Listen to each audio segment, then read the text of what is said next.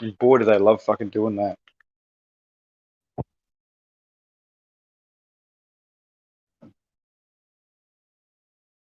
I don't know. Like maybe the only thing that's pseudo is your understanding of reality. Say that again. I said maybe the only thing that's pseudo is your understanding of reality. Well, hold the fuck up, Chepper. Are you no longer a flat earth?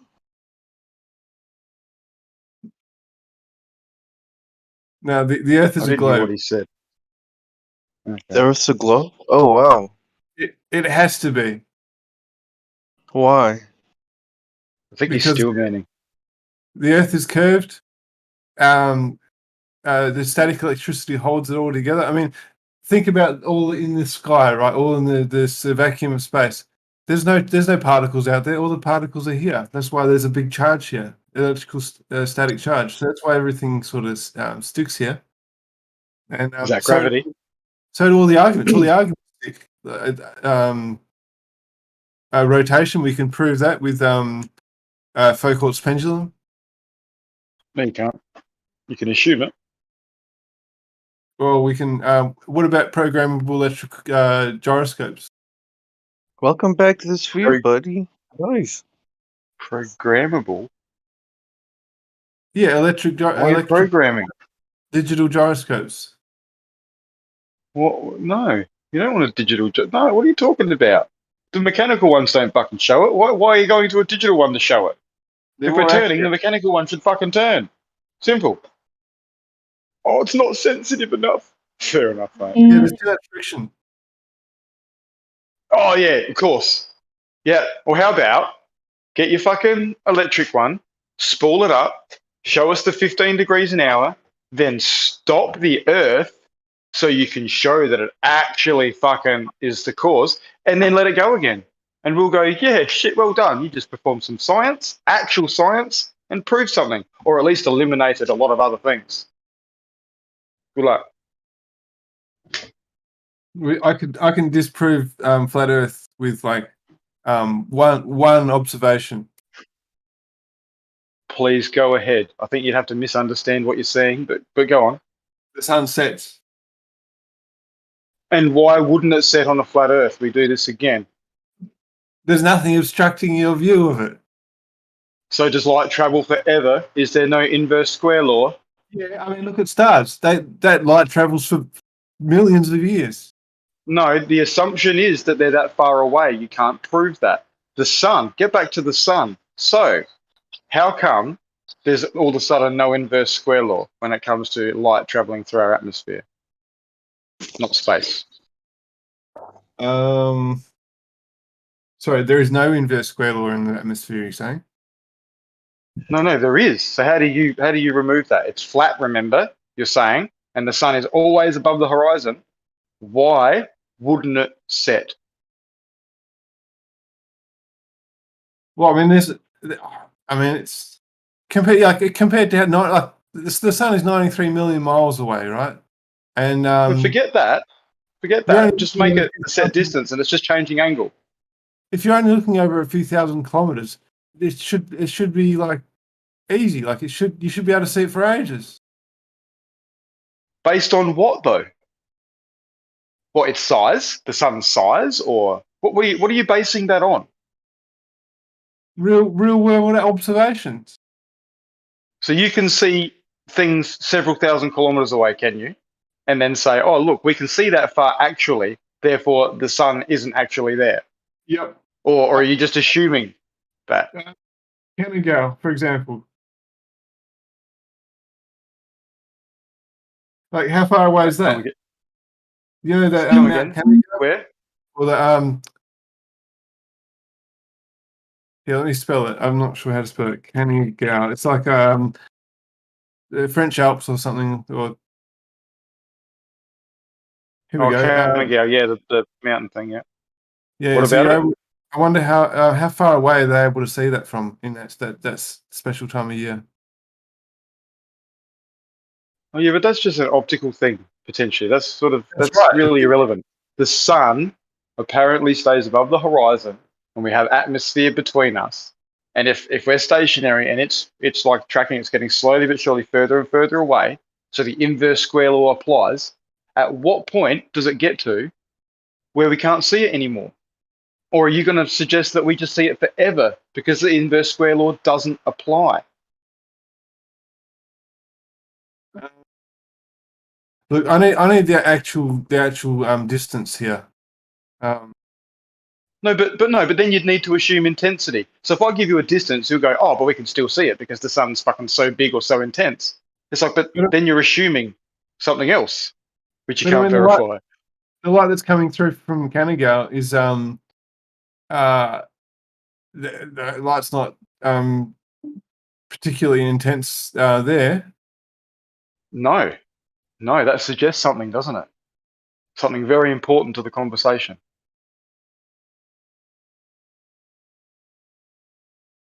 You get 263 kilometers. So not thousands. So already the light's less intense. So let's just say it's flat and it's still above the surface and it's moving away. It's already less intense in that area. That's due to the atmospheric conditions at the time. As we all know, if it's thicker and colder or dusty or whatever the situation, it's going to get darker and colder quicker, isn't it? Because there's more atmospheric obstruction from the light. So, conditions very much change things. Yeah, I've got to give it to you. You can't shine light through mist or like fog, for example. You've got all these particles in the air. Yeah, it'll peter out after a while. Yeah, and even if you've got clear atmosphere, just normal atmosphere, that same thing happens over more distance. The more distance you put between you and the light source, the more it becomes like that fog was. Even though the fog obviously is quite condensed, it happens over a short distance. You know what I mean? Yeah, but if it's like a clear day, right? You'd probably be talking like tens of thousands of kilometers. Well, we don't know. We don't know how big the sun is. We don't know the intensity. We don't know. But, I mean, you can speculate that, sure. It would have to be a decent distance, I'll give you that. I mean, let's say you're at like a high altitude, like at the top of like a tall building or like even a hot air balloon. You should be able to see probably like 10,000 kilometers. Oh, probably. Who knows? You can imagine that's how it would work on a flat Earth, but you can't imagine how a sunset would work. You're saying we should see this on a flat Earth, but you can't come up with what you should see if the sun was setting, which is exactly what you do see on a flat Earth. Well, the sunset's green shift for a reason, because the light's bending down.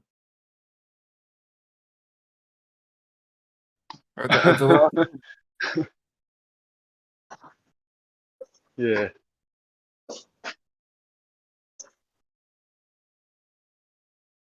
Like you flat earthers think you're smart, but I've heard all these arguments before. You can't fool me. It's not about fooling you. It's about you actually proving like any of the claims for the ball, and I'm all for it. Please do. I'll be the first to say, yeah, fuck, I can't deny that. That's definitive. Oh yeah, if you could stop the Earth rotation and show that something doesn't process and then start the Earth rotating again, like I wouldn't deny that, man. That's you can't do things like that. That's unreasonable. No, that's science, mate. And you can't turn around and say, just because I can't do actual science, I'm going to do pseudoscience, but call it real science, because I just can't do the real stuff. That's what's unreasonable to effort. You know what I can do though? Is yeah, please. I can do the Cavendish experiment, and I assume can a lot of things. Yeah. Create like a Foucault's pendulum, and yes. I can watch a gyroscope process, like Leon Foucault watched the gyroscope process, the one he invented. Yep. Well, what about what Raymond Rife saw under his microscope? And why don't we talk about that now? Is it that some things need to be push forward as a narrative and some things don't? Or just What's his Google it, name? Raymond Rife. Raymond Raymond Rife. WR RGHC. Rife, R-I-F-E. Oh, right. Pretty sure anyway. Yeah. Yeah, just, Well, you know, not everything that people discover we know about. So he did a gyroscope thing, did he? No. I'm just talking about discoveries. Like just What did because people discover things doesn't mean they either are true or get pushed as a narrative or get hidden. Discoveries are just discoveries. That doesn't matter. You need to prove something.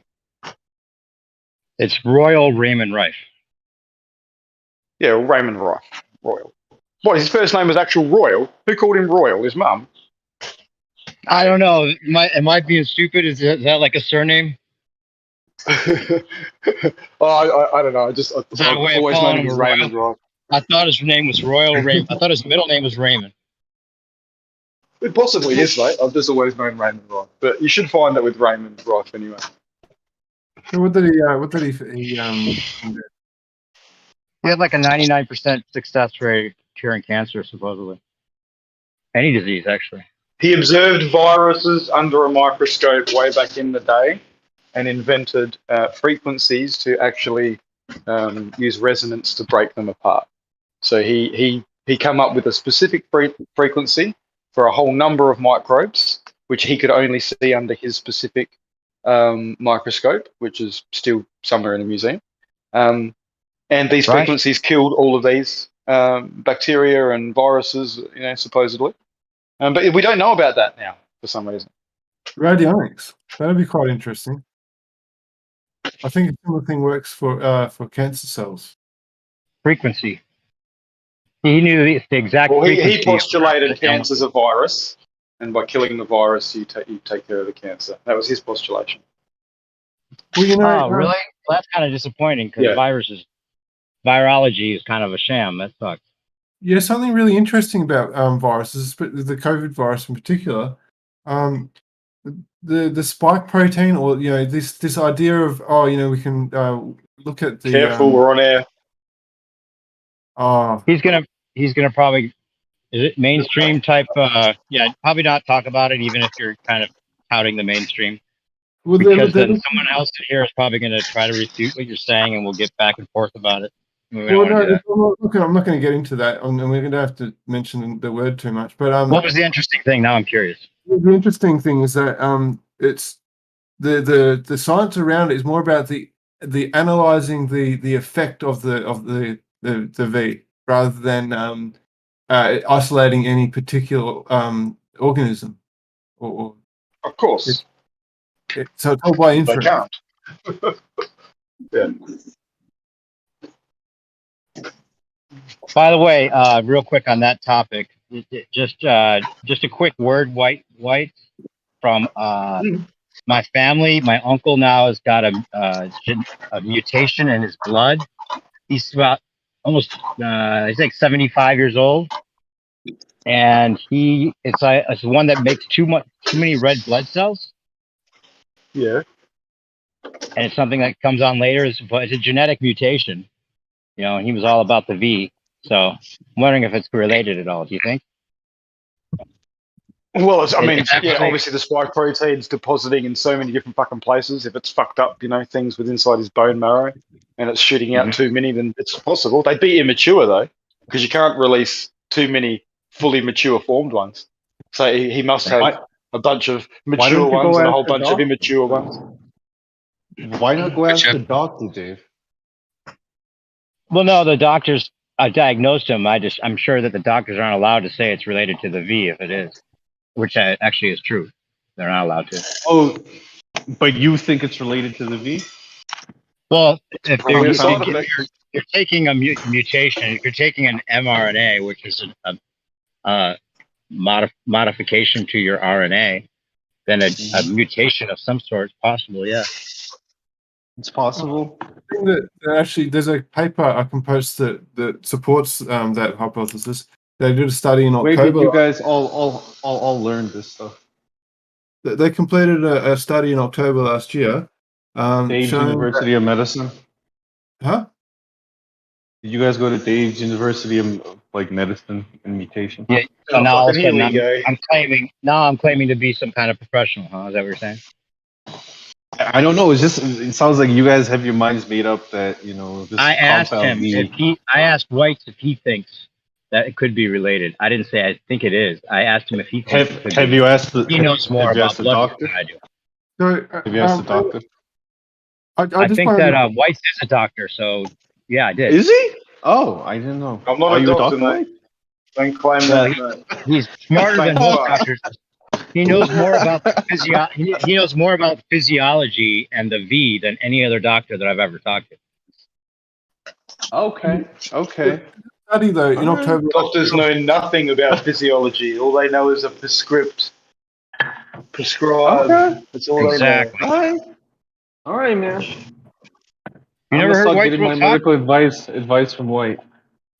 He's got a lot of good medical advice if you listen, but you have to be open minded. He's done a lot of Yeah, great. I'm- And he's I'm- not I'm- giving you advice, but he's got a lot of great advice. Yeah. You're I'm not gonna trying start to listening to White. prescribe anybody. You should. I'm gonna get I- my I medical do. advice from White. Yeah, I will. He I does, will. he does blood work on people, dude. He does actual blood work. White You know that? does. You do actual blood work on people, White? I do, mate. Yeah. 'Cause it look- You don't have to. Put any faith in me, though, mate. It's okay. You can trust But like Western what? Like medical what kind of procedures blood work? all your Is life. it blood? Is it bloodletting? Like, what do you do to people? Bloodletting. Yeah. It's just phlebotomy, mate. It's just No, but phlebotomy. what? It's just what? Just a few lobotomies Phlebotomy. here and there. Phlebotomy. I'm trying to hear him, Dave. Come on, I'm trying to get advice here. What kind of blood work, like? Sorry? It's just bloodletting, leeches and things. When people have got too much Yeah. red blood cells, hemochromatosis. Yeah. So I That's just pretty apply the cool. leeches and a little slit and drain the blood out. Do a little Nice. chant. He does a little dance around him with a special flute. Dave. Stop calling around, please. This is serious. Why this research has been No rejected. smoke involved. Nice. That's all right. I might shoot you a DM, White. I might need help. Thanks. Go for it. I don't know what's so funny, Dave. Like, you're such a troll. Dude. I'm here trying to get serious medical advice from White, and you just laugh. I don't know what's Yeah, so like funny. he's not egging you on. Come on. Love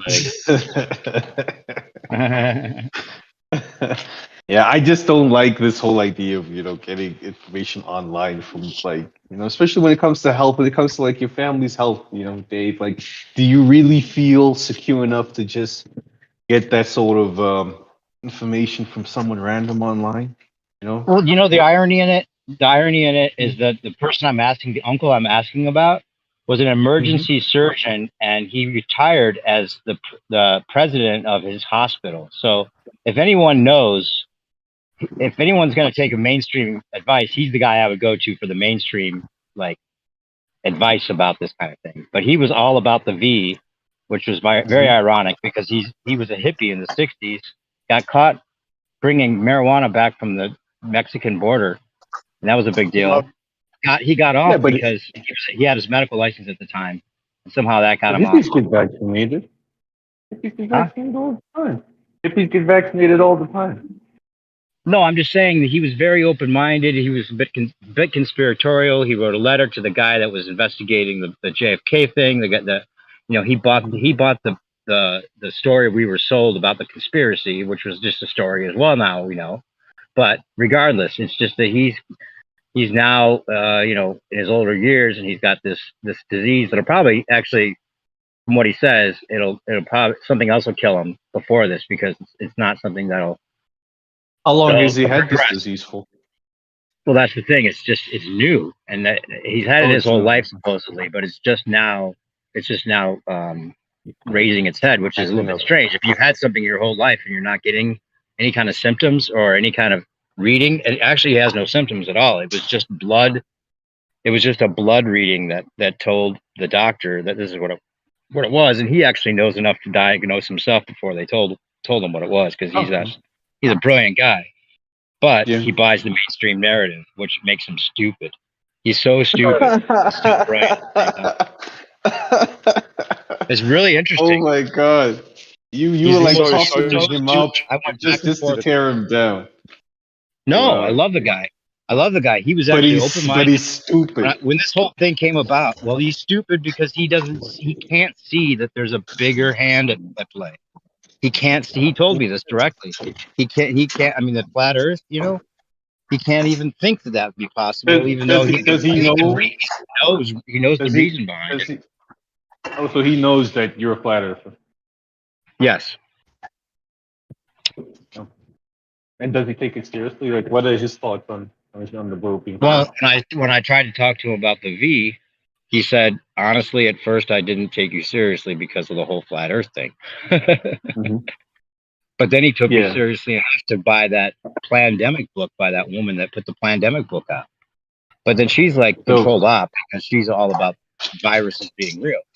We can't talk about But if she's Jesus, but then who do you know who to trust, bro? If people are putting out books that go along with you your do not narrative, know. You but do then not she's know. controlled. That's So, but how? But what You have do you to believe read to? through it. What do you believe to be Go true? with real Is science. Yeah. Is Go there with the fucking anything you actual believe real to be science. All right, show me real science you guys believe. believe to be true. Yeah, that's the thing. Oh is Why you do you- can't- I mean, Why do I you listen to believe what- one listen to report reason- that says listen to reason. Listen to compound common V is sense. bad? Yeah, but they hang on. Why do you believe one report that says compound V is bad, but you won't believe the other report? Like, how do you discern? I don't just go around believing. I look at every possible thing I can and put it all together and see if there's a golden thread that makes the most sense. All right, so what do you believe to be true about compound V? Like, there's so many things we're told about it. What is About true? the what? About what? I mean, I'm not trying to say the word, so I'm gonna just call it compound V. Oh, okay. You know? Okay. Yeah. What do I believe to be true about it? I think from what I gather from the people that seem to have some connections to the people that weren't supposed to say anything, but they said something. Yeah, but And don't that's use not words. just- Don't that's use. not them just But making don't it use up. words. Hang on, Let Dave. me continue. Yeah, Ask me a but- question. Yeah, but don't use words like I think and maybe and I assume. Like, tell me what you are certain about, what you know to be No, true. you always want to get me to say, this is what I know, this is what I believe, but you Yeah, can't but do that's that me. anymore, bro. Because Why I don't not? know. Because the highest sign of intelligence is admitting that you do not know. Exactly. You can't know everything.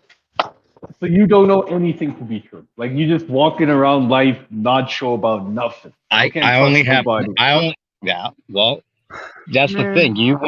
I know we're not on a spinning ball as far as I can tell. I can't say I know that for sure, but if I had to bet my left nut on one way or the other, I'd bet my left nut we're not on a spinning ball. All right. So when White gives you medical advice on blood, why do you trust that? I wouldn't necessarily trust it. I might check another source, but I've heard enough from Whites that he's just a regular guy that is talking about things that he has experience with and his knowledge, not just going What by if some he's- kind of like what if mainstream. he's mistaken? I'm going to hand out a prescription to people, and I've checked things that he said. I've heard other places already, and it kind of confirms it. Things he says I've never heard anywhere, but I can tell he knows what he's talking about. It's an intuitiveness as well as just an intelligence, common sense type thing, bro. It's a gut feeling. Everyone So should you- do that. you- Even with the Common sense. mainstream narrative. But you said it's intuitive. So your intuition is telling you White's right. I said it's a common sense, intuitive thing. Both. It's congruent by the sound of it. That's what I got. He heard what I said, and it Yeah. was It congruent with other resonates things with he'd heard. Right? There you go. Don't you So do what that? you- Trying to, dude, hey Nate, they're trying to make us sick. The mainstream people, not intentionally, but they don't know better. But the people that are in charge How- are but trying how to does make White us sick know and better? dependent on them. It seems. I'm saying to But me, how does White- I'm not saying he says that. I'm saying I say that. I can tell. I know. I mean, I've actually had many people, including my family members, have reactions to the thing that we're talking about. And I've heard many people online I hear say you. they've had family members have a reaction to it. It's like, it's just But you've in your also face.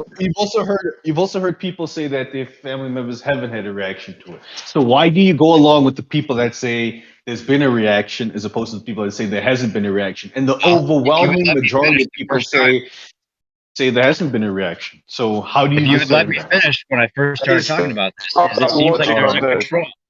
Some of the people that I know a woman that knows somebody that does some of these tests, and there's always a control. There's different batches of it's the way they run these kind of things. It's an experimental process, and that not everyone's going to get sick.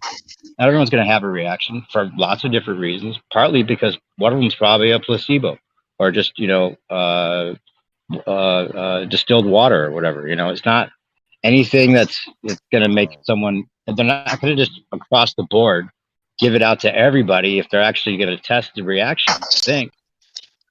And make No, it's a believe that trial. to be true? Do you believe that to be trial, true? Pfizer have admitted it. Read the I think fucking it is. documents. Don't be naive. Yeah, But we're it's talking fucking- about things we probably shouldn't talk about, which is why it's so Yeah, true. banned to talk about. Fuck. right. So you believe It's all- you it's believe all what in your you face. just said to Nate. be true, Dave? Nate, they didn't even have to lie about it. Like White's just said, it's all in the documentation. It's all right there. Okay, so what you are saying right now, you hold that to be true, right? No, As far as it's I can tell. contradictory to the narrative. Okay. So even if the same mob are putting it out, why would they put out contradictory stuff if it wasn't to just cause division? Right, and they do. Okay. They have done that. They have done that though. They have put out some straw men on purpose, and some things like that. I'm not sure, like the babies with the black eyes. Now that's a big claim. The babies that were born to the moms that had the V are having black eyes and crawling around way earlier than they should. That's a huge claim. What? But I would imagine that that's one of the things they put out that people jump on and start telling people, and it's not true. And then all of a sudden, then everything else is not true too. It's called subterfuge. They do that. All right. So, okay, what you just said is very interesting. So you just said that there's a claim out there being made about Compound V that you don't believe, but there are these other claims that Not you that I do don't hold to believe be it. true. It's that I How suspect. do you, You're trying to lock me into saying I think one thing's for sure true and one thing's for sure not. I don't know. I suspect one thing's probably not true and the other ones probably are. But that's the most Okay, intellectually all right. honest position you can all take. right. Okay, I hear you. So you aren't 100% sure, but you have like an 80% level of confidence. Is that fine if I say that? How obvious does it need to get, bro? Okay, so if you have this 80% confidence level, how do you discern between the two? Because I want to be a truth seeker as well, Dave. I want to be open-minded. I want to be like you. I want to find the truth. But, when you talk about these things, it confuses me because it sounds like you have no certainty on anything. And then, I don't know how Dave goes about determining what is true and what is not. If he's not certain about anything, he doesn't trust anything out there. But now we have this situation where Dave's saying that there's some things he feels right about and some things he doesn't feel right about. It's not 100%, but he has a pretty high confidence level that this could be true and this couldn't be true. So what does Dave do to discern between these two things? Like I said, you have to take everything into account. Don't just go run around believing one thing or another. Don't have any kind of like, whatever this person says goes. You put it all together. You don't ever try to say this is it, because you don't know. There's lots of really intelligent people working these kind of psyops, and there's Okay. all kinds of claims. Okay, I'll give it to you. Maybe you as an individual, there's no way you could know because there's so many factors involved, and you're not going to know everything. Right. Fine. There you go. But then, if you don't know, is it fine for you to put trust in people that might know? Could you put trust in a doctor that studied, this specific topic for the last 11, not even 11, they've been involved in this for the last 40 years of their lives, like your uncle, Could you not put trust in them? For some things, yeah. I mean, like if I broke my leg, I would go to the hospital. I trust they know how to make my leg mended, right? If I had cancer, I wouldn't trust what they're saying because the cancer is too profitable to necessarily trust exactly what they're saying about it. And I know that chemo is a bad thing. I've heard lots of stories. Fuck yeah. Yeah, And there's but- known metabolic what- forces and fixes that they don't tell you about. And that's Right. But what actual about science. But what about the chemo stories that people actually survive? And people say, I went through chemotherapy and it saved my life. Those stories don't True. matter? No, I'm not saying it Prove doesn't that matter. it was the I'm saying chemo. There you go. That's part of it, and prove they I didn't didn't have. hear what White said. What did White say? He said prove it was the chemo.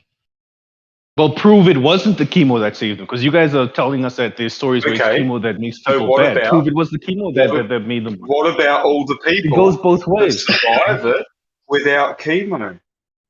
If chemo is what it takes, why would people survive it without I'm it? not saying.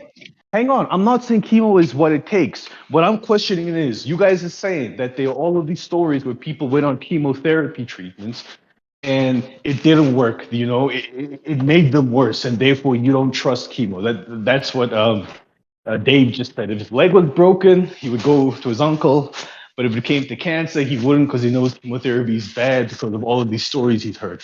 I'm just questioning, why does he give the story he's heard about chemo being bad more weight than the stories about chemo being beneficial? How does he discern which stories to believe in, which ones not? You don't. There's no standard. There's no way to say this is exactly what you do, so you'll know who to trust.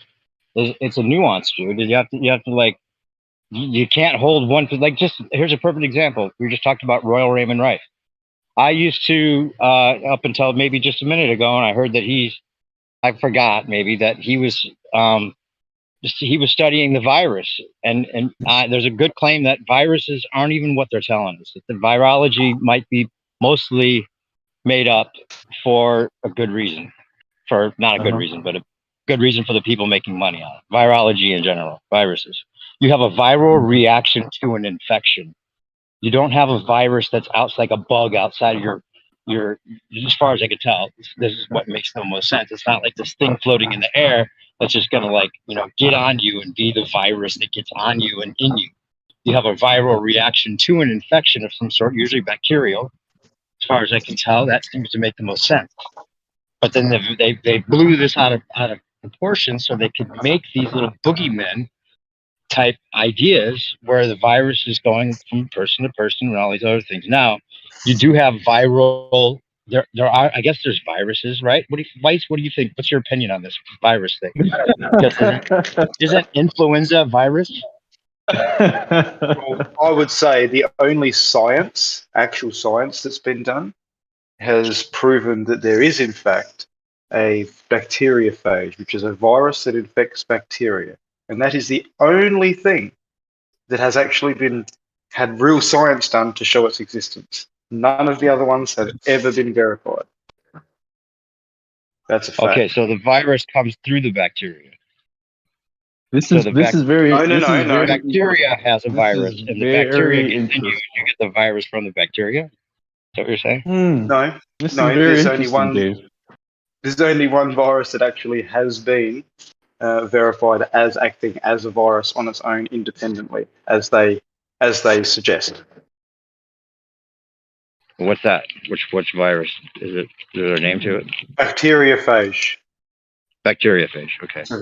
It's a virus that only nothing else has infects ever been bacteria. confirmed, right? Yeah. No, nothing. And yeah. Did you know, Nate? If you look into the thing we're talking about, it was never isolated, ever. What's the thing? What's the thing you're talking about? The Stevie thing. The thing that we all. How do you down. know that, Dave? How do you know that to be true? Because the official documents. But how do you know the official documents are telling the truth when you don't trust anything? You know, how do you? Because now you are saying you know this for certain because the official document says. But you don't even trust the people that write these official documents. So how do you know this to be true? Okay, let me answer. The deduction would be if it was isolated. Right. It's okay. It's just I was talking and you were under talking me, so I felt I had to raise my voice. Well, I was trying to say, let me answer. You just kept asking it over and over again. Yeah. Because I just wanted to clarify the question to make sure you answer the right thing. Go ahead. All right. Go ahead. What I'm saying is that what they're trying to sell us on this idea of this thing that's not real, and they have evidence that it is real. Why wouldn't they just show us the evidence it's real? Instead of actually documenting that they never isolated it. Okay, but they've purported to show us this evidence, and they've purported to have isolated, the V. No. They've claimed. Show me that. Yeah, You've never seen the reports where they say it's been. You must have seen it, Dave. If you looked into this as much as you say you have, you must have seen this. I think that you might have heard a claim. You might have heard. No, a claim, but you I've seen the reports. I have friends that work really? in the medical field. My baby mama is a doctor, you know. So, and I speak to my doctor about this, you know, because I needed to get the V, because being affected by the C word, you know, it was a bit fatal for me. So this is something I had to look into. It was like a matter of life and death for me, you know. And I was on your side of the argument in the beginning. I was against Compound V, and I thought it was all a hoax, yada yada yada, until I got hit with the C word, you know. But I'm just curious, Dave, as to how you are now making these, because now you've gone from you're not sure to you know absolutely for sure that it hasn't been isolated. No, I didn't say because that. I didn't say you that. That's said why you that's know just- for sure. Hey, no, and I I did not. asked, how do you wanted to hang put on, that- Dave? You've You been trying said to you lock said me you into know. saying I'm for No, sure no, about no, anything Dave. This from is the start. first time you said you were sure about something. I asked, how are you sure about this? And you told me because the official Because you document asked it that says way. so. No, I I just asked said it that way. Hang on, listen, Nate. It's word You got- games at relax, this point. relax. Yeah, relax, Nate. All I'm saying is this is it would make sense. The deduction of it is if they had proof of it, that they would show us. Now, if there is proof of it and you have that and I haven't seen it, I would be open to seeing it, which proves why I never declare I know something, because someone like you could come along and prove me wrong, and then I would say, okay, I'm open to that information. Then I'm not locked in. But if you try to lock me into saying I know this for sure, then you know what I'm saying? It's Mate, not I'll the, ask you this. It's not I'll ask you the this just deduction. quickly. Answer me. Answer me this quick question. Let's just say they've isolated, like some of your buddies and the studies show they've isolated something, and they claim it's the CV, right? Have you seen any studies where they've taken that, injected it into people, or blown it up their nose, or whatever the situation, in a trial to show that they actually get sick with the CV? Or has that not been done for ethical reasons? I don't think that's how they do the trials. I think they do the trials on individual wouldn't- cells. You know, they don't do wouldn't trials. you need to? They Wouldn't don't you do need those to sort do of that trials to on be live science? humans. Oh, so Later not on, science, pseudoscience. hang on. Let me answer your question, bro. You asked the question. I'm trying to answer it, and you just under talking me. Like, do you have it more was on the rhetorical, question? Do you want though, to mate. clarify? It was a rhetorical I know the question. answer. Yeah, it was. Oh. All Yeah, right, well, it was to if you know point the it answer, out to give it to you, us. to get you to think. Why ask the question? To get you to think. That makes no sense. That makes no sense. You asked a rhetorical question to get me to speak, and as I start speaking, you cut me No, off. to think. That makes no sense. To think, not speak, mate. Think. Oh, you said You don't think. do that, it seems. Oh, think. Well, Yeah, all right. think. Give us the answer since it was a rhetorical question. Let me not waste my time talking. What's the answer? Have a think about it. It was rhetorical. All right, man. Whatever. So going back to Dave. Don't think about Dave, it. That's okay. I'm trying to get back on track with this conversation because that question was weird away. Dave, No, so it was dead on. initially, You're Dave, obfuscating. That's all. initially away, mate. you had said, initially what? I wonder did you why say? they didn't inject it into people. Yeah. I wonder why. Dave, what were we talking about? Okay, so when they give you the thing that's supposed to prevent you from having the thing, right? That thing is mixed Compound with V. an animal. Yeah, the compound V's got some Yeah. animal product in it, as well as some other things that could actually be exactly what they were trying to prevent you from getting. That could be What? injected into your blood, and Uh-huh. now you just from the thing that's supposed to protect you from it. Now you've got the thing, Uh-huh. which happened to my family members That's after they funny. got the V. Not So funny. Sorry. they got the C word from Compound V. That's what you. That That's what seems to you're be the case. insinuating. And that seems to be Okay. the case. All right. That's what But you're then they're insinuating. told- That's they're why told I'm they using got that word. My sister was told she got it from somebody that was unV'd through her husband at a meeting, right? Oh damn. No one can know this shit. And the only way they tell you you've got it is That's a test, crazy. which only Yeah. looks for a certain sequence of fucking, DNA or So RNA. The guy who invented that but test I'm- died right after he was trying to expose the people that were saying he's the one that invented the PCR test, and he was saying that you could Yeah. get a positive reading from just having it that level's too high, right? And they lowered them. There was all this shit that went down, and it was like Yeah, Oh right yeah, in your Terry face. Mullis has been after Dave, Fauci since the 80s, mate. Dave, I totally forgot what my train of thought was and my line of questioning was. You were But trying I to just lock want me to, into saying I know for sure about something. I just and want to I was make sure you.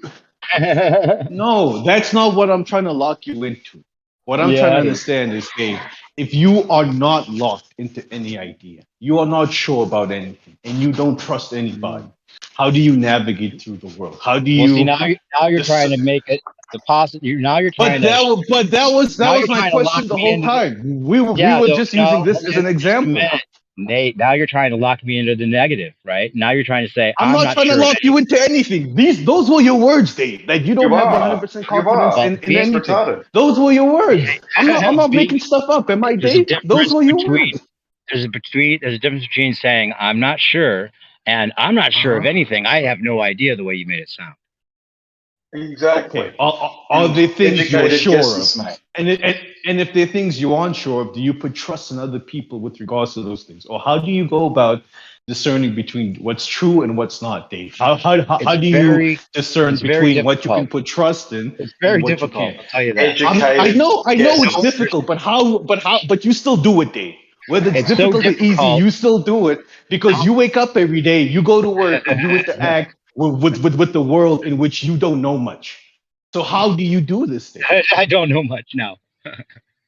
No, I know well, too much. none of us know much, you know? I mean, as much as we think we know, the world is a very big place, you know, reality is a very big thing. And we are, you know, I mean, we're Nate, only able to interact with it with our faculties, with our have senses, you you ever know? heard the saying, the And our more you know, senses the more can you know only. you don't know? You ever heard that? The more you know, you don't know. You ever heard that? Yeah, but Dave, the point I'm trying to get is you are one human being who's only lived for less than 60 years. So in those 60 years, there's no way you're going to know everything that's happened for the last 10,000 years, everything that's going to happen in the future 10,000 years, everything that's going on today. You know It's what not we about know is. knowing. It's about an Hang on, informed guys. Let decision. me get my All it point is. out. Let me get my point out. Come on, You're guys. Now it's amped getting up tonight, man. frustrating. How many cups of coffee did you have? Yeah. The reason I'm amped up, Dave, is because you and White keep cutting me off. I don't cut you guys off, but you guys Oh, I keep know, yeah, but cutting me you off. Come keep on, saying, man. you keep asserting the same question over and over again. And I try to answer you, and you keep going and keep going and keep saying the same thing. And I understand what you're All trying to right. ask. So let me ask the question one last time, and then I hope you're gonna answer it this time. If we live in a world where it's impossible for us to know everything everywhere all the time, and you have this mentality, this outlook in your own word, where you aren't sure about everything, right? But there are certain things you have confidence in, not 100% confidence. It's not 100%. I don't know what the level is. You haven't given me a number. It's fine. But there are certain things you have confidence in and certain things you don't. How do you discern that? That's Well, all I like I was wanted gonna to say. say, there's no hard and fast way to determine these things, and I couldn't just give you a one sentence answer to that because all of these things have so Okay. many different factors to weigh Okay. and to understand. And if you decide on one thing, you're really going to do yourself a disservice if you're not open to the possibility that you were wrong, because then you'll never recognize if you're wrong if you're too sure about something. Yeah, but I'm not talking about deciding. I'm talking about having confidence in because I give it to you. You never once said that you have made an absolute decision or you are sure on things. The words you use is that you have confidence, you have a feeling, intuition, right? So these are the words you have been using, Dave. So I'm asking, how does your intuition, your common sense intuition, tell you that you can give a little bit of trust to this thing, but not that thing? And I know that what you just said, is true. There isn't a one size fits all for all of these things, but we're using compound V as an example. We're just using that as an example. And within this example, you ain't, shooting Well, straight, let's bro. take it back to flat Earth. Let's take it back to flat Earth, since this is a Okay. better topic to put Okay. it in, right? Okay. I Right. know that just because I think that they're not telling us the truth about the shape of the Earth or that we're on a spinning ball. I think there's a lot of people and a lot of things about what these people do that do think that we're on a spinning ball that are valid, right? There are some things about physics that are valid. There are some things Like? about their studies, the things that they're observing in the sky that are valid, the things that they Like? see. It's not like I'm just going to write it all off. There's Like what, though? there's little balls up there that seem to have little other balls that are rotating around it like moons, just like we have a moon that rotates around the top of us. I can understand why people think that if there's a little tiny ball up there that seems to have little tinier balls that are rotating around it, and we have something that's a tinier ball above us that's circling us, that people might very well draw the conclusion that we might be a ball too, right? Because there's a ball and there's little balls, there's other little balls, and then therefore, well, what's our moon if it's not another little ball, and why aren't we a ball? So why don't you come to that conclusion? Why do you come to a different It's not conclusion? science. Because the preponderance of evidence that we're not on a spinning ball outweighs the idea that we are for me. For you, okay. So what is the evidence you've seen that outweighs the evidence that says we are on a spinning ball? Direct experiential. So it's extremely anecdotal. Extremely. Your direct Why would you experience call of your direct reality experience anecdotal? is what? Because it is Why is that anecdotal. Because I don't experience reality the way you do. You just literally said it's your direct personal anecdotal to experience of you. reality. So there's no way I could experience Anecdotal to that. him. There's no way Real I could ever get in your head and see the world the way you see it. That's No, I'm not. literally impossible. No, wait. Now you're making an extrapolation that I wasn't even insinuating. I'm saying, that's what you said. All right. What do you're you calling mean it by anecdotal direct? What do you mean then? You said it's anecdotal because your experience is different than mine. But what I was talking about is we both have the exact same experience as far as You don't know not feeling any movement, not seeing any curvature. You don't know that. You don't know what I experienced. So let's just talk about you. You know, don't talk for everybody now, because now it sounds like hang on now. Out of a trillion. Hang on now. When you said your direct experience, you can't say that and then say you're speaking for everybody, you know, because you don't know what everybody else experienced. Okay, so we haven't been in this conversation long enough. We haven't been in this conversation long enough that we all haven't agreed that we never feel the Earth spin, right? Huh? We've all agreed many times over, being in this conversation for more than a month, that nobody that ever existed or ever will exist. Yeah, obviously is going to feel the spin of the Earth, right? We don't feel it. We don't feel it. Right. That's why I assumed. I agree with you. We don't feel it, but to say that we don't experience it directly isn't true, because we experience things in our direct interpretation of reality that tells us the Earth is moving. Well, if you want to make your interpretation your experience, that's another thing. I'm not talking about that. What do you mean? So we don't feel it directly. Tries to say, "Oh, well, I interpret the stars. Dave, I interpret the stars as this, so that means." I understand what you're saying, dude. Go ahead. I understand the interpretation could be part of your experience. What you see in the sky. If we understand what each other are trying to say, then there's no point in us talking, bro. Go ahead. Otherwise, I'm gonna just start cutting you off and saying, "I understand what you're saying, Dave. Stop talking." Yeah, but you keep saying the same question over and over again when I try to answer. And you keep saying the same things as well, Dave. Come on, bro, stop it. You ain't saying nothing new. Are you saying anything new? You're being very frustrating for no reason. Go ahead, man. You're amped up tonight. That's all. My apologies. Because he knows he's wrong. I never injected the shit into anyone and tested to see if it actually is pathogenic. Whatever they fucking isolated. It's fucking bullshit. He knows it.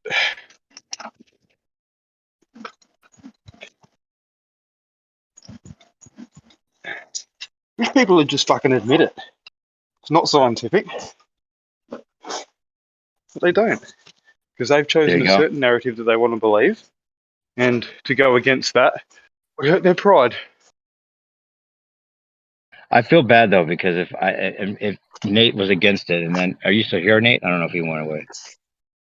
If you're against it and then you had to do it, I imagine there's a certain kind of justification you have to feel like you're defending now in a way because you went along with it, right?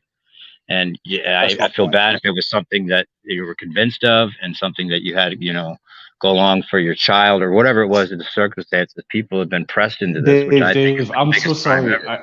I was cut out, bro. Could you start That's from the cool. beginning? I got I cut out, feel bro. bad. I'm so I sorry. feel bad. I feel bad even talking about it as if you're infected now with something that you shouldn't be, and I don't want to. I don't want to make you feel bad about it. That's why I was bringing it back to earth. Yeah, Hey, you it's never know. fine. You We could have can got the talk about saline. whatever. You could have got the placebo, mate. Yeah, It you is might have had possible. this feeling. It is a What do you trial guys after talk all until about? 2023. 50% placebo in most trials. Are we talking about Compound V again? Oh, yeah, that's right. You obfuscated away from the Oh, obvious okay. lack of science. No, Back to flat no. Earth. Like I That's right. said, I was cut out. I was cut out for like the last 20 seconds, so it was all silent for me. I couldn't hear what you guys were talking about. Well, it's okay, Nate. I just didn't want you to get like feeling like you're defending yourself because you went along with it after being against it. Now you're defending it as What? if you went along with it. You were against it at first, then you went along with it, and whatever Uh-huh. circumstances that Yeah. you were put in, that's what the biggest crime Uh-huh. is. If it wasn't about saying I know for sure you got something bad in you, I'm just saying if it is bad and people were convinced to do it for whatever reasons because you're at risk, that's the biggest crime ever. You'd agree. If it wasn't what they're saying, then that's the biggest crime you could ever imagine. Correct? I totally agree with you. Well, I wouldn't say Yeah. it's the biggest crime, but it's a pretty serious crime. It's up there. Yeah. If Compound V and the C word aren't what they're telling us, and they intentionally, blatantly are lying to us, that is huge. But my question is, Dave, how do you not know that, but how do you have confidence in that being true? How do you discern that from all of these Just keep other an things eye. that tell us what they do tell us about Compound V and the C word is true? How do you make that I paid discernment? a lot of attention to what they said along the way, and then what they backtracked on, and how they changed their story, and how they had to go back. I mean, it was just like one thing after another. Oh, okay, the PCR test level is too high. We're gonna have to make it this instead. They had there's other doctors that were, coming out and saying this is really bad. Like, they're just gonna cause, blood clots, and it's gonna cause all these other things now, strokes, heart attacks. Now, since the people that I've known that have had that have had strokes and blood clots and heart attacks, and direct people on here that have had family members that have been hospitalized because of it directly after they got it. There's all these soccer players, these young kids that have been dying on the field. I mean, there's just so much. Sudden adult death syndrome. Hello. Yeah, there's SAD. Fuck. Now there's SADS. There's SAD, sudden adult death syndrome. And it used to be SIDS. That was sudden infant death syndrome. That's when they started doing the little shots to the kids as soon as they got out of the fucking. All the mothers were Okay. saying, it's after the shot. It's after the shot. Nah, lies. Okay. The mothers are lying. Okay, so I hear you, and I'm not going to sit here and say that I haven't heard these stories. I've seen these reports that you were talking about all of these things happening. There are athletes and bodybuilders who, have had adverse effects to, Hank Aaron right afterwards died, and then they're not even reporting that. They're not even reporting. Hang on, Dave. Come on, bro. This is not a conversation. But there's a word, but I don't want to say the word because it might, get us in trouble. But biobarbitis. You know what I'm talking about, right? Yeah. Yeah. So people getting that and then having adverse effects, especially young males and athletes who yada yada yada. But what about the other people that haven't had these effects, right? What about the 99% of the NBA players that have got Compound V that haven't heard these, that haven't had these adverse effects? I said that exact thing. They might be getting. There's different batches. There's different things that are being given. I even said that. I said they must be given. They must be. I said they must be given. Yeah, you all didn't get the same thing. Well, there's some things that are the same in them, but there's variation. Just like with the ones they give infants. That's why there's the autism spectrum. Yeah, it's a spectrum of toxins and chemicals, and they're all different. So you guys are. I said also, at the very beginning, Nate. I said there's different batches for different people. They can't have NBA no one's insinuating. on TV falling over. Go and look at your blood. You guys aren't. If you've had the vaccine, go and look at your blood. Okay, you guys are insinuating that certain athletes in the NBA could be getting a different type of compound V Yes. from others. Why? Yes. Why would they be start doing that? keeling because they keel over on TV? People start to get suspicious. Well, They there's can a hide But it. why give some of them? But why give some players a different batch from the others, and then have some You're players playing get sick dumb. and some players It's a don't get sick? Because they're on trial. TV. Pfizer have admitted it's a trial until 2023. Have a look what goes on in a trial. They have different things that they trial amongst different populations, different subcategories, ages, whatever. Have a look at the paperwork from Yeah. Pfizer, mate. Yeah, but Do yourself a favor. but these aren't trial runs. The NBA doesn't say that you can only play in the league if you've gone through the trial runs. They say you can only play in the league if you've got the Pfizer have actual told you it's a legitimate trial. compound V. The difference Hang in on. The NBA says you can only play Oh, in the league see, if you you're have the lost, mate. actual There is no legitimate. It's a compound. trial. the difference in So vaccine. it's all a might be- trial. What are you talking about? Actual legitimate?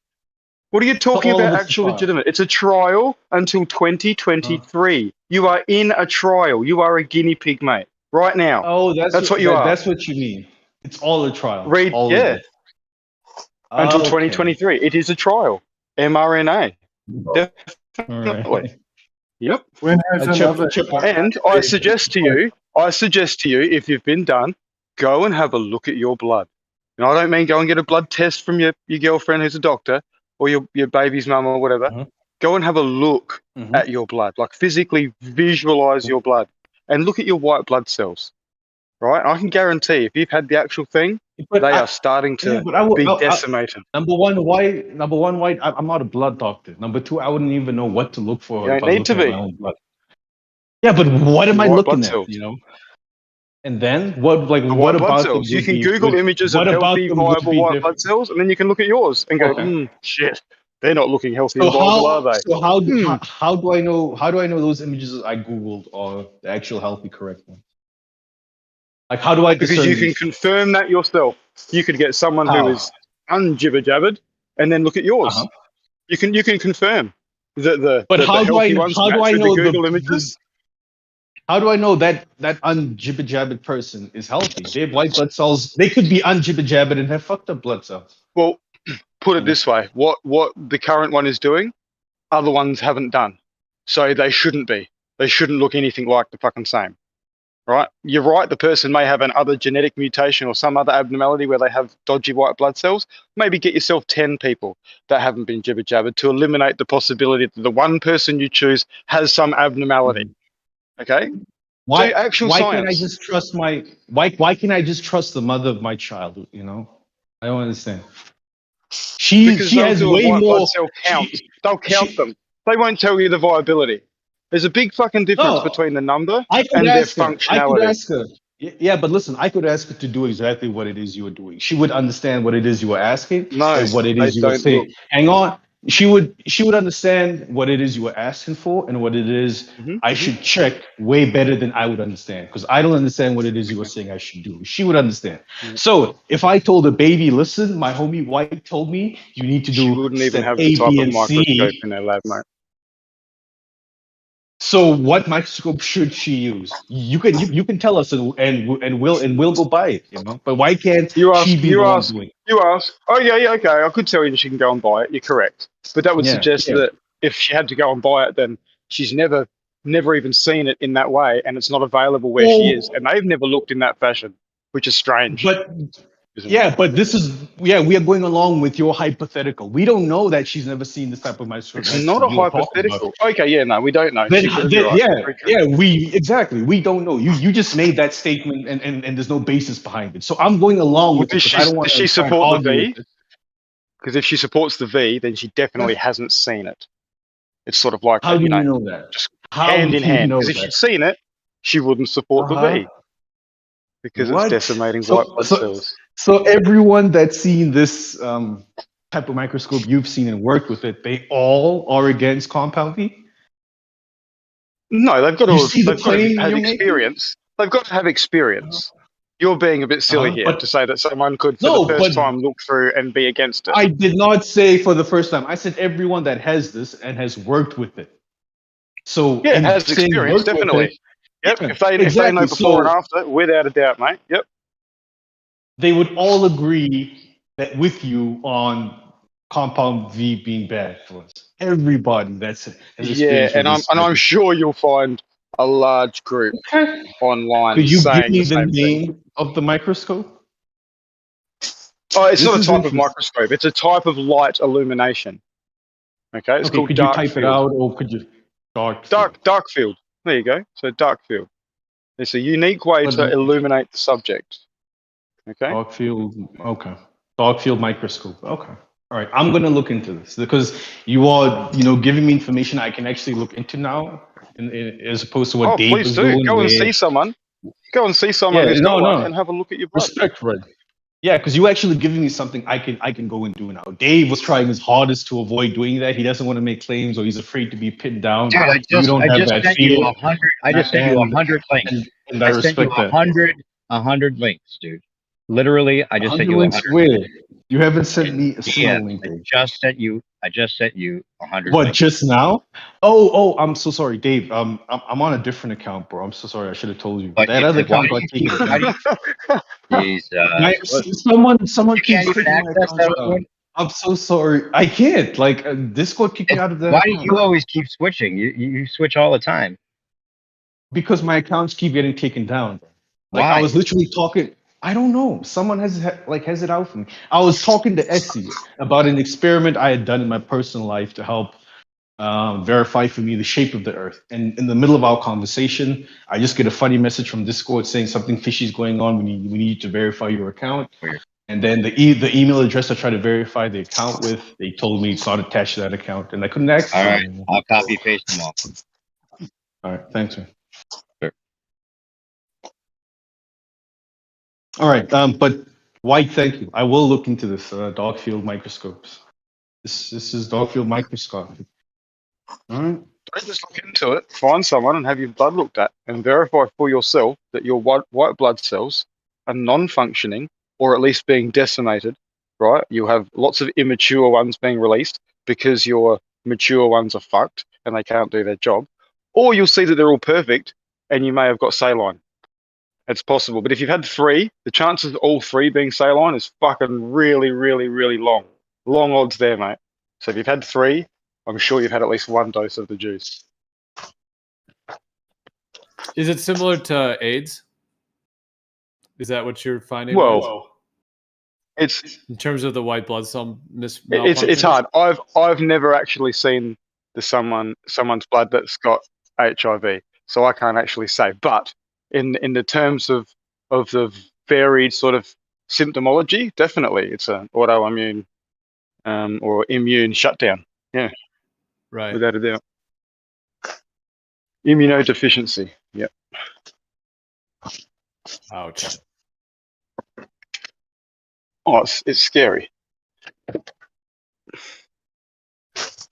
And then you've got people who just outright deny it. I hope you do go and look into it and check your own blood, because then you can be a voice for other people. Yeah, Blood cells are. yeah. blood cells- I'll definitely look into it. Something else. Ask the missus.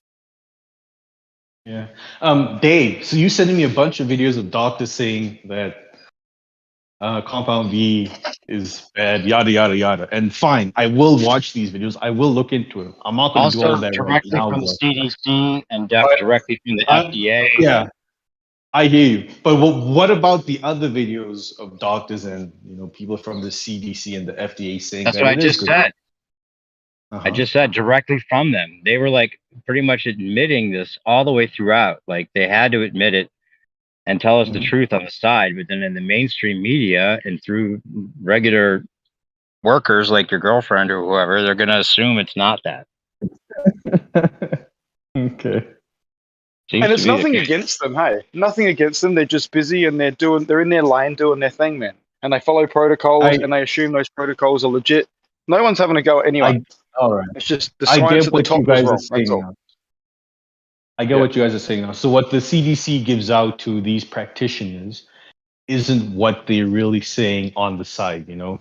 Like they like what they say through their mouth and in the media, and what they have all of these practitioners such as my baby mom saying isn't what they're saying out the side of their neck, right? Out the side of their neck, they're actually making all of these retractions and saying that it's actually a trial, and you know there might be these side effects, Right. and maybe Yeah. compound B isn't good for you, but that isn't what they're saying in the media. They're double speaking, basically. That's what you guys. Exactly.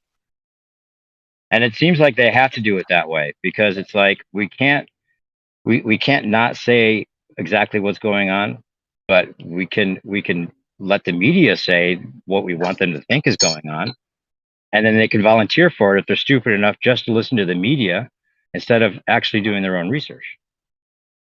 So because of Yep. these And mixed that's the messages, exact you reason. then feel that the truth about it can't be ascertained, and you just don't trust it. If the message was more coherent and they, you know, they were all just putting out one message saying the same thing, you would give a bit more trust to it or not? Dude, Big Pharma are some of the most evil entities on earth.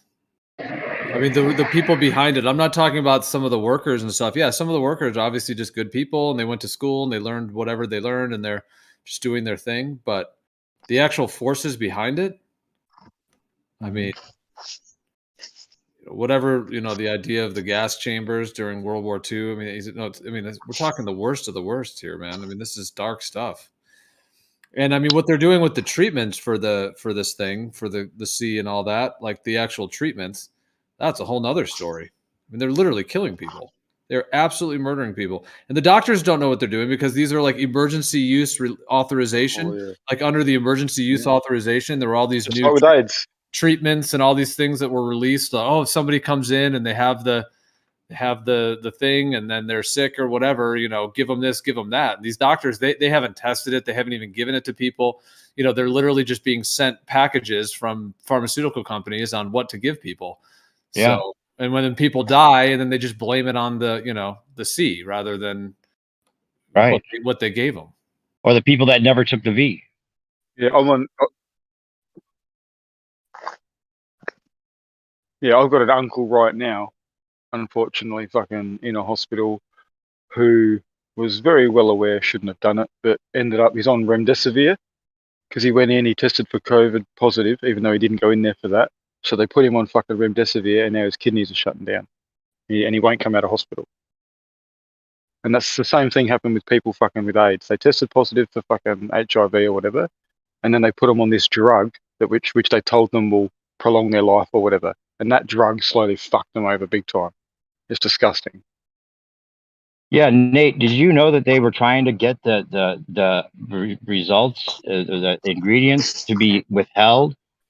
Was it like 17 years or something like that? Where they were trying to get like the actual ingredients. 7-0. 70 years. They were trying to get the judge to grant them the non-disclosure of the ingredients of these things, Nate, for 70 years, and they were denied that. Why would they even apply for And the that? trial done. Why would they even ask for 70 years before people would actually know the truth about this? Why would that make sense, that they're telling us the truth about everything if they're trying to hide it for 70 years? That's not even a conspiracy theory. That's the truth. That's public information. The judge laughed. But no, we want you to release it in the next few minutes. Thanks. What was their justifications for not wanting to release it? Like, what did they say in defense You know of what? their We need to stop stance? talking about this. Yeah, we probably should be trying to get a little bit on the down low with this. We're getting a little bit edgy with it. We said it. We've overdone it probably already. But let's go back to flat Yeah. Earth. Probably. Yeah, All right, some of the okay. things you were saying to me in our DMs that you'll never read now because you lost that account were interesting. Nate. You were saying, how can you go through life just exactly like you were just saying to me? How can you go through life not knowing this and not knowing that? Well, just deciding that you know for sure isn't knowing either. It's just believing, right?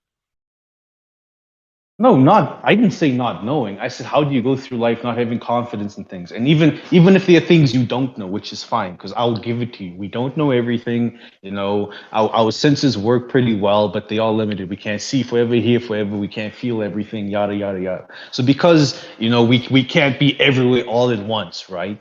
When we hear that something happened on the other side of the world, we have to put confidence in people that happened. Well, when you wake up and go to work, you have to put confidence in people that the road you take to work is still going to be there. Your car isn't going to blow up as you drive into work. Like things aren't going to happen to you. But obviously, because you can't tell the future, you don't know what's going to happen. You have to put confidence in the world and the people around you when you hear things, when you are told things. How do you do that, Dave? Because it sounds like you don't have confidence in anything. Even when a famous person comes out and says the Earth is flat, you don't trust that person. Well, I don't need that person to tell me it's not a ball. Yeah, but I'm just curious. Why do you not trust that person, but you would trust? Because the topic is so huge, and so impactful, and so paradigm shifting for the whole world, that if somebody that's in the public arena and being heard in mainstream news is saying something about it, you have to be suspicious as to why they're saying it and why is it being used, for what reasons, because it's so hidden in so many ways, and so not talked about in a positive way. Usually you have to wonder, what's this person, and this person happens to be connected with the QAnon movement, which is a big setup for a lot of these people that have now gotten themselves in the hole and made out to be criminals for just trying to stand up for what they think is right, but they've been conned to a certain degree. And this guy's a con artist to a certain degree. I mean, Nate, like to what point do you question things? Like, for example, like this, I just thought of this idea. Let's say that you just joined a gang. You joined the Crips or the Bloods, whatever. You just joined the one of the most crime-ridden whatever gangs in the world, and boom, you're admitted. And you're in whatever they call it, initiated, whatever they do once you become in there. To what point are you going to trust the guys in there? You know what I mean? When one guy says, hey, whatever, they're offering you things or they're saying things like, I think it would be pretty much goes without saying that probably your level of trusting them would be weary, at least knowing who they are. And who knows? I mean, I don't even know who those people, obviously. I'm not that familiar. I'm just trying to use an example in that way. And I'm not saying that everybody is corrupt and evil, or is deceptive or doing crime or all of that stuff, but there does seem to be a massive group of individuals that do seem to be deceiving and evil on multiple levels when it comes to big pharma and big oil and so many factors, a lot of this quote unquote science, and so I mean, that I'm just saying, like, at what point do you question that? And because I can also understand the idea of having trust, like there's certain, I mean, there's a lot of good people in the world too, so it's not like it's not really a balanced thing to just mistrust everyone, perhaps, but like, where do you draw that line? So if I was in like this hypothetical situation you gave me, Joe, where I'm joining a gang of known murderers and criminals, I would assume that was kind of the idea. Yeah. I mean, if you joined that, your first day, exactly. Who are you? Trusting? I would.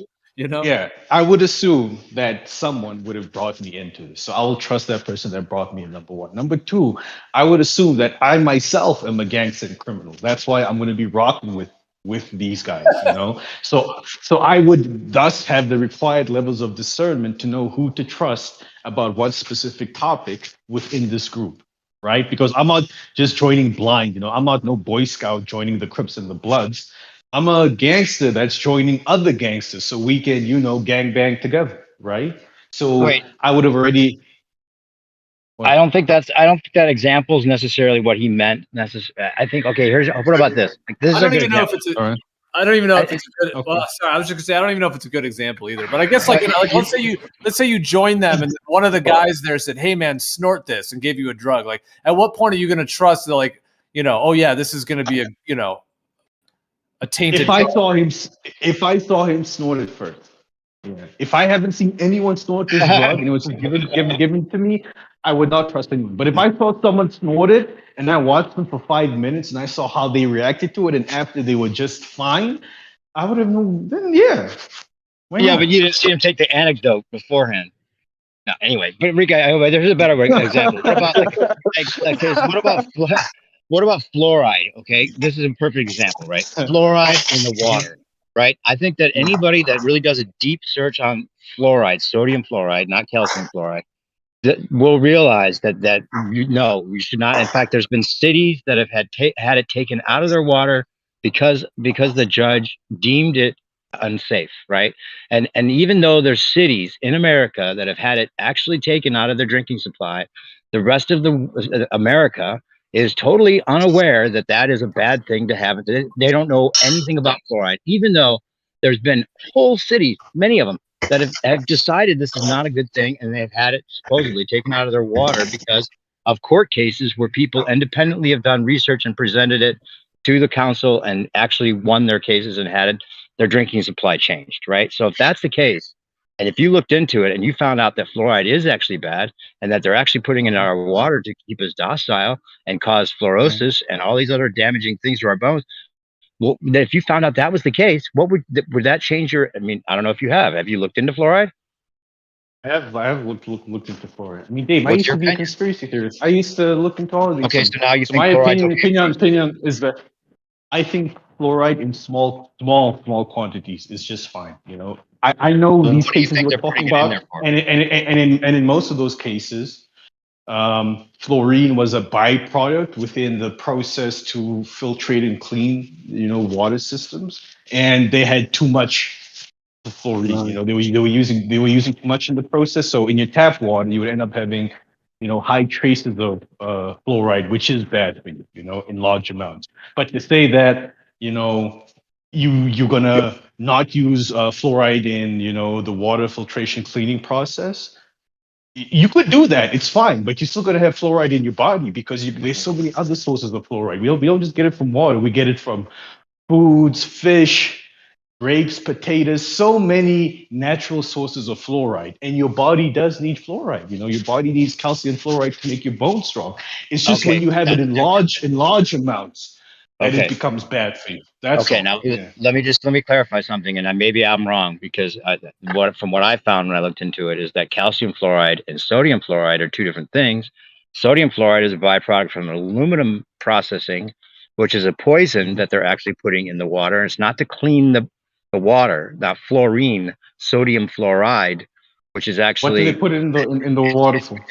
conflated with calcium fluoride, which actually was something that they found was good for their teeth, which might be the case.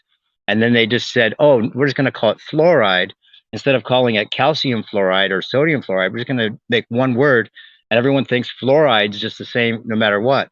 But there's a difference between sodium and calcium, and the sodium fluoride is actually bad for you, creates all kinds of problems, mental issues, and makes you docile. Why do they put that in water?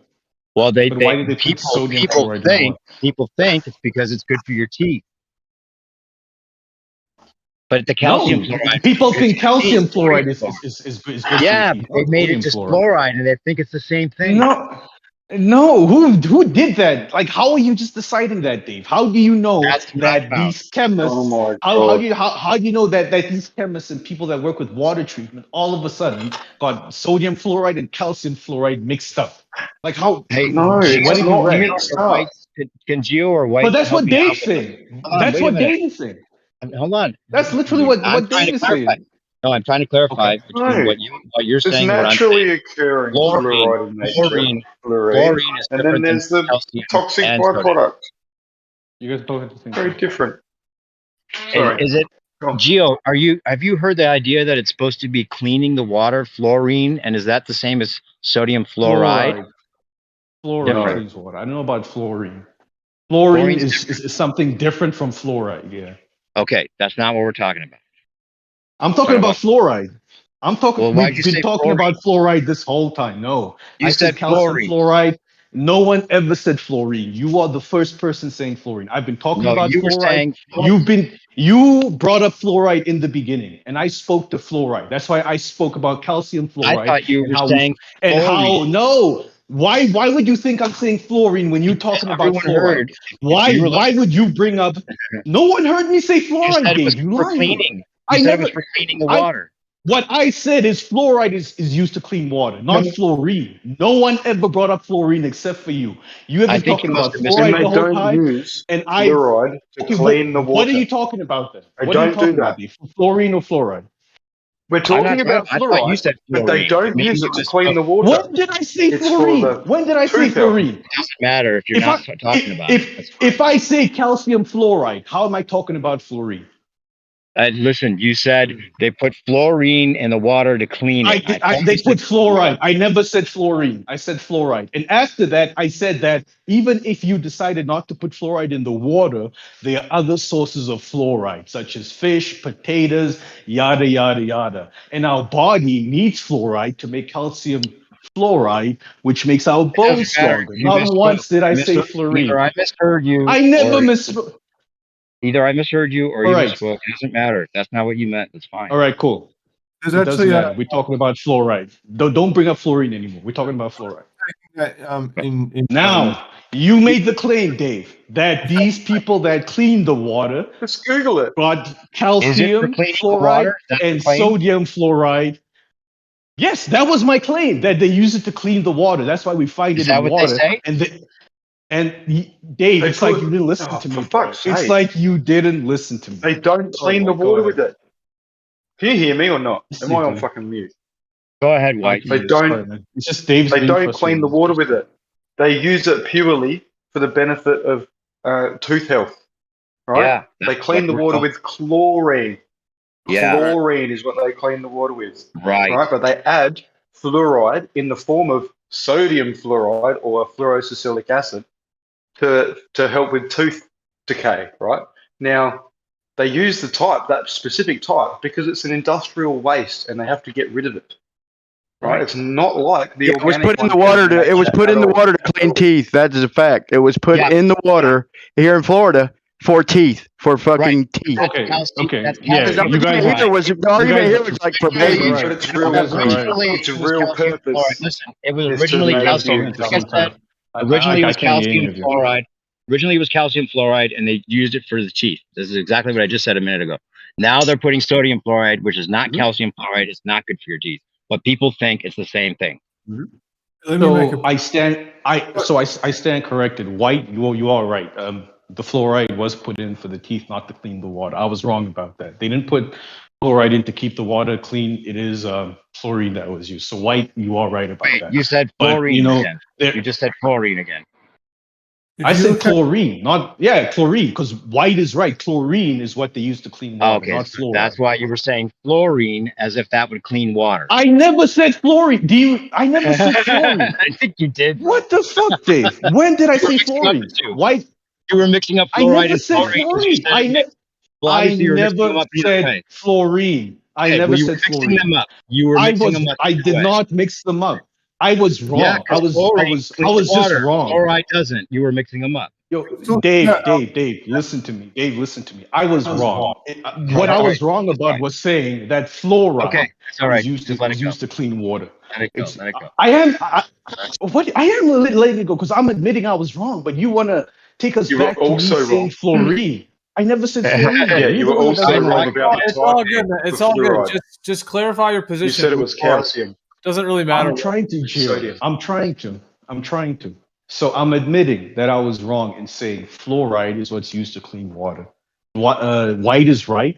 Chlorine is what's used to clean water, and fluoride was put in to, for our teeth and whatnot. Because our body needs calcium fluoride. So that I was wrong about. What type of Oh. fluoride? Because you were wrong about that as well.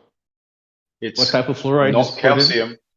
It's sodium. I didn't say. fluoride they put I in didn't the say. water. I didn't say the type. All I said is our body needs calcium fluoride. The type of fluoride they Okay, put but they in. specifically put the other type in. And Right. What Don't is put that? that type. What is this other type that they put? Did you hear my Sodium point? I fluoride. said it, Nate. I already said this whole thing. I said they put calcium fluoride in the water before, good for our teeth. Now they're putting sodium fluoride. It's not the same thing. the thing Yeah, about that is a new claim you made after White cleared up all of the confusion. So I'd rather talk to White about this because he knows a lot more about this. I just said. That's what I'm No, just before White cleared all of this White, are up, you you were saying the saying exact same thing? apparently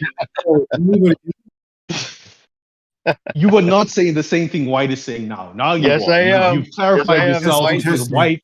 because White is giving Okay, us a let little him say clarity. it. You Let and him I say were it. both confused Exactly and the Let saying the same. him wrong let thing. White talk. Let White talk. Am I saying the same thing, White? Exactly the same thing. Slightly different Now, words, yeah, but the now, same thing. Thanks so much. yeah, now he is. Now he is definitely. But before you came in and clarified everything, White, Dave wasn't saying what you were saying. Dave was saying apparently the people that clean water might have got confused No. between calcium and sodium fluoride and not known what the difference was. That's exactly what you said, Dave. No, Come on, the Dave. reason that they use the acid form, I was telling you it was for teeth the whole time. You're the one talking about cleaning the water. I never said anything about it cleaning water. the reason they add it to water in the acid form, hydrofluorosilicic acid, is because it binds to things more easily, and the idea is that it'll bind to the calcium in your teeth and it'll really strengthen that enamel up.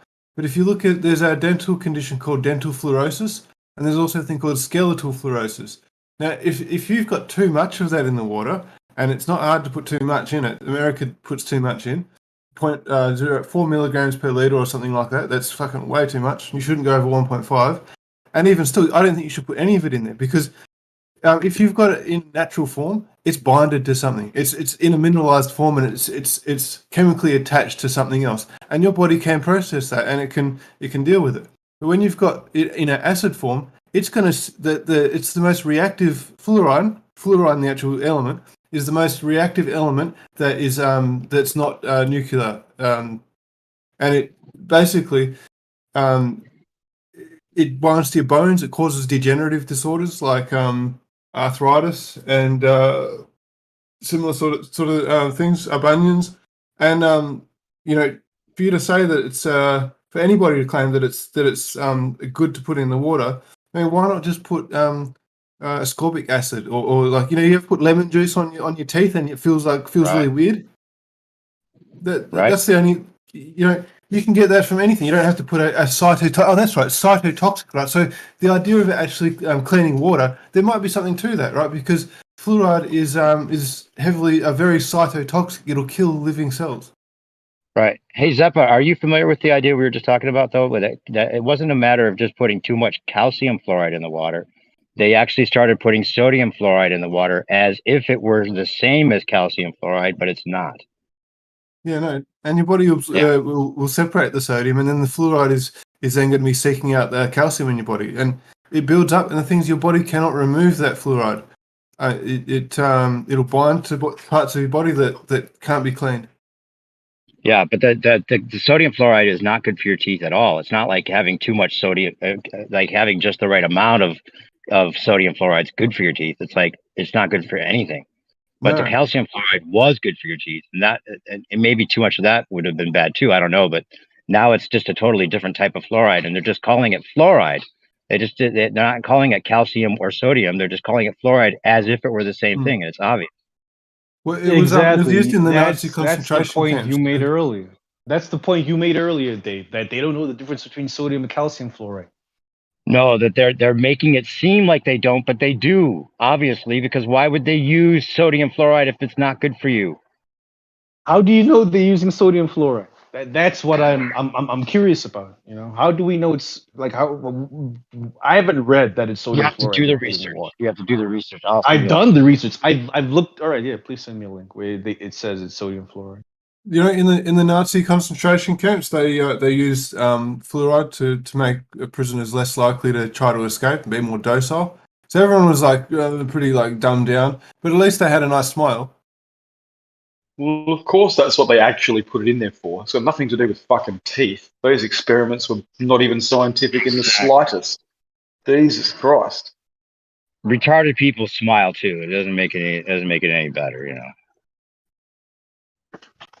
It's never for the teeth, people. Jesus Christ. So Nate, do you drink tap water, by the way? And yeah, New York has like the best tap water in the country, Dave. Because it tastes good, right? But it's the truth, bro. We do. How is that Because not? it tastes good. That's Yeah, like an old sure. myth. Maybe that not a back in the surprise? 60s it was okay to drink, but not now. Now today, New York has the best tap water in the country, bro. What? Yeah, only 100 parts per million And- of radioactive Yeah, Yes, so cesium. what do you and- mean by best? What do you mean by And best? David's Best yeah, tasting or David's cleanest? fine. You Is it don't have to cleanest? send me anything. Yeah, Is it Dave, you don't have to cleanest? send me anything. I'm reading up on it, and you are right. It is sodium fluoride that they use, That's what but I they know. use it in different states. You were right about I that. know. But what do you mean about best Okay. tap water? Are they boasting they have clean Yeah, tap it's water? the cleanest. Yeah, apparently it's the cleanest, best tasting. Cleanest you know, relative to what? Relative to like really, really relative dirty? to all the other states, relative to what That doesn't really where mean was much. What county is was it? it Do you was mind it Indiana? Was it in Indiana where they were giving people the fucked up water? Flint, Michigan. Everywhere. Any tap Was water. Michigan? dude. Yeah, You do sorry, not want to Michigan. drink Yeah. any tap water. So Especially if it's got apparently our sodium tap chloride. water is better than everyone else's. You know, that's what I keep So hearing. that's That's how what they I get keep you to reading. Right, So but it's so not you good. have the lowest It's parts I not drink a good. lot of tap water. You I have do the drink lowest a lot of parts. tap water, Dave. You would say Well, you'd have the Castro. lowest parts per million then in I America. would say what? You would Say say that you'd again. have the lowest parts per million. No wonder you're a baller. You're drinking tap water. I actually don't know why they say our tap water is the cleanest I and the put my safest parts and per the best million to drink. counter. But I put the but parts per that is million the counter claim that's on always rain. made.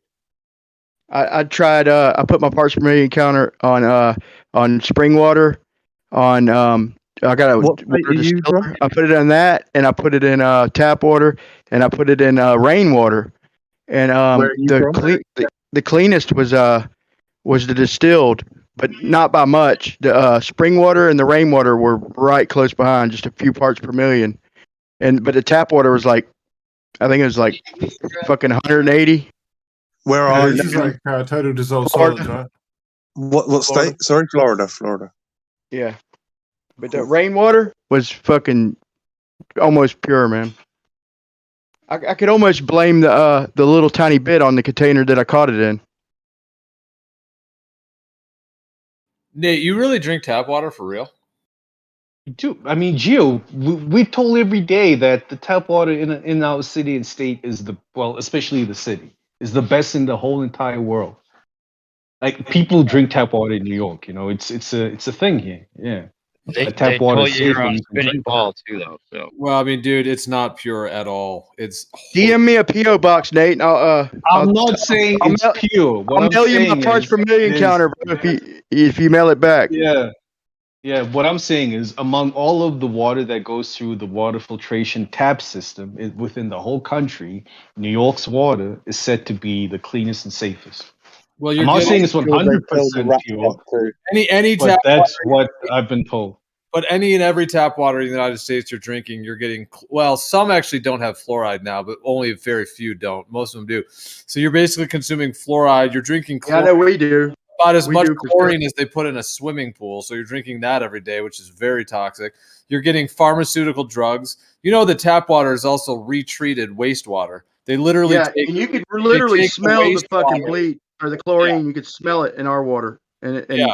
and they're definitely putting fluoride in tap water in Florida. That's disgusting. If you can smell the chloride, that's gross. Damn. My granny told me this shit back when I was like probably about 8 or 9 years old, man. I remember her saying maybe that's like when they started doing it or something. But she wasn't a conspiracy theorist. I mean, I don't really remember her thoughts on any of this shit. But Yeah, I've she never said experienced she it. said they're putting fluoride in the I've water, in the tap water, not to drink tap water. You know what my Yeah, this is I've when my drank tap water my whole life, living in New York my whole life, and my teeth are like in pretty good condition. I mean, Nate, if you So- even wanted to test it, you could. I mean, it takes some money, but if you pay $200 or $300, you can actually send off the water to a lab and have it. Now, not to say that they test for everything, but they're going to give you a lot. I mean, they'll definitely test for a lot of pesticides and all the heavy metals, and they're not going to test for like every pharmaceutical, obviously, because you're definitely getting trace of pharmaceuticals. But if you really want to, get it tested, and you'll see it's very, very toxic. I'd get a lead test kit. I also tested our water for lead. There's no lead. It may pass the EPA ratings or whatever, but those EPA ratings are very loose and they're not very accurate in terms of what's healthy for the body. Yeah, I hear you guys. I hear what you're saying, and I'm not making the claim that New York tap water is 100% free of all of these substances. All I'm saying is it's the safest water to drink in the whole country. I've been drinking it my whole life. I drink a lot of tap water every day, and my teeth are just fine. I'm okay. Yeah, you realize that it would only take a couple people working at the water plant or one of the city people, to put out a little rumor, to start a rumor that New York tap water is fucking safe and the best. It wouldn't take much to get that started, This is what New Maybe York, I don't know. This is what the New York website says about it. That they put one part per million, so they have an operating range of 0.8 parts per million to 1.2 parts per million. That's horse shit. And look at here. It says why is that horseshit? That sounds accurate to me. I told you I tested distilled water and rainwater. But you didn't test the water in New York. You tested for this is for New York, though. This is for New York, not Florida, Brian. You didn't test water in New York. The fuck? I didn't really finish. Sorry, go ahead. It says that 71% of New York is served by by fluoridated water, and yeah. When my mum was a young child, they had just a big rainwater tank. They had no municipal water, and that they used to have people come around and tell them they have to put these tablets in their water tank, fluoride tablets, fluoride blocks. They used to make the tanks rust. That's criminal. Yeah. I mean, people have been drinking fluorinated water their whole life. A lot of people all over the world forever. Like I don't see World war. What the fuss is. We're talking certain death, man. It's your. We're talking. Go ahead. No, you can go ahead. I was just gonna say, I mean, at the end of the day, it's your health, and people's bodies are different. Some people can handle toxins different than others, but if you're 54 and all this, I'm not saying you're 54 now, but I'm just saying if you reach a certain age and all of a sudden you've got a problem, whatever it is, a heart problem, a liver problem, a kidney problem, at that point, then you're going to have the repercussions for drinking tap water for 20 years. Here, I wasn't really worried about the fluoride and all that shit. I drank tap water forever here, up until not too long ago. But man, it just got where you could literally smell, especially in the summertime, and the tap water's warm. And no matter how long you let the water run for, it won't get cool. It stays warm in the summer. It's so hot here everywhere, and you could literally smell the fucking bleach or chlorine. You could literally smell it and taste it. I mean, you don't really taste it that much, but the smell makes you taste it, kind of. You know what I'm saying? It's an overwhelming smell. Mm. Yeah, that is worrying. I wouldn't drink that. Yeah. And I found out it came from fucking shit. I found out. All you got to do is watch how they treat the water, the tap water. It literally, oh man, I don't even want to talk about it. It's disgusting. Yeah, that's why they need to expose it to so many strong chemicals, because you're drinking the water that you shed, That's a known thing, man. Come on, guys. And for like the chlorine, you can actually just put the water in a bucket and then let the chlorine evaporate off, because it will evaporate at room temperature. That's actually what they recommend you do if you're filling up a fish tank, to let the water sit before you add it to the fish tank. I've heard that. Yeah, and I got drops. I'm supposed to put drops in my fish tank. Hey, anybody who drinks urine, man, and somebody messes with them, like if some of the Glovers be like, you drink piss, that's disgusting. Tell them, well, you drink shit water. What's the fucking difference? Nah. There's a big difference. Google I don't think there's any reason to drink tap water, Nate. I mean, the toxins in there. I mean, just the fluoride and chlorine alone. I mean, you can get a water distiller for what, 100, 150 bucks. You could get a reverse osmosis system for 100, 200 bucks, install it under your sink, have a little faucet there. I mean, reverse osmosis or distilled are going to be a million times more pure. At least it's going to get out the chlorine and the fluoride and a lot of the pesticides and some of the heavy metals and Yeah.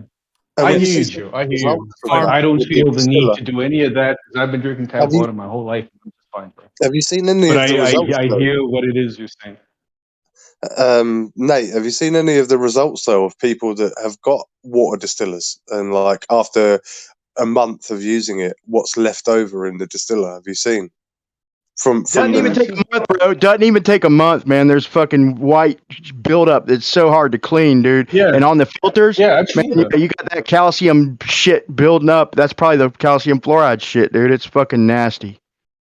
Yeah, I've Then definitely it does seen make that. you But question what you're drinking. just because it builds up, doesn't mean that it's all bad for us. Because like I said, even if they took out fluoride from water 100%, there are other sources of fluoride. There are so many natural sources. There are fruits, vegetables, Yes, animals. Fish natural. They're are high talking in about the That's fluoride. natural. They're talking about the inorganic form of fluoride, which is bad for you. What is this Hello. inorganic form? The organic form is sodium attached fluoride? to something like calcium that your body can process. Exactly. So your body's able to. Exactly. So what your body's Oh, yeah. able to remove it Organic. from your system. Whereas if it's in acid form Thank or you, Chuck. unbonded state, it binds to calcium. So it binds to your bones, it binds to your teeth. And when it binds to your bones, especially if you get skeletal fluorosis, you have a degenerative your cartilage in your joints. So you get early onset arthritis. You can't reverse it. Once it builds up in certain parts of your bone structure, it does not go away. It's very Yeah, corrosive. but which fluoride is this? Like, is this the fluoride I get from eating fish, or the fluoride you saying you put in the water, Chuck? They were put in the water because the stuff you get in fish and seawater and stuff that's already bonded to something, and your body can filter the thing out that it's bonded to, so it just gets it out of the body. But when it's bonded to nothing, that stuff tries to attach to parts of your body. It's absorbed by the body. Did you post where you're reading this from? Like, this is new to me. Like, I would like to look into it. It's sodium fluoride. It's in the nature of it. It becomes ionic as opposed to calcium, which is not. Yeah, It's a byproduct Triple, of aluminum post what you're reading? processing. A really good Poison, place to do research is byproduct the of aluminum. Fluoride Action Network. Yeah, but could you post what you're reading? I'm not reading from anything. This is just from memory, but I can Just from link memory. you to some documentary or some. Isn't this part of the thing you were reading about the filtration process in New York? There was something you were reading. I thought it Well, was part of- New York says give fluoride to your baby, and then it's good for their enamel and their teeth, right? But they lose their baby teeth anyway, and then they're talking about, oh, dental fluorosis does occur, but it's not that much of a problem. It's extremely rare. You can read that. It's fucking hilarious.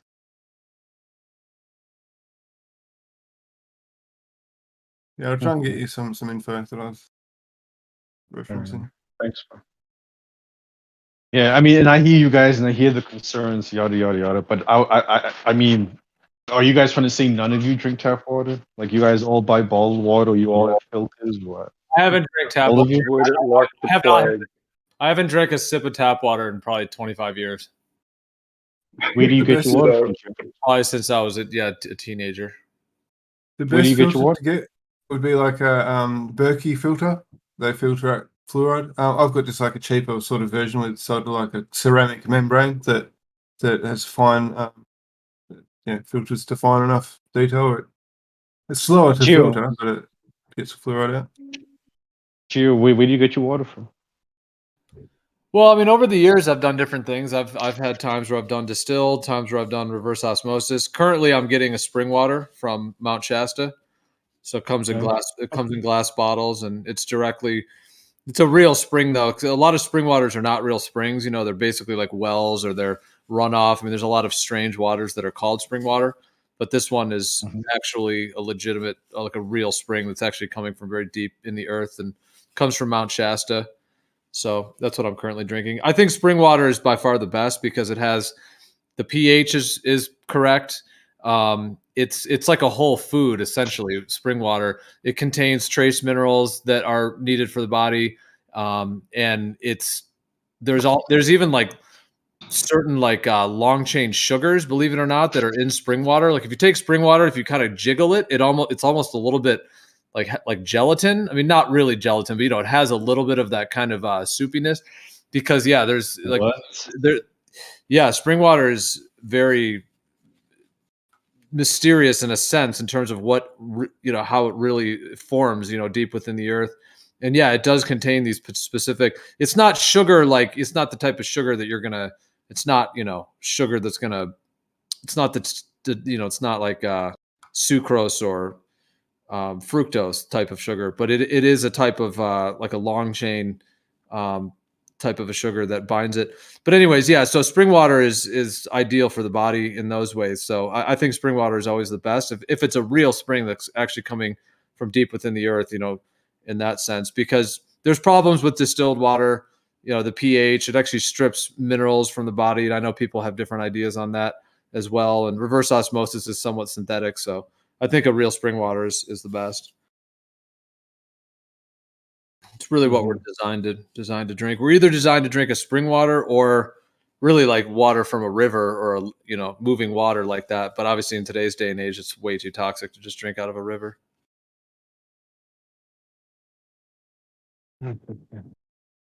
Yeah, I gotta get to bed, guys. But this was a good talk, man. I still feel you're all wrong, but I'll definitely look into what it is, you guys. Hey, Nate, can you hear me? I can hear you, dude. Yeah. Okay. So the reason I brought that up to begin with is that since we were talking about what we were talking about, I was going to ask you. So if you did your own research or sent I sent you a link or two that convinced you that they were actually putting sodium fluoride in the water to make us docile, to cause all these degenerative. If you were to be convinced that was the case, would you then start questioning some of these other things that they're giving us when we line up for them, or when they tell us stories about things that aren't necessarily true? Would it make you a little bit more skeptical if you found out we were right about this fluoride? I'm skeptical about everything I'm told, Dave. I don't just blindly believe anything anyone tells me, whether it's But you do you think New York has the best drinking water? Come on, Jim. You think New York has the best drinking water, bro? And in answering that question, I get interrupted with the second question. Come on, man. I will answer you. Jim, I'll answer your question, but let me answer Dave's first, please. Can I do that? Is that fine? Or do I have to answer your question first? Dave's question isn't important. Tell me, man. Thank you. No, so Dave, I'm just highlighting your double back and your flip. So let me answer your question first. Dave's question is not important at all. Dave's question has no importance, no value whatsoever. So to answer your question, Jim, yes, I think New York City's water is the best drinking water in the country. I don't believe everything I'm told. I've looked into it, and based on the evidence that's been presented to back the claim, I have confidence in it. Now I could be wrong. I might have interpreted that information totally incorrectly because I'm not an expert in this. I don't work within water filtration, water desalination. That's not my field of expertise. So I have to give a little bit of trust to the experts in it. So I've gone to speak to people that work in it. I've tried to do as much research as I can, to my maximum level of understanding. And at the end of the day, there's no way I'll 100% know that this is, a fact. But I have confidence in the claim due to what I've looked into. I hope that answers your question.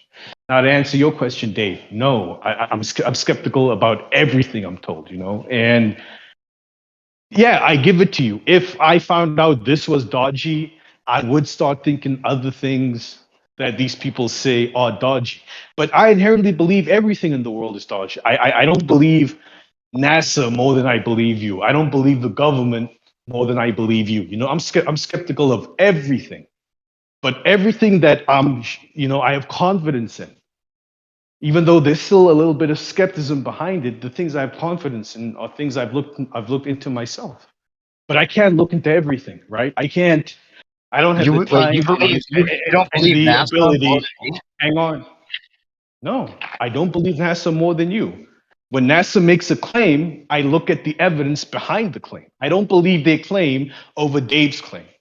I want to look at the evidence NASA gives me and look into that before I give any confidence or any credence or any trust to their claim. Okay. And it's the same Then I thing. have It's one- the same I have thing one- I do I understand. when Dave makes a claim. When you make a claim, Dave, I always ask you for the evidence supporting your claim. You know, Right. it's But, the okay, same thing I let do me for just ask you everything. one question. Let me just ask you one last question. Do you believe that men walked on the moon? I believe we've been to the moon because of tests I've done myself, not because NASA says we went to the moon. Not because Do you you have believe? faith in Do you science. believe I've their done my. story? Do you believe their story about going to the moon after looking into that evidence? What I believe is that someone must have been to the moon. I don't know how they got there. I don't know if it was us first or the Russians first or the Chinese first. I don't know if the Apollo missions are real the way they tell us they happen. I don't know. But what I do know is I've done something that verifies for myself that there's something on the moon that a human being put there. How it got there, who put it there, when they put it there, the narrative behind it, I don't know. But you know that they claim to have gotten a reading back from bouncing a radar off the moon before there was supposedly even a reflector there. Yeah, but that reading is different from the reading you get from a retroreflector. That's just Earth Moon Earth bounce. That's an EME bounce. That's a bounce even you could do in your backyard with a ham radio. But this other type where you're bouncing off a retroreflector is something very different from an EME bounce. And an EME bounce doesn't tell us anything. It just tells us that the moon can bounce radio waves off of it, so it must be a solid object. That's all it tells us. Have you ever seen this There was- reflector?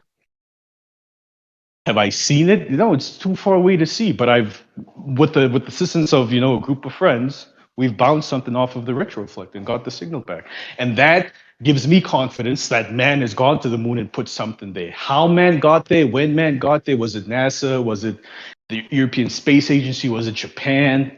Which Apollo mission did it? All of that I don't know, and I frankly don't care about that. For me, that's just story and blindsiding. That's nonsense they give for people to argue about. I don't really get involved in all of that. So that's fair enough. Did So you hear? Sorry, go on. Did you hear the whole argument in here with Witzik and that whole argument we were having about how many times out of you heard all that? Okay, I just want to make sure. Yeah, I'm aware of all of that. I've done it myself, Dave. You see what I'm saying? That's why I feel I am in a position where I can say I have confidence that man's been to the moon. Now, when you ask, have we been to the moon in accordance with the story NASA tells us? I'll tell you, I don't know. I don't know if what NASA's saying is true. But I don't need NASA saying we've been to the moon for me to confirm if we've been there or not. There are other things I can do. That's why I Right. say Okay. I don't trust NASA more than I trust you. I'm skeptical of Fair enough. everything. And, Right. and I would rather So go out you're and do open things to the myself. fact we just hit it with a probe, yeah, and just landed something on it. That could have Open happened. to that Definitely, Yeah. it could have been that a probe put those retroreflectors on the moon. Definitely, and maybe man's never been to the moon. I'm open to that idea, but what it does tell me is there's no dome. We're able to get to the moon and put stuff there. Whether it's man or a machine that does it, we can Or it's go and in the stand on the dome. moon. No. Like it could be part of the dome. Well, So- then the dome is really, really big. This dome we have, it is huge. Thing. The moon is within Yeah, it. mate. This is a Yeah, huge it's quite dome. big, mate. Yeah. Well, if it's the distance, You if looked it's the into the set moon distance landing. that you believe. When you looked into the moon landing stuff, you were skeptical about it for a reason, though, right? You I thought was it looked very dodgy, skeptical. Definitely. And that's what got me, because before I went to college and stuff, while I was in high school fucking around, I was a big conspiracy theorist. I didn't trust none of this stuff. I thought the moon landing was fake.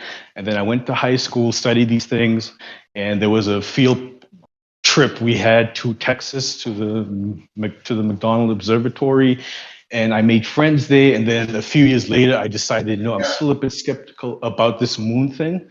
Let me get in contact with my friends there and see if we can perform this experiment. And I did it, and now I have confidence. Is that not how I should do it, Dave? That's good for you. It gives you confidence. Obviously, it's not factual or definitive in any way, but you have more Yeah, for me, information that you believe is worthy to for go on. me. Yeah. Yeah, I'm not Yep. saying you guys should believe we went to the moon because I did something. But for me, like, it's settled for me. If you guys still have questions and you're still not sure, you don't believe we've been to the moon, it's fine. Like, I don't, it doesn't bother me. So it's not anecdotal to you? It is anecdotal, but Dave asked me how I feel about it. He asked me. That's what I said. Is it anecdotal to you? Do you still consider it anecdotal definitely. evidence? It's definitely Hang on, anecdotal evidence for me because I'm the only one that's done it. You guys would need to go out and do it for yourself. I'm not at all saying you should even believe or trust what I'm saying. I'm just answering Dave's question. Let me ask you this then, Nate. Let me ask you this. Since you've talked about the moon reflector test that you did is like your proof for everything that you need as far as your proof for things being real. If you found out that the reflector thing was totally not, the interpretation you were given was totally not right, would you then start to question even the idea that we're on a spinning ball? I would have to question everything. I would have to question how does light work? How does electricity work? How do lasers work? If my interpretation of this happening was wrong, I would have to question more than the fact what is the shape of Earth. I would have to question so many things, Dave, if this was wrong. This is not just about the shape of the Earth. This is about so many things. If this is wrong, also, sending a signal to a retroflector and having it bounce back, that has nothing to do with Earth's shape, So how many tries did it take you? How many tries did it take you to have success? It took quite a few. We were there for like 2 weeks. It's not something that you just do once off. But what I'm trying to say is, if this was wrong, Dave, the shape of the Earth would be the last question I would ask. There's other things way more important. How did you know that the one that you got back was actually off the reflector? How did you know if it took you that long? Because that the one you got back was actually. Because it matched predictions, number one. Number two, it's not a one and done thing. You don't just fire it once and then if it matches the predictions, you are happy and you go home. No, that's not science. You need to repeat the observation, number one. Number two, the observation can only be done at certain times, if you have the weather for it, visibility, all of these things. You don't just do it whenever you want, the timing has to be right. So what if NASA came out and admitted they didn't have reflectors on the moon? And then I would wonder, what did we bounce these reflectors on? What did we get the signal on? If we aim the signal where we're supposed to aim it, and we get the signal in the time we're supposed to get it, and NASA saying it's not theirs, then it must be someone else's. That's what I'm saying. Whatever NASA says, I don't give two fucks about. NASA could be lying. You got your signal. I don't have more trust in NASA than I do in Dave. Fuck NASA. I don't need NASA to tell me what the shape of the Earth is. I can do things by myself to verify these things for myself. I don't need to listen to NASA or to Dave. NASA isn't the reason I believe in the things I believe. But NASA told you that there's reflectors on the moon, right? A lot of people claim they put them there, right? I didn't hear about it from NASA. I heard about it from a college professor who took us on a field trip to the observatory in Texas that fires these lasers off of the moon. I went there, saw it for myself. Later on in life, I thought, because I'm still skeptical as to whether or not we've been to the moon, let me get in contact with some friends there, see if I can book time to use the observatory with their assistance, because I do work with lasers and things, but I don't have the highest knowledge. Lasers don't make it past to lunar. What? Lasers don't make it past the sodium layer, from what I've seen. What's the sodium layer? It's the ions, the sodium ion. It's part of the ionosphere, like the outside of it. Oh, the ionosphere? Yes, they do. Lasers make it through the ionosphere all the time. They shine the lasers and converge them, and they to make a false star. I don't know what it is you're talking about, Brian, but you can shoot a laser that penetrates the ionosphere pretty easily. It's low frequency radio waves which don't penetrate the ionosphere. That's why we use the ionosphere to bounce radio waves off of them. And this is, you know, I don't know if you've heard of the Schumann resonance. It's a piece of evidence I bring up quite a lot that tells me Earth is a sphere. So it has a lot to do with all of this.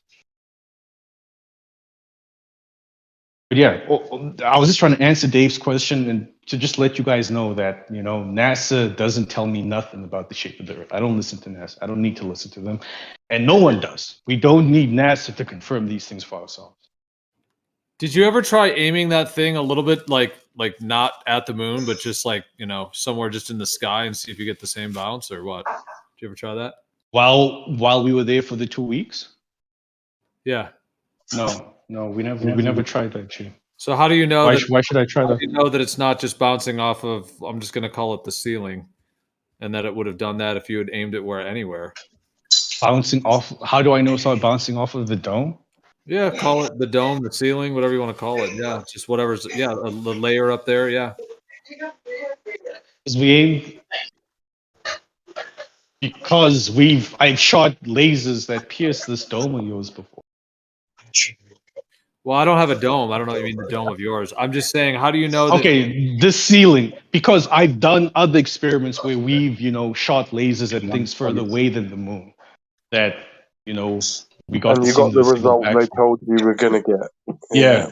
We've heard. No, we got the signal that was predicted, and these are things that are further away than the moon.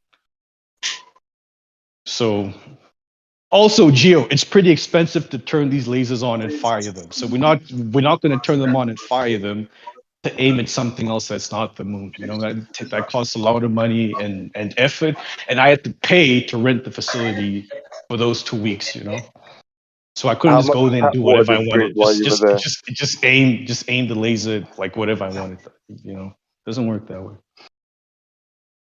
How much tap water? I didn't drink any tap water because I don't trust anything. I don't trust nothing in Texas. You know, everything in Texas is just oversized and, you know, the water's different. It tastes weird. So I just bought bottled water my whole time there.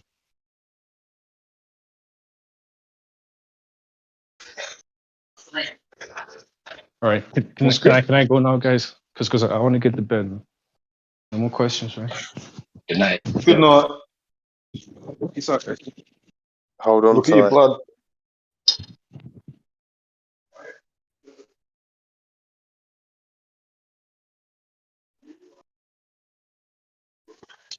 Bloody deniers.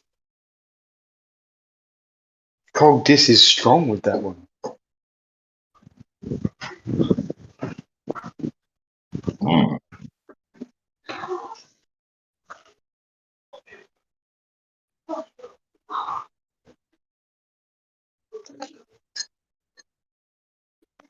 We'll find out if he actually does some research, won't we? That's for sure. Well, it did sound quite new to the whole fluoride thing. Yeah, but I don't think you need to look far really to find out it is an actual thing and it's not just complete rubbish.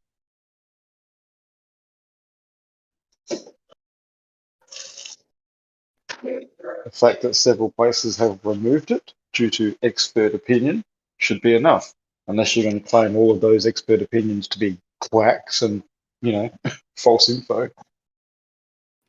I'd like to see a large statistical study done on people who drink tap water and the correlation between them believing a lot of the mainstream story that we're told. Yep. Well, I think the actual studies have been done to show that it definitely reduces the IQ, which is one of the expert opinions to actually have it removed from some town's supply. And the fluoride, So, calcifying the pineal gland, that concept, and making people more docile. Yep. Thanks to Big Pharma back in the old days of fucking Nazi Germany. Hitler didn't come up with it, mate. There was Big Pharma behind all of that shit. Oh, the big. Say that the Nazis. Yeah, that is a big red flag, isn't it? The hearing that they used it in the concentration camp.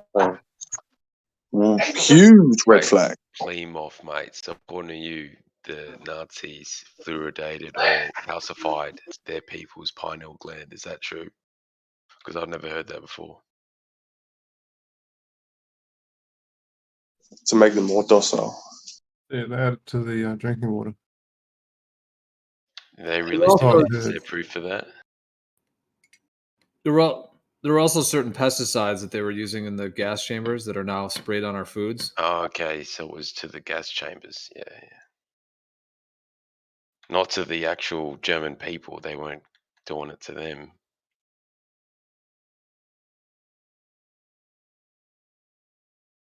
But yeah, the fluoride calcifying the pineal gland. Yeah, you were asking, is there any like hard science for that?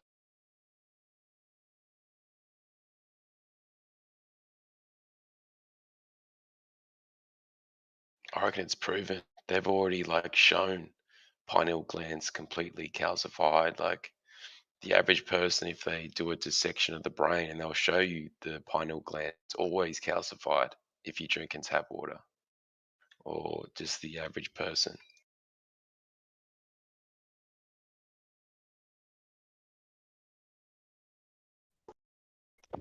There's a lot of things other than your bones that become calcified if you don't have, good K2 and vitamin D in you.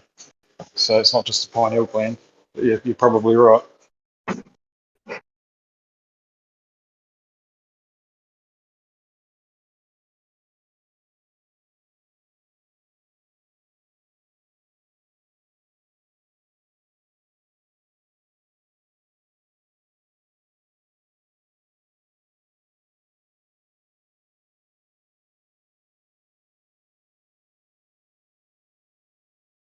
Mate, you got to get on the bloody rainwater. Completely off grid. Yeah. Without the fucking chemtrails, mate. They line my skies, Oh, unfortunately. Yeah, definitely. That's unfortunate. They're fucking up the That's all I'm on, though, is rainwater, fucking where I am, and it pisses me off, so I definitely have to filter it, good man. What do you filter it with? Like carbon filter? Or? Yeah, I've got a block carbon, and I've got like a 0.1 micron pre-filter, which has to be replaced a lot because it's so fine. And then just UV. But obviously there's nothing nano there.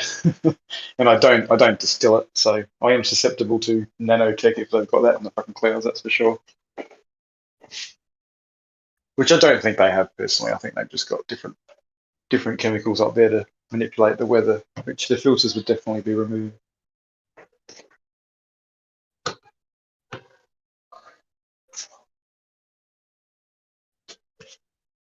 There's all those aluminium particles that spray out the back of planes.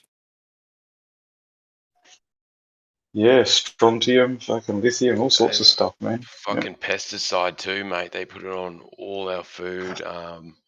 I even just today, I'm probably 15 meters from a fence to a cow farm, and the farmer was bloody cow paddock. Sorry, he was bloody going up and down spraying pesticide, and it probably blew up into my room because I have the door open and I didn't notice. But Yeah, shit.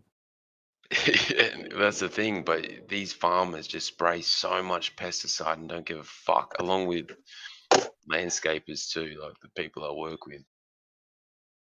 Yeah. And this shit is terrible, along with everything else,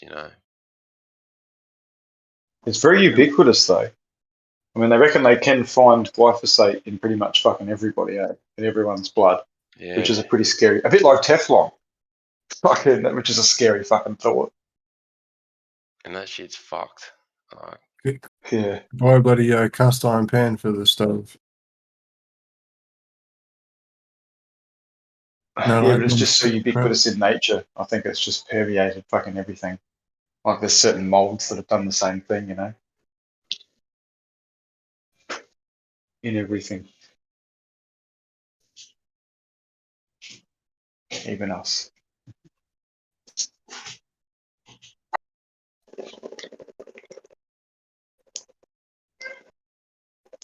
It sounded like a bloody Gatorade bottle.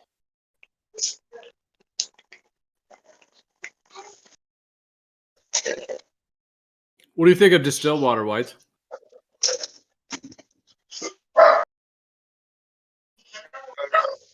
In short, short amounts. I mean, I definitely believe you need to remineralize it. Personally, even neutral water is still able to, strip minerals and shit out of you. Other than that, yeah, distill it. It's good. Don't keep the first lot. Depending on your volume, you've got to take the first liter out or whatever it is.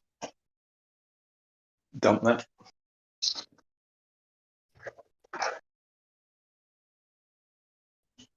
Because just prior to boiling, all the volatiles come off, right?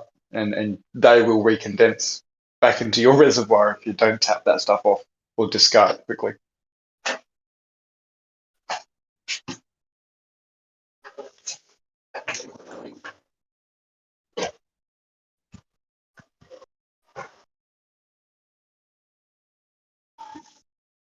Yeah, my auntie just drinks tap water exclusively, and I told her, gotta, do you know if there's any shit settling on the roof? But oh no, it doesn't matter. It's got a thing that catches all the leaves and everything. And so I was, when I'm there, I drink the rainwater, and I took a bottle of it home. Now that bottle just so happened to sit on the windowsill for months. And after a couple of months, I started noticing, the fuck, there's all this white powder settling at the bottom of the thing. And yeah, so there's obviously some shit that's dissolved in it. fucked. It took a while to settle out there.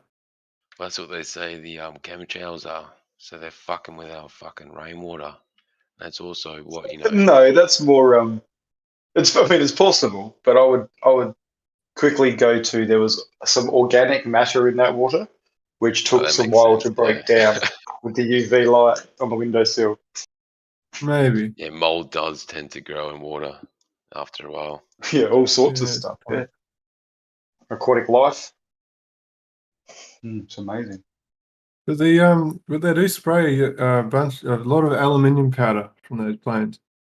And what they do is they put aluminium with other dispersants and a hygroscopic material, a water-loving material. So that's all bonded and mixed together and sprayed out. So it disperses aluminium through a weather system and can actually form a weather system. Like, you watch a chemtrail sometimes, and you watch that thing spread out and blanket the whole sky. And so once they've got all the weather system laced with aluminium, they can use antenna rays to push or pull them in, where they want it before they let it go.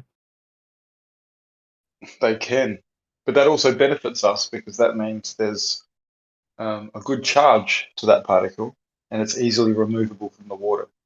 It's the shit that they don't tell you about, the shit that you can't find out, the nanotech that is supposedly out there. There's patents for it. Are they implementing that? Who the fuck knows? And you can't get that out with filters. That's my concern. If it's in the food, you can't really do much about it. I mean, you can try to stay away from anything that's got a package on it. Say fresh fruits and vegetables and meats and stuff, but they could be doing the same sort of thing with radio waves, because if they get nanoparticulates into your body that are charged the right way, then they can use this is just a hunch, it's just an idea that they could use radio frequencies to stimulate those nanoparticulates to combine and create things that produce mechanisms in the body. Well, look, again, to get it into your body where they need it to do those sorts of things, they can only ever inject that. They can't put that in your food. Your body will handle that, neutralize it, get it out, right? They need to inject that into your blood so that then they can manipulate it like you're talking, right? Everything they're putting in the skies, I believe, is just purely for weather manipulation, like you said, and nothing more.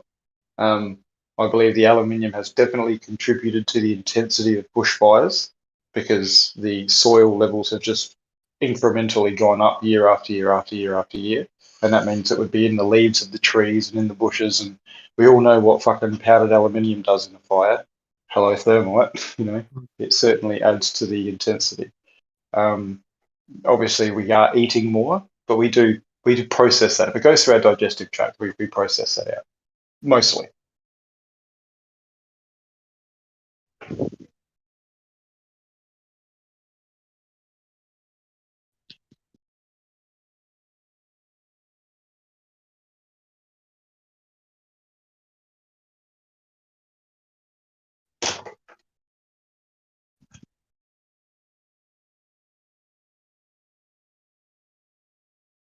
Yeah. What's aluminium? Fucking +3, is it? +3, I think. +2, +3. Pretty fucking, pretty ready to go.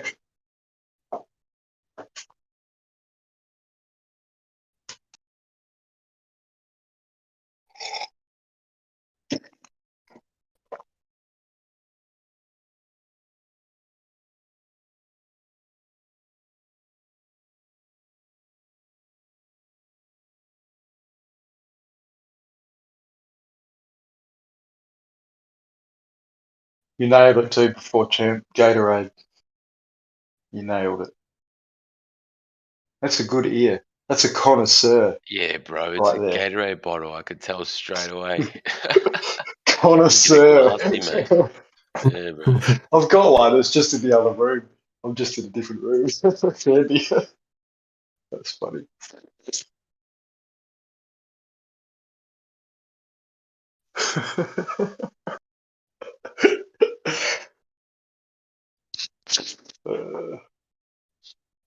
I wonder if that's worldwide or if that's just an Aussie thing. Nah, I it's don't definitely an think. Aussie thing. I talk to people. People I talk to are like, "What? A placky bong? Ah, you're gonna be fucking insane. Just use a bloody metal stem and you're all sweet. It's only got to hold Yeah, water." yeah. It's pretty funny. Gatorade. It's not even an Australian fucking company. Based on what some American college football team or something like that.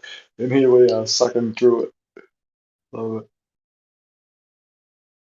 Yeah, it's got like the right angle on it and everything. Like a bottle sort of pops up there.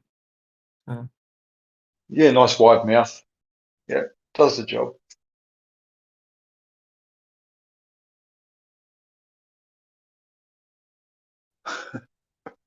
Ubiquitous.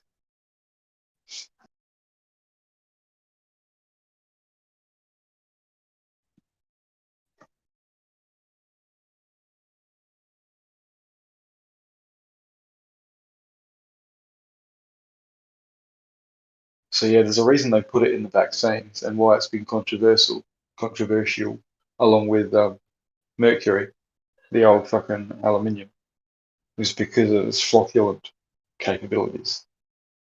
You put that shit into a dam, they use it like a dirty dam, and it like just grabs all the solid particles because of its charge. It just all clings to it and then becomes too heavy to suspend, so it all drops to the bottom, and you end up with beautiful clear water on the top. Obviously, all the crap's fallen to the bottom. But yeah, the same shit happens in the blood. So they've got particles of that in vaccines, and they pump that into your blood. Acts like a flocculating agent, creating fucking little micro clots, and that's where you get your spectrum of injuries. There's definitely varied toxins and levels of toxins, and we all react slightly differently depending on our burden of toxicity that previously exists. But on top of that, you've got this random distribution of microclots from aluminium flocculation within the blood, and the capillaries just can't handle it. 90% of our fucking blood supply goes through these micro capillaries, which really only take one blood cell at a time. And as soon as you flocculate that, they fucking choke up, causing all sorts of fucking issues.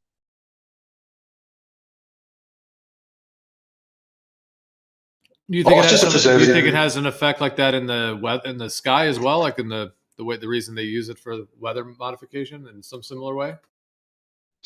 It's possible. I think they put it up there so often. The way they do it is because that works so well with the ionic fucking heating, and radio fucking manipulation and all that shit, HARP, all of that crap.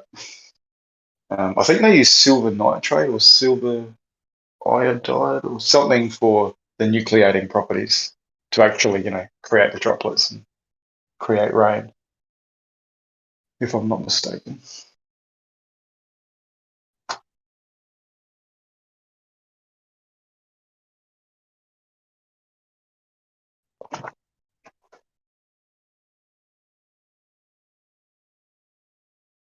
Yeah, but freedom of information fucking things for 50 years ago have shown that they've done all sorts of experiments with all sorts of fucking seeding events, whether it was to seed the atmosphere or to seed the population, to see how something distributes. I forget the name of some of these experiments, but it's public knowledge.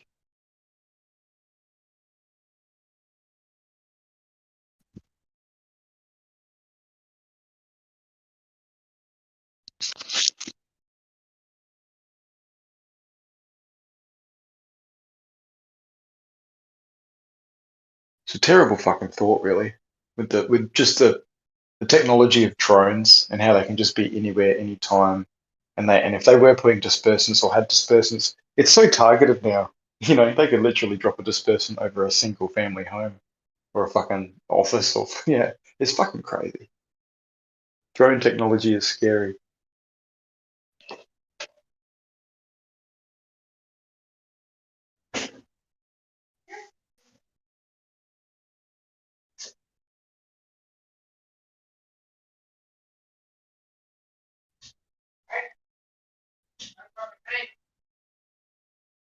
People in the future will have personal EMP devices. Someone will come up with an EMP cannon that you can just aim at a fucking drone and just disable it completely. And there'll be like devices that you plug into your wall somewhere that just like every fucking 5 minutes just pulses, and you've got to make sure that all your other gear's protected. Otherwise, you get a microwave transistor. I think that's what they're called. Microwave cannon. Yeah. Microwave transformer, and you can just shoot. You basically you can microwave things and put it in like a dolphin torch.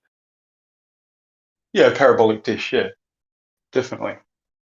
Yeah, microwave cannon out of the fucking, what's it called in there? Not the gravitron. I keep thinking it's called the gravitron, like the thing at the show. Magnetron. It's not the gravitron. Magnetron. That's the fucking shit. Yeah. Yeah, no, you can do that for sure. I mean, if the distance runs out pretty quick though, like you're talking a lot of wattage if you want to try and shoot something out of the sky with that fucking thing at any time fast. But if you want to slowly give your neighbour fucking brain cancer, yeah, you could do that.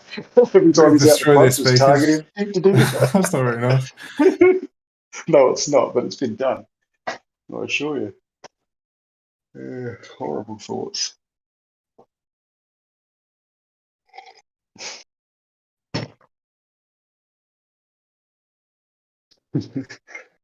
Yeah, EMP cannon, fucking. Who here's fucking seen the sound cannons? Where they shoot basically like an empty cannon. Like it's got the charge, but there's no projectile, and you just see the vortex go through the air, the disturbance. Is it like No, I'm not really familiar, but does it make like a donut? Basically a pressure wave. Yeah, like a donut vortex, similar to blowing a smoke ring, the cigarette smoke ring, or underwater rings. How they sort of roll and twist like the donut sort of thing. Yeah, through the space.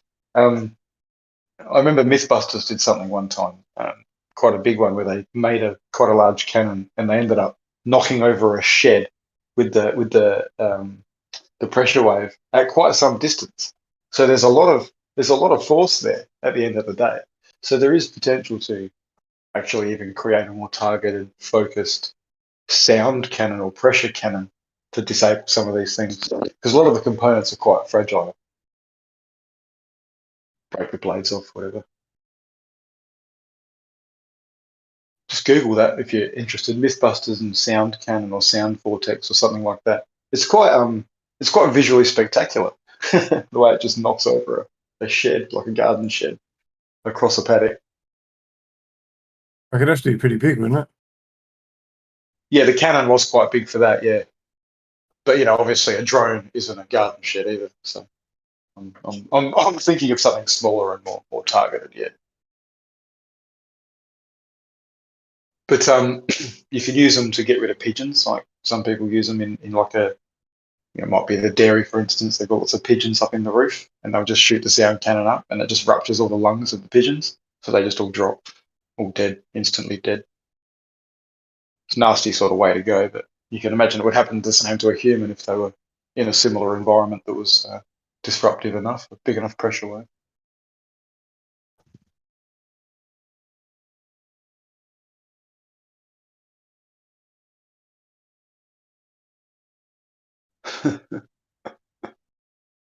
Sound cannon, pressure cannon. I don't know what they're called actually. Certainly makes a fucking sound. Here we go.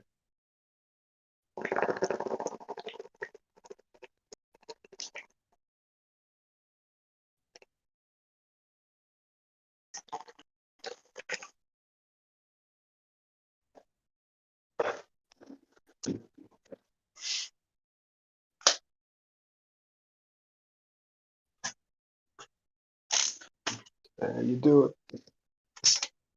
Yeah, good shit. Good talk. Good talk, boys. Where are the girls in this community? Fucking hell. Should have a ladies' night. They all get chased away. Ladies' night. Feel alright. Yeah, they do. They get chased away. They're all pretty hot, like hot on their heels, though, aren't they? Like feisty. There's not too many just casual, relaxed ones. We'd have Not to be that to I've come stick across around. personally.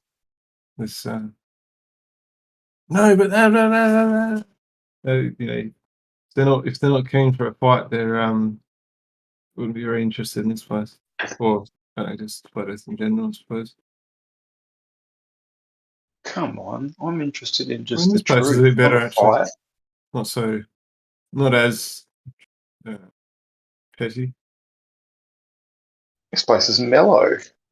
Yeah, it is. It's good. It's only if someone has bold claims of evidence of curvature or rotation that the shit goes down. Or refraction. Can't do that. Yeah, well, hang on, If I talk about hang on. refraction, people, even flat earthers will go, oh, no. And you go, I don't know, listen to my argument first. No, it can't be. I know that it isn't. It's perspective and it's angular resolution.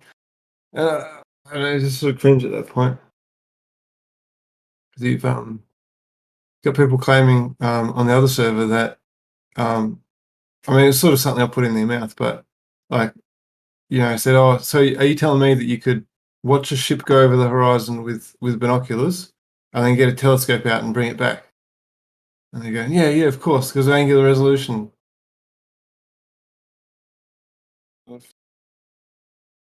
And did they do it? Yeah, well, no, they were just trying to claim that all it was perspective and angular resolution, and they thought that I was a glober because I was sort of just putting, you know, holding their feet to the fire a bit. First time I came back after 2 or 3 years, you know, and you know, I think that's just a stupid. There are certain arguments that make flat Earth look ridiculous.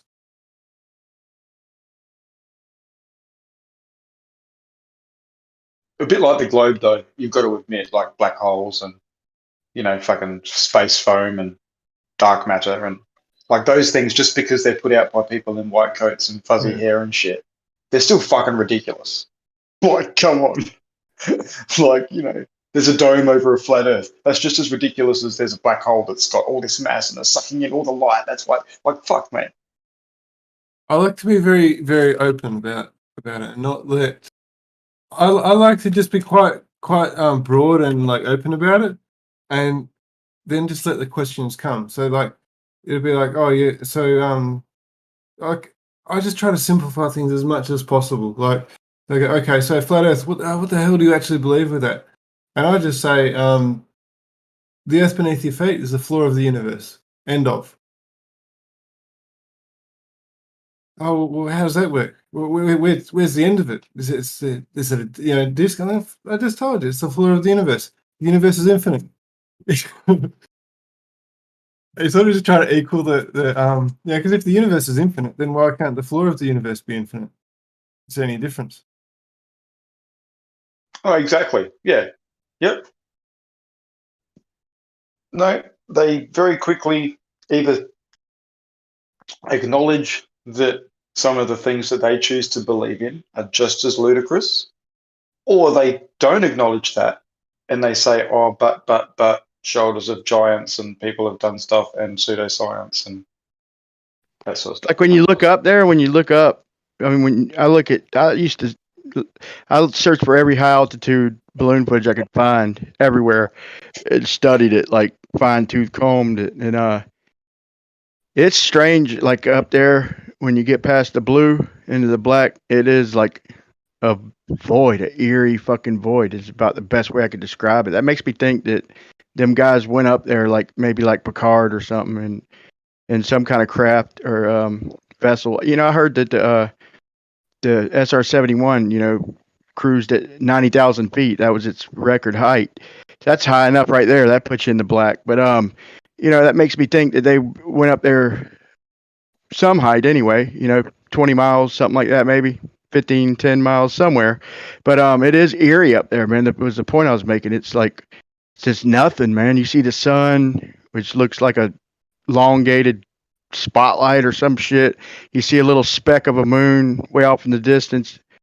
And the rest is just black. And no way to even describe it, man. It's like its own kind of black, man. Just nothing, like a fucking wall almost. Yeah, what It's about the amazing, isn't it? nighttime ones? Have you seen some of the nighttime ones? I seen the one where what you call it tried to get stars, man, but he didn't make it very high, you know. That's his lowest one ever. It's like you finally get stars, and it's the wobbliest, lowest one you've ever. I think he got up to 60,000, but to me it looked more like about 40,000. But I don't know, man. And it never stayed. You know, it was just fucking rocking like crazy, man. But there was stars up there, but it wasn't like you'd expect. You know, you expect them to start getting bright, and the I way think some I of them. remember showing someone one of these ones at nighttime, and he was confused about which one was the sun and which one was the moon, because the sun was supposed to be the opposite side of the globe at the time, right? I think this one was over Spain, so the sun was actually over New Zealand or something like that. But you could literally see it in the distance. But the moon obviously was closer and obviously a lot more brighter. And he was adamant that was the sun. I said, no, this is nighttime, bro. Oh, I've never seen that's man, I've never seen the moon up close from high altitude, man. To be honest, I got a P1000. It always looks so zoom in on small a and distant. tiny piece of the moon, but I don't know. I can try and find it. I hope you do, man. I'll get into that shit, man. It's just not something you see every day, and it's something, you know, I never seen coming up. All I seen was the bullshit they showed us. This is real, you know. I like to see what's really up there, no matter how fucking eerie it is. It's what's actually up there, you know. And There's yeah, a reason.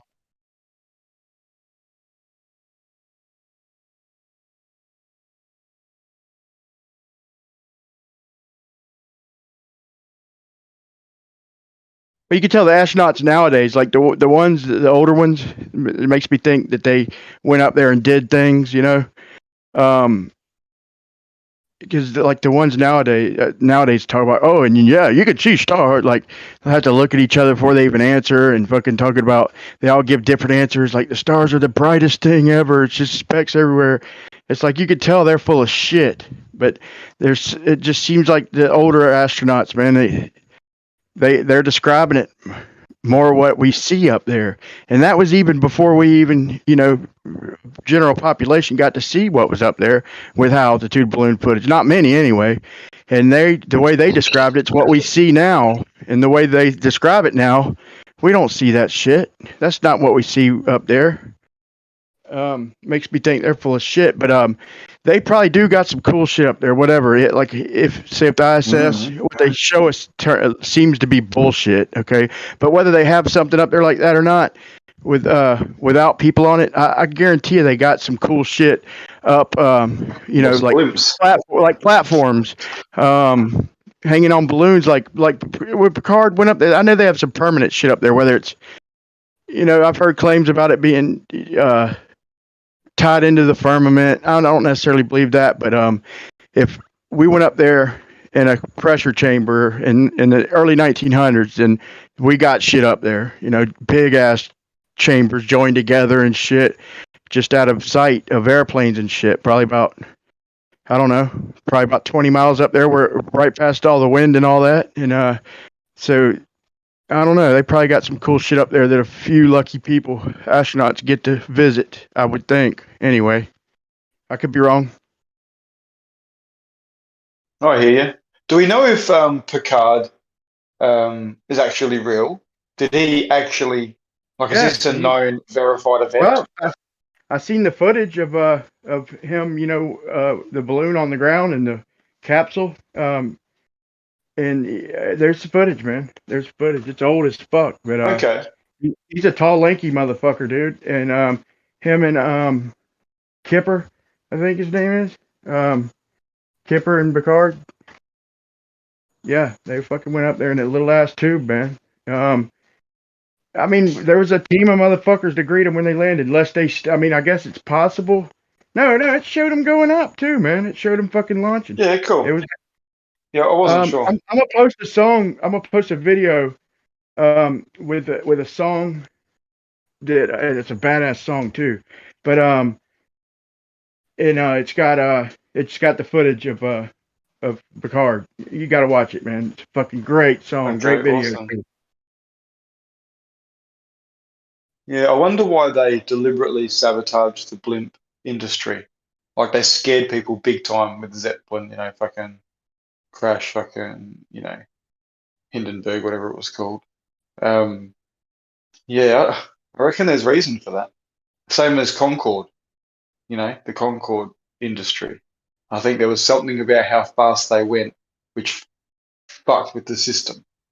It pointed things out to astute people that they didn't want astute people to fucking work out. So they burnt that trail and stopped that nonsense real quick. And the same as fucking blimps.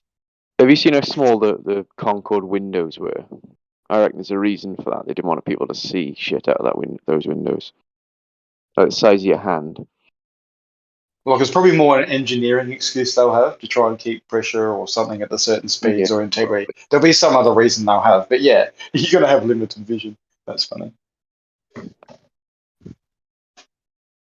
Yeah. But see, all the things if you want to see the footage, man, they burned spectacularly. Hindenburg was fucking spectacular. Concorde was fucking spectacular. You know. This video I just posted, man, it's a badass song. But it's the same guy who sings that for the end of the earth, from the ends of the earth, with talking about the story of the I forgot the name of the fucking ship, but the one. But anyway, it's got the gondola that he went up in, and it shows a clip of that. It shows him when he landed and all that. Then it shows a bunch of, you know, fictional shit, but it's a badass song, dude. It's got some cool footage, man. Can't believe you ain't heard it or seen it. Apparently, Picard's brother is the one that's gone the deepest as well. Is that correct? Into the ocean? Not sure. I didn't know he even had a brother. Yeah, at the same time, I forget his name. Yeah, he went the deepest, and the other one went the highest. I always consider the fact that it all might be bullshit, though. It was his son. I think it was his son. Oh, his son. Okay. I consider all of it potentially bullshit, but this particular one doesn't seem that far fetched. I think it was 1930 or something, and you know, we knew about helium and hydrogen and shit, and you know, we had steel tubes It's basically all it is, just a fucking like a tank with a window in it. You know what I'm saying? It's not really that fucking. Anybody could make it, really. Anybody really Now could they make can the just fucking use balloon too, electrostatic man. charge, though. They can just have a big surface area and create the right charge around it, like an electrodynamic tether style, and it would essentially do the same. I can't imagine that that's not something that they've done. Big massive Yeah, blimp, big surface charge, off it goes. that's why I think Adjust they're that hogging charge. science. They're got us stuck on gravity, fucking 1915 bullshit. They got us stuck on this because they fucking learned the real thing is what gravity or whatever the downward pull is, what it really is, and how to overcome it. Like the Hutchinson effect. Back in what the 80s or fucking 90. So they've kept us pinned on this shit because it's. I mean, it would rock the world if they come out with the technology, But that's what UFOs are and shit, man. It's just that technology, man. The badass technology they already have and have had for a while, but dude, it would rock the world because it would be pretty much pointed in the direction of the free energy, fucking anti-gravity. I mean, dude, technology really ain't progressed shit, dude, if you think about it, except artificial technology. Hasn't really progressed much in ever, man, since the fucking microwave oven or something. What have they really came out with, man? It's still combustion engines, still the same. Airplanes got the record from fucking 1970, the speed record shit. It's like, dude, it's working backwards, man. Everything's working, I don't know, man, except artificial technology and phones and computers and shit. It's the only thing progressing.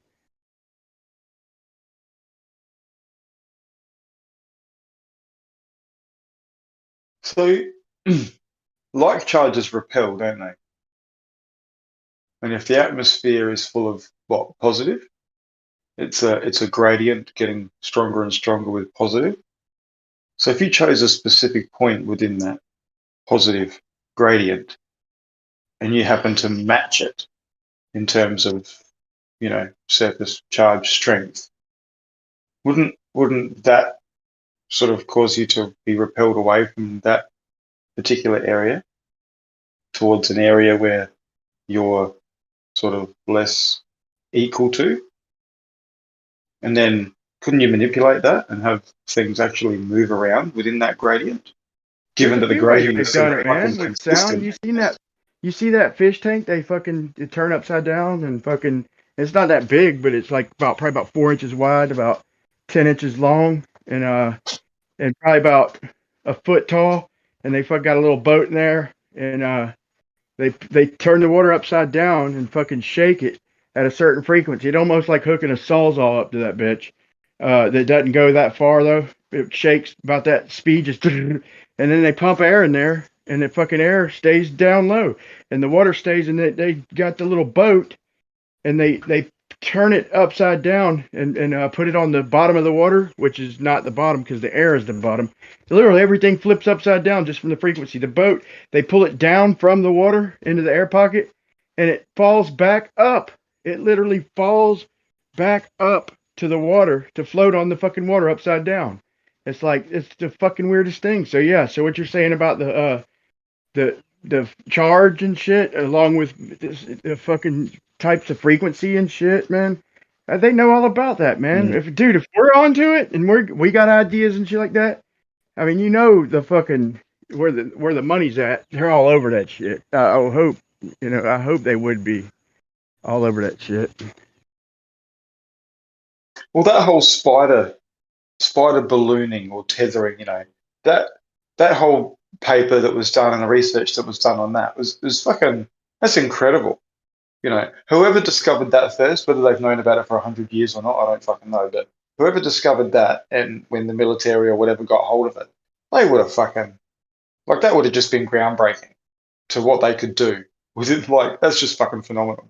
They thought it was the wind for fucking ages, as far as I was aware. And to work out that it's fucking, they charge the line that they put out, and that sets them up because they can do it without wind. It's amazing. Everything comes from nature. We just have to observe, don't we? You're right, dude. Everything does come from nature, don't it? Mm-hmm. Seems to. Can't reinvent the wheel. Nature invented that as well.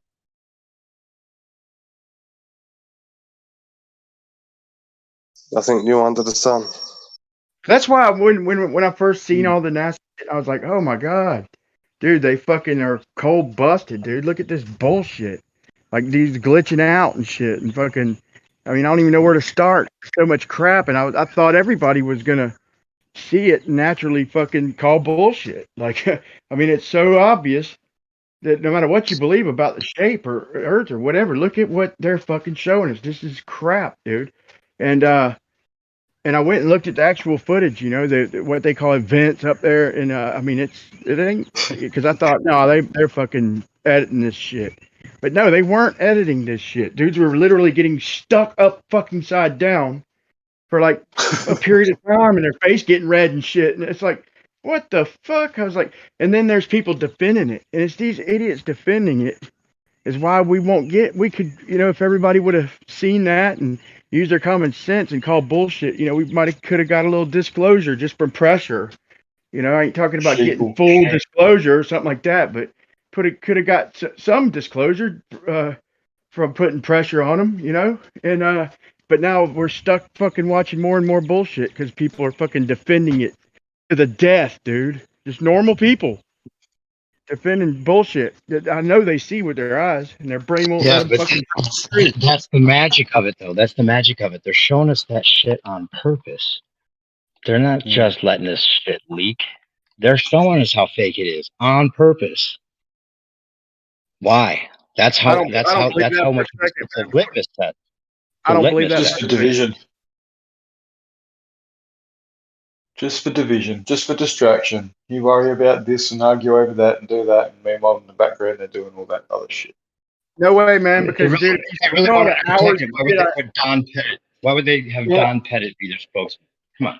Bro, I've literally watched the hours of that shit and nothing wrong at all. Hours and hours and hours, dude. I mean, there are fucking... Dude, there's more hours if you started watching it now at regular speed.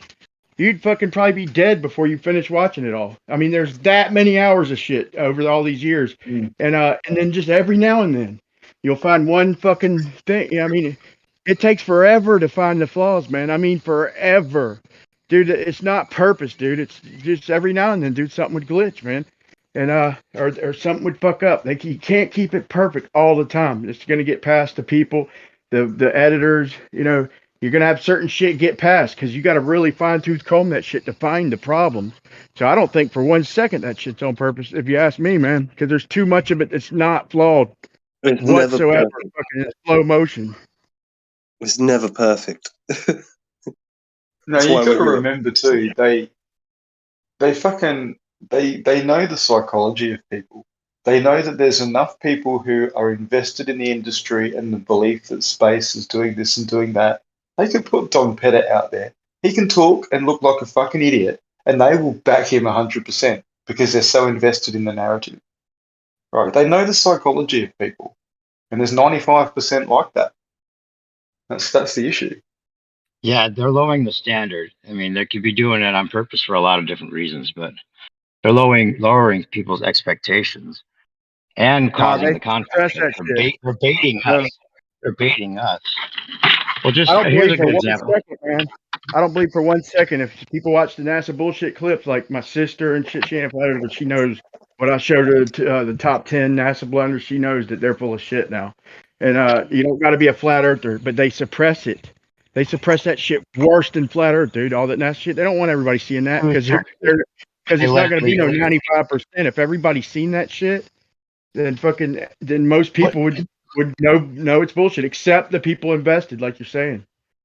Okay, if they were really trying to protect it, who's the opposite of Don Pettit that people all know about? I can't do that. Sorry. What do you mean? Who's the opposite of Don Pettit? What do you mean? Who's the really impressive smart guy that we all know about? Stephen Hawking. I can't do it. My bad. You talking Who's about the astronaut impressive or astronaut who's the really, TV? who's the really impressive guy that's supposed to save them from the Don Pettit? The guy that counters all. Oh, you talking about Veritasium, dude? I'm saying they don't even have an impressive guy. There's nobody impressive. We got Neil deGrasse Tyson, fucking Bill Nye, Don Pettit. They're all clowns. If they were trying to protect the truth, they wouldn't put those guys out there. Yeah, but dude, this is strange though. I guarantee you, more people have heard about the flat Earth than have heard about the fucking NASA bloopers and blunders. I guarantee it, man. At this stage, you know, more people have fucking literally heard about flat Earth than have heard about the NASA bloopers. When they should go hand in hand, but they don't. Not like you think. I mean, not to people who don't look into it. You know what I'm saying? They don't let them videos. They fucking shadow ban the fuck out of them videos, man. They don't want people seeing that shit, man.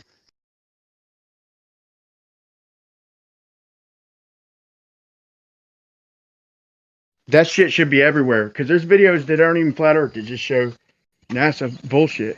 You know, that should be everywhere, man. Everywhere. I think the reason they do it is eventually they're going to use flat Earth. Like, tell us the truth and have that be the scripture. Like in scripture, the big truth reveals.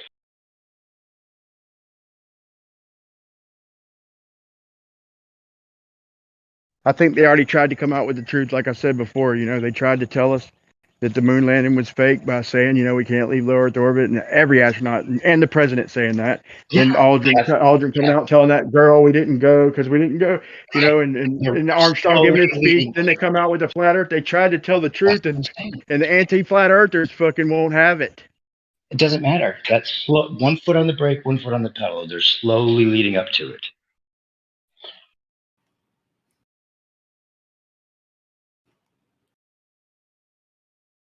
Brian, you're saying just because there's 22 anti-flat earthers on the internet, you think that they made a difference, or that someone's doing something for them? Dude, they're getting paid, man. Look at their videos, man.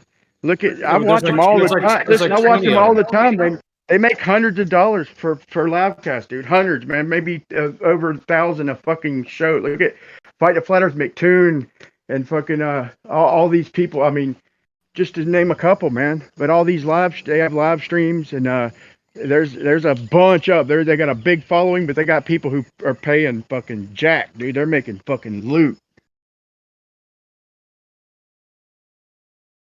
So they said, well, in Congress, they said they're gonna fucking, you know, they're gonna put whatever resources necessary to stop the spread.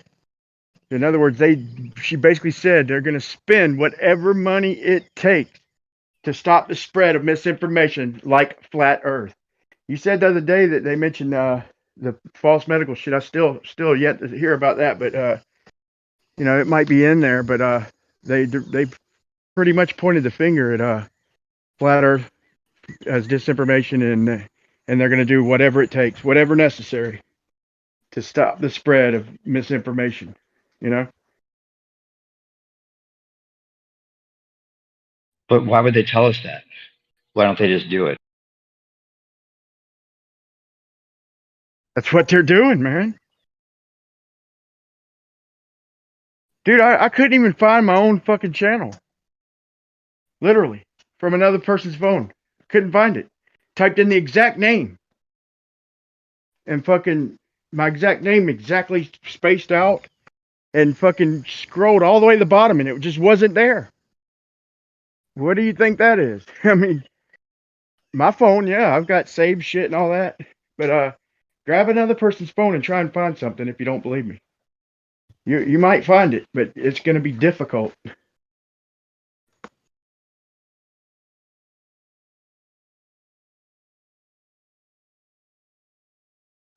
No, I hear you. I think to me, like that term, the anti-flat earthers, I mean, it's like you've got people that know the earth isn't a globe, and that is obviously a threat to the power structure. So then the power structure people are censoring and doing their thing as they're doing it.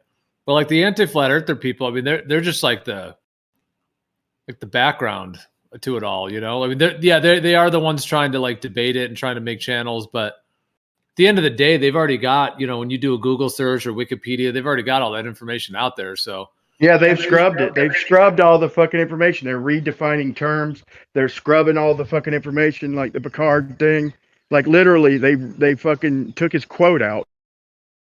the Earth is flat with upturned edges. They literally took the quote out of the fucking the magazine website.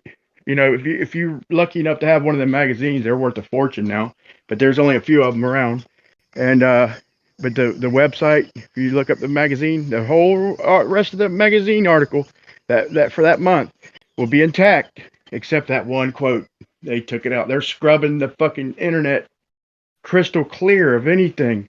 I couldn't even find the fucking Project Loon where they said that they had you know, they're like, now we have these stations everywhere, you know, and now we're putting up over a dozen of these balloons a day, and we have multiple stations around the country and shit. And I can't even find that. It's just gone. I'm not trying to say that they're pushing flat Earth. They did at first. Maybe it was just the algorithm that was allowing it for business, but I don't think so. It's like we were almost like the test group where they allowed us to find it, and then they hid all the videos.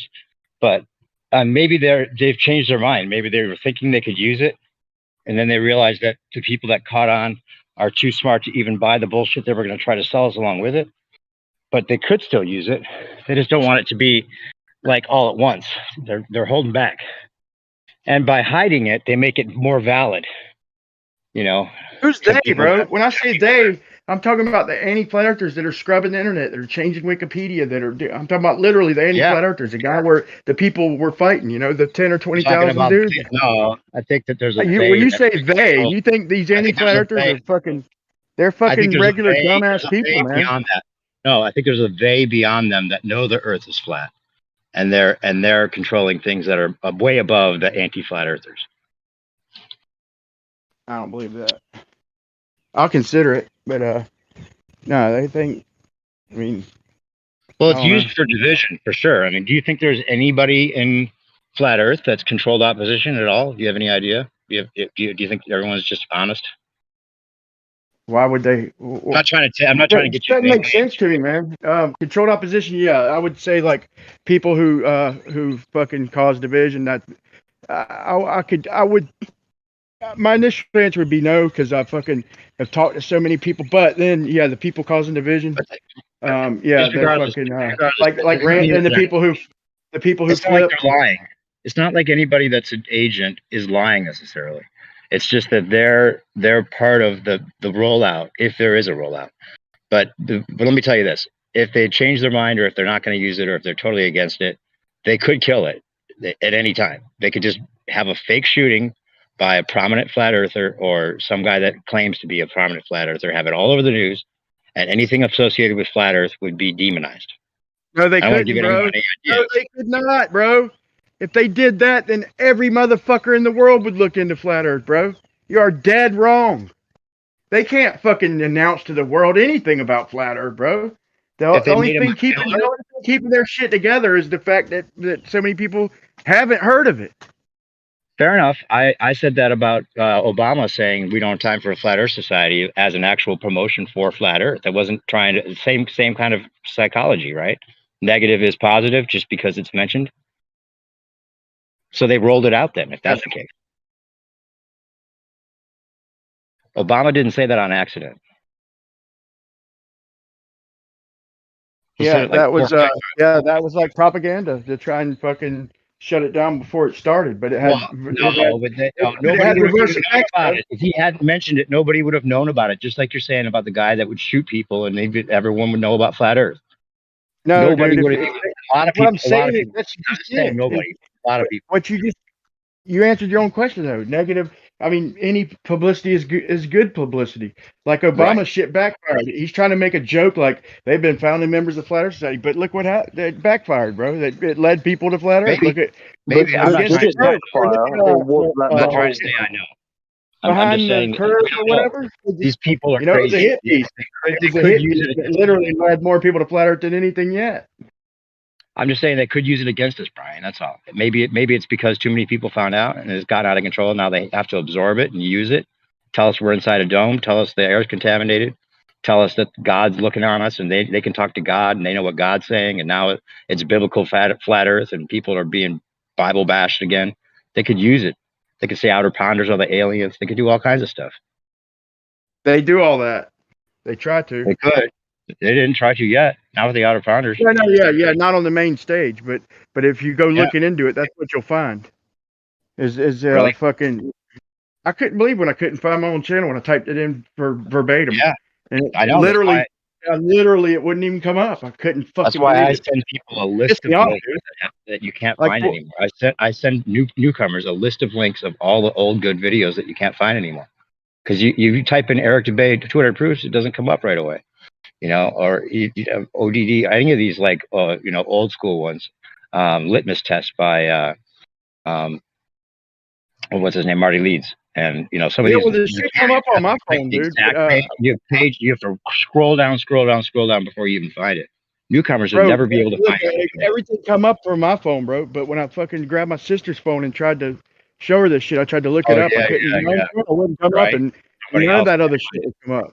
None of it. Yep. But I didn't look up. I'll be honest. I didn't look up like 200 proofs or nothing like that. But I was trying to try some of these old ones on your phone, and you have to scroll. Just try to find Nathan Oakley, Mick West. That pinnacle episode where Mick West was totally called out on the radius being assumed, and he had to change his Metabunk website. You will scroll. You just type in Nathan Oakley, Mick West, and you won't find anything with the two of them on it until you scroll down page after page after page. Yeah, but if you try it from somebody's phone that's not affiliated with Flat Earth, you won't find it at all.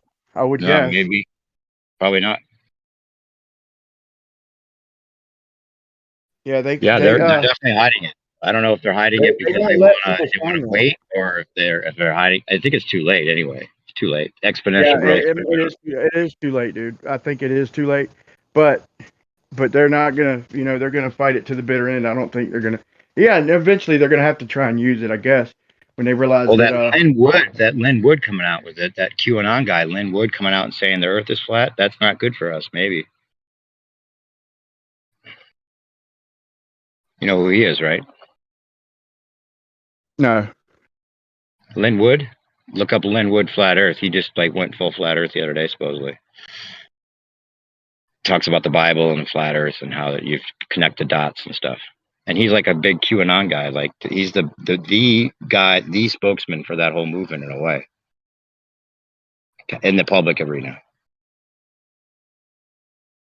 He's the Trump rallier with the red Trump cap on, the Make America Great Again cap. He's got gray hair, real outspoken.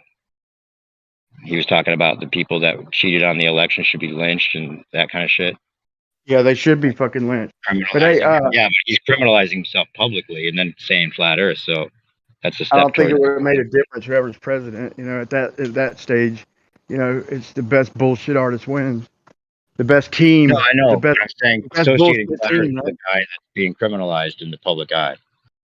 I see what you're saying, but hey, I wonder if that guy posted that high altitude footage from Spain. That guy we were talking to earlier.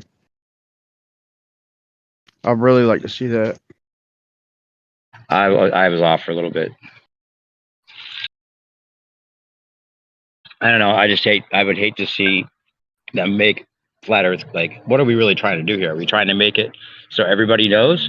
Because then even if we were the ones that did it and it was totally organic, if we did that, they would absorb it and try to make it into whatever they want to make it into. If it ever becomes mainstream, that they're not going to start telling us the truth. They'll tell us some lie about flat Earth, make some kind of some kind of bullshit to go along with it. Yeah, they might have already done that with the map, maybe. I got mixed feelings on that, but man. Say there's a dome. Say you're trapped in this dome and you can't go anywhere anyway, so it doesn't even make a difference. Yeah, you got to have information. You can't rule a people unless you have information they don't have. If everybody's got the same information, then you got to fool them to rule them. That's Right. goes back all And the they way. can say whatever they Yeah, want. and If they admit that the Earth is flat, then the people will think, oh well, they must be telling us the truth about everything because they're admitting that. but there's golden ages from time to time, man. There's golden ages from Yeah, time maybe to time. that maybe there is some kind of golden age they're going towards. Maybe flat Earth is a part of that. The truth gets revealed. We have a golden age. It's a different era. After they've killed like 90% of us, yes, maybe.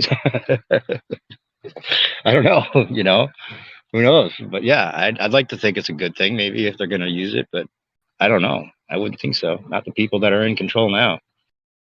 I think they do have kind of like a godly type ego where they think they do good things and bad things. But definitely corruption, you know, and power corrupts, you know, absolutely.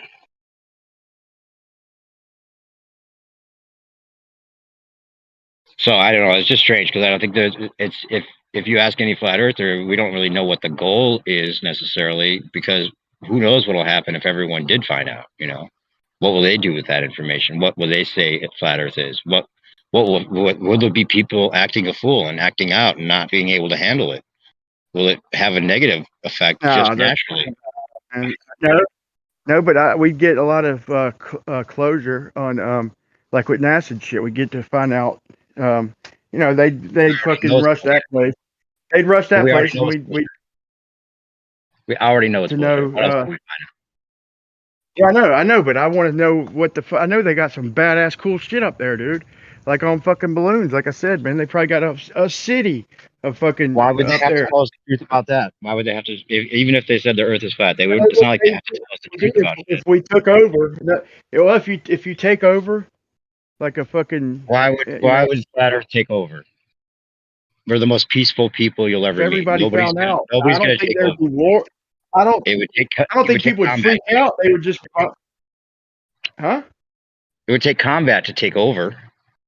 And we're the most peaceful people you ever met. So we're not going to take over. Dude, you think that everybody would still defend it? You did defend NASA when they just found out that if the whole world. They'd probably go, oh, okay, the Earth is flat. And they'd click like and move on with their day. Well, just a minute ago, you were saying that there'd be people freaking out and there'd be consequences. There could be. So people not able to handle it. Yeah, that lead that you gave me, man. Now you're U-turning on me, so I don't know where to go. That was funny. You said they click like and move on with their day. That was funny. Oh, the Earth is flat. Give it a like. Okay, like and subscribe. Right, move on. Back to my video game, right? Oh yeah, it's flat in the video game. I never noticed that before. Rumpus would freak out. That's what I'm saying. Those kind of guys. Maybe there'd be guys that would freak out, you know, religiously and to go overboard with that, or you know, they would try to jump the wall, or you know, there'd be all kinds of weird shit. Maybe that would happen. Maybe they want the chaos that would come with. I don't know. I'm just saying. There's too many drops in the mainstream media for me to think that it's all against flat Earth. Because even the hit piece video that Jaron and Bob are called out for, that wasn't a total hit piece. I mean, you could watch that and look into it after that. It wasn't like they tried to demolish flat Earth with that. You know, I've definitely met people that was like the first kind of introduction to it all, and they actually it intrigued them more to look into it more. Right. They could have like made a slam dunk stupid. They could have had the worst people representing us, and they don't. If those guys are actually representing us as like shills or whatever you call it, they could have chosen people. Even if those guys aren't shills, they could have chosen worse people to put in that video. Is all I'm saying. Sorry, go ahead. Whoever was trying to talk. I was just saying maybe there was like a soft introduction, because if it was edited the way that it should have been, then it would have been too much evidence for flat Earth, which people might not be accepted. But to make them look a little bit silly like that is more of like a soft introduction with it wasn't totally anti-flat Earth, you know?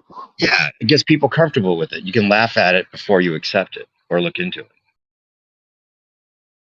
But if you made it like some fucking school shooter, flat earther, like they did with some of these other things they wanted to make like nationalism or whatever, if they wanted people to just totally turn on it from the very start, they could have done that, and they didn't.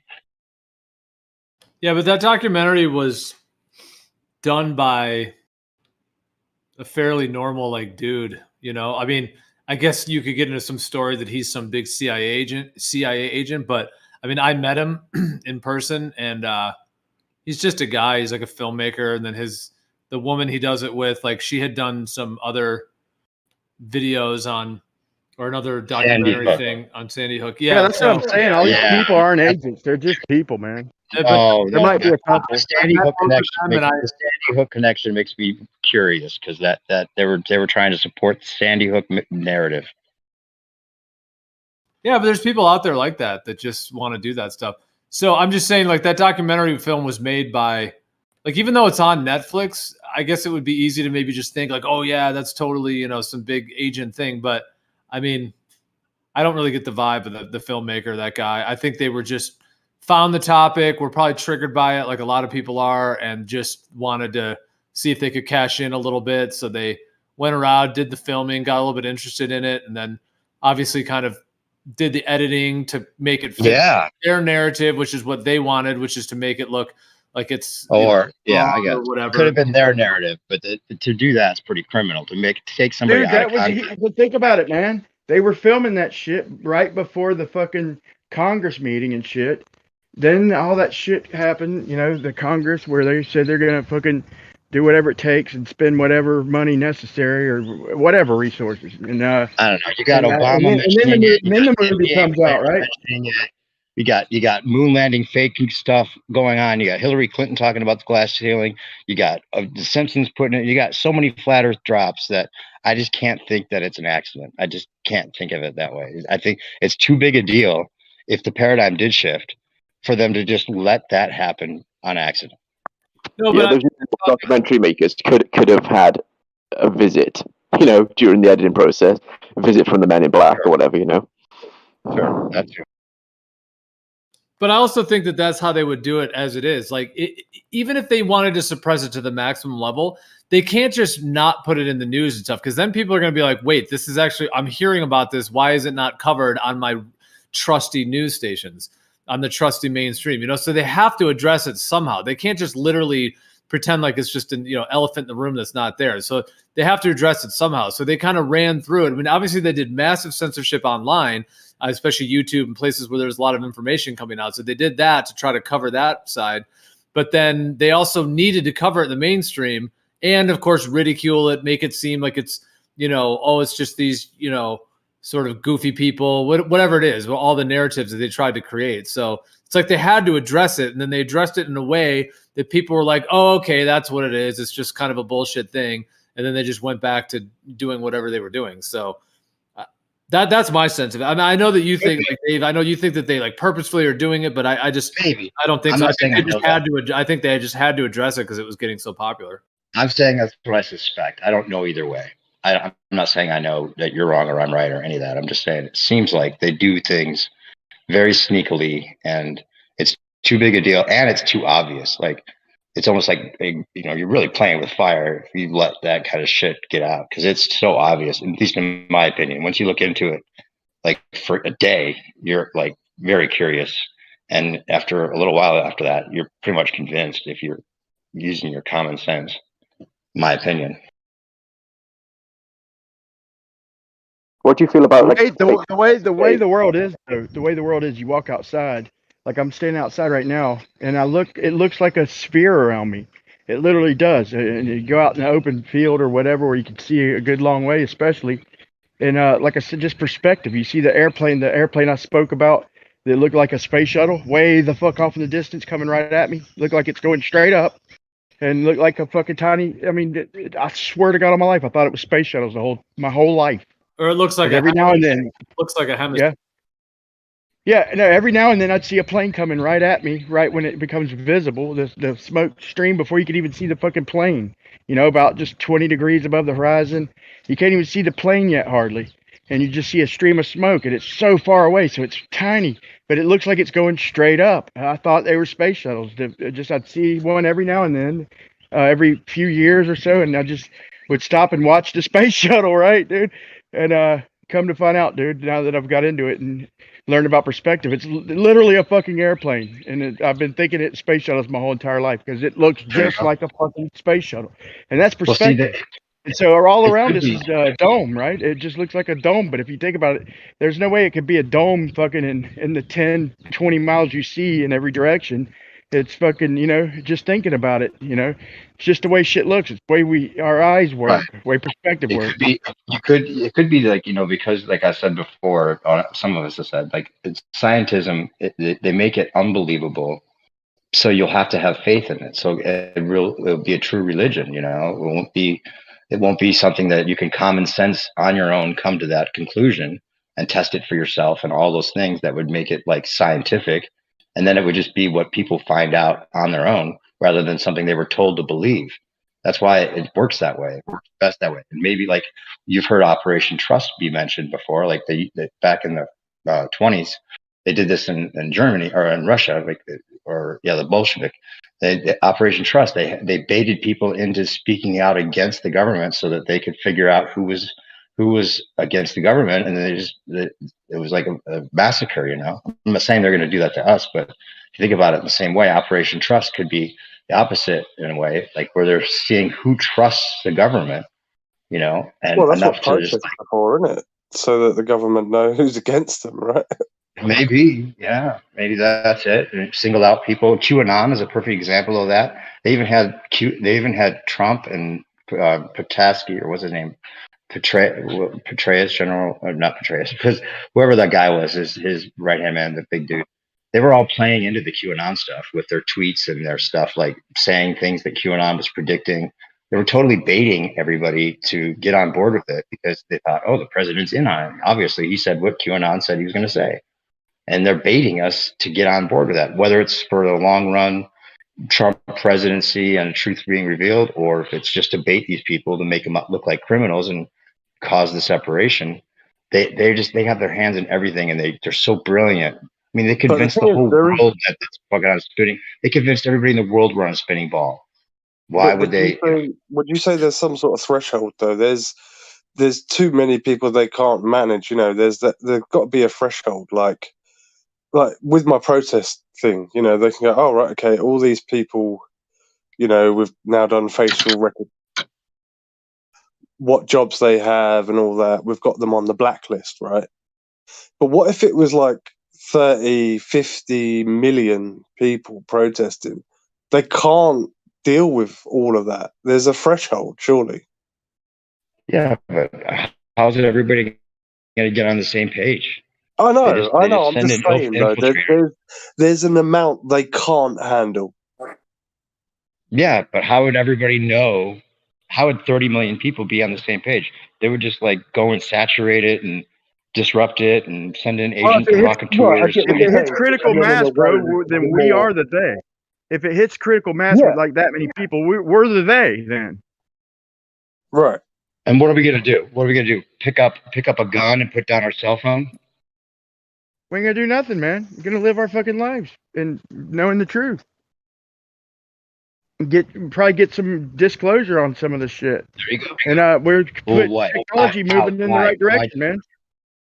How are we going to demand disclosure from the people that were lying to us? They could say anything at that point. They oh, don't you think caught they're us. lying, Okay, bro. They don't think that they're lying, man. What? But I don't mean as in like an attack on the system. It's more like taking the other people out of it and then just making your own system. That would be. Wait, Brian, do you think the astronauts think they're going to space? No, well, obviously, with the exception of the astronauts, but I think they're going up there doing something. Like I said, the fucking early astronauts, they described that shit too perfect, man. And that's before there was a fucking high altitude image of footage, man. Do you think space is a real place you can go to? Dude, I know that you could go 20 miles up, bro, into the black.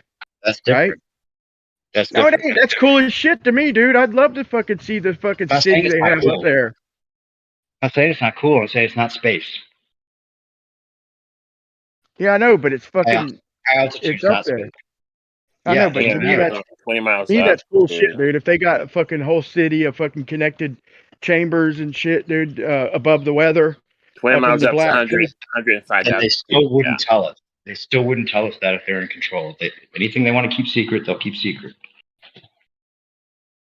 Well, you could say the same about 20 miles down. No one's been that far down. Like, no one has really been that far down, have they? So, but or As far have as we they? know. Or have they? You know. Exactly. As far as we know. Actually, I have to go, guys. But good talk. Yeah, man. Well, you got a good fucked up Good night. attitude, man. It's kind of got me down, I'm man. not Like, fuck, I'm sorry. there's never I'm any sorry. hope for no fucking disclosure or nothing. I'm man. sorry, bro. I'm sorry. I'm just trying to be realistic. Have a good one. Later. Later on, man.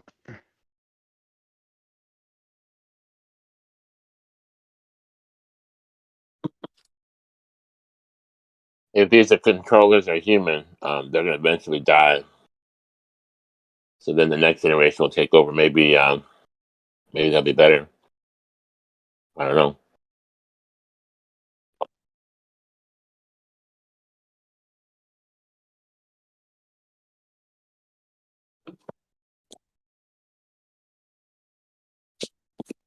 Yeah, it's all hypotheticals, man. I mean, nobody really knows exactly what, you know. It's too easy to control shit nowadays with money, man. It's way too easy, man. Easier than it ever has been. You'd think it'd be opposite. Sorry to interrupt. Brian, where are you from in the world, mate? I know it's America, but your particular Florida. accent is... So have you got a typical Floridan accent? Yeah, I suppose so. With the roundiness, the curliness of the words? I just like, hey, bro. I'm only curious because I'm into that. That's all. Sorry, mate. Yeah, I suppose it's pretty normal, man. You know, when I moved to New Orleans for a few years, they said I sounded country. Like, my wife, she's got a fucking big time Southern accent. But there's different levels of Southern accents, man. But it's kind of, you know, nowadays it's with everybody communicating with everybody, shit's kind of unifying a little bit. But there's still people with accents. Like I said, my wife's got a real strong Southern accent, real strong.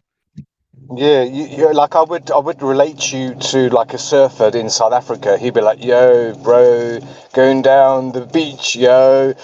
Sorry to interrupt. I just turned on, mate. So I'm sorry if I'm mucking up your context. But thank you for that. Surf's up, man. Yeah, I surfed my whole life, man. I sold my last surfboard probably, I don't know, 5-6 years ago. Godric, where are you from, mate? I know you're probably more southwest of America, maybe. Was that Godric on the phone? Was there Godric earlier? No. Yeah, I'm I here. think What's up? Yeah, Godric, were you in America? Yeah, Los Angeles. Yeah. Okay, cool. Yeah, that makes sense. That's kind of where I thought you were from. Sweet. Sorry, carry on talking. Thank you for letting me talk. Thank you. Well, if you like Southern accents, I could lay one on tick for you, bro.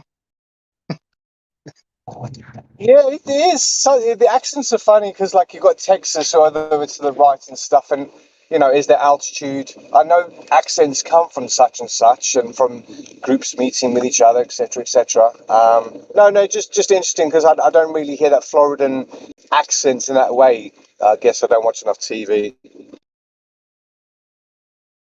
It's a good place, dude. We you know, we had a good governor, so we didn't get any of that bullshit. They tried to lock down shit, but it didn't fly here. So we're in one of the, you know, more fortunate places, man, where, you know, people did start wearing masks there for a minute. But you could always go into Walmart and shit, and you'd see people without masks, wink at them and shit, you know. But it didn't last. They tried to close the beaches down. That didn't last. Everybody just went to the fucking beach, you know. You can't turn away fucking. Well, I guess you could try. It just didn't work. Who's your governor? What? Who's your governor? What? Oh, DeSantos or whatever. The guy who led the fucking charge against the OSHA or the president's the fucking mandatory shit. The guy, that's our guy, fucking spearheaded that fucking. Is that shit. Florida? Yeah. So, like, here's a question for you. So, like, DeSantos and they were against the mask, they're against the jabs. So, do you think they're fighting for the forces of good? Huh? Do you think they're your governors, those people that are in charge of your state that are Yeah, we against were lucky, the man. We were lucky, yeah? man. He believed in choice, man. Do you think they're really good people fighting for you, or do you think it's something Yeah, else? I think so, man. I think there's some realistic governors and shit, man, who Ted have Cruz. I don't know how high that level goes, and I don't know just how many there are, but I don't think nobody thinks to themselves that they're evil. Everything everybody does, they do for a reason, man. So you're gonna have on local levels, especially, man. You're gonna have some people with honor. I think. Drinking baby blood. You don't think they think they're evil? Huh? Drinking baby blood.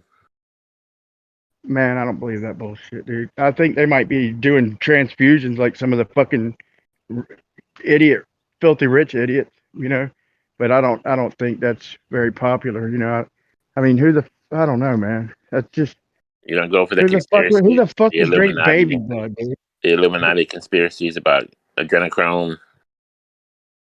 Man, like I said, I mean, the world's a big place, dude. There's probably idiots who fucking do just about anything. So there's probably some truth to just about everything you hear, but as far as ever impacting your life, I wouldn't count on that.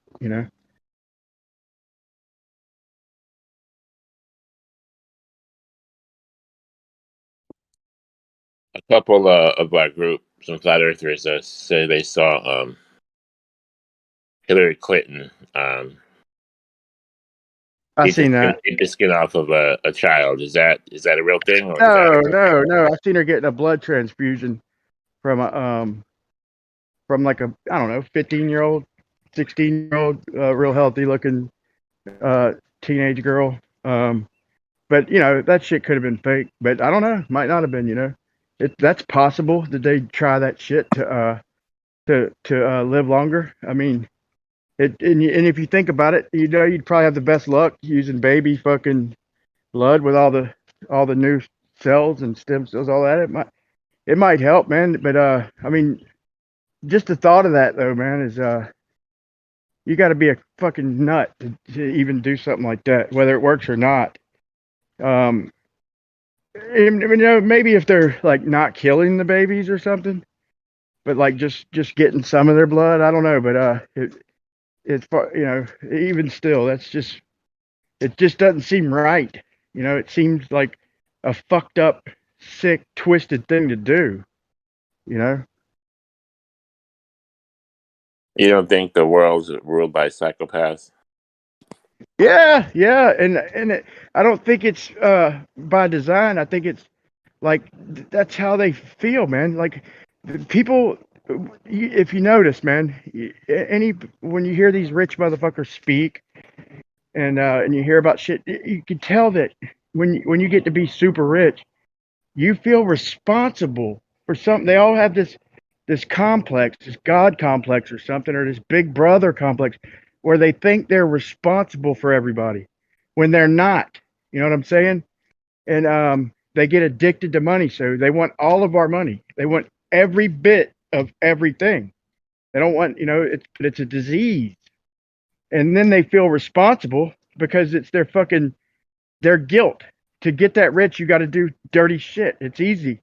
I've heard them say it. There's ways to do it, but you got to pretty much, you got to say goodbye to your honor and your fucking moral compass. And you can make the money. There's methods. There's shit that like loaning money and shit and fucking like that doesn't fit in economies. Anything else people bring to the table, like I bring a service. I charge people to build. Some people might offer goods, and then you have goods, services, and things like that, security, whatever. But then and all that keeps a good economy going. But when you have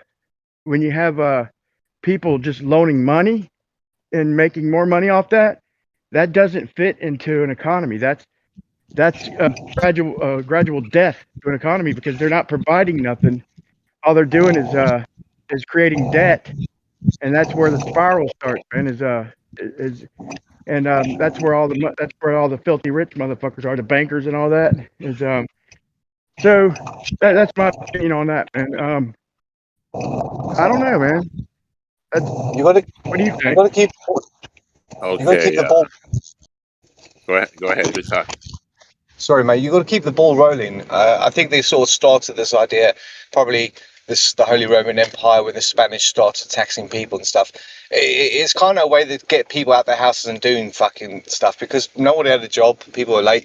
People were lazy because there was nothing to do. There's no cultivation going on. So with this economy and stuff that goes on today, it just keeps the ball rolling. Otherwise, there's no service. There's no way to make money because nobody's doing anything to get into debt and such and such, etc. So I kind of think we need that sort of push and drive to keep us moving, if you know what I mean. And then when we have a pandemic, then the ratio to the birth rate and the death rate then changes. We're now at like 2.3 to 1. We were at 5 to 1 in the 50s, things like that. And there's all the money being released by people that are dying and stuff like that. So the debt is being paid off. And I think we're trying to stop people getting to as much debt today so that we can eliminate debt, maybe. I've noticed that, man. Like when rich people die, it seems like there's a little boost in the economy, just little pockets of good economy. It seems like when like Michael Jackson died, I hate to say that, but like some of the filthy rich people die, man. It's a little boost to the economy. But I was gonna say with the Big Brother complex, like they feel responsible for everything because it's their guilt, because they know they're doing dirty fucking rotten shit and getting everybody's money. They want it all. They want all the money. A wise man was once asked, "How much is enough?" Just a little bit more. That's how much is enough. It's never fucking enough. They need a little bit more, and they can't. And it's a disease. It's a fucking disease. And I promised myself I would never fucking get it. I would find a comfortable zone and reasonable goals that fit in, and never get the disease like my grandpa had. Like he died with fucking like over $1 billion. I couldn't believe it, man. He was a fucking Mason too, dude. I never even knew my whole life. They come out and played at his funeral, a fucking ritual or a song, bagpipes and shit, and their skirts. I'm like, what the fuck? And but he was just all money. Died working and shit, man. Just fucking, but he felt, I could tell, they feel responsible. Looking back, they feel like they're responsible for everybody and they're responsible for the world, and so they're twisted. So they are fucking psychopathic, but they don't think that they are. Nobody thinks that they're evil. There might be a few fucking retards who think they're evil, but most people think justified, man. So everybody thinks they're honorable, but the diseased motherfuckers.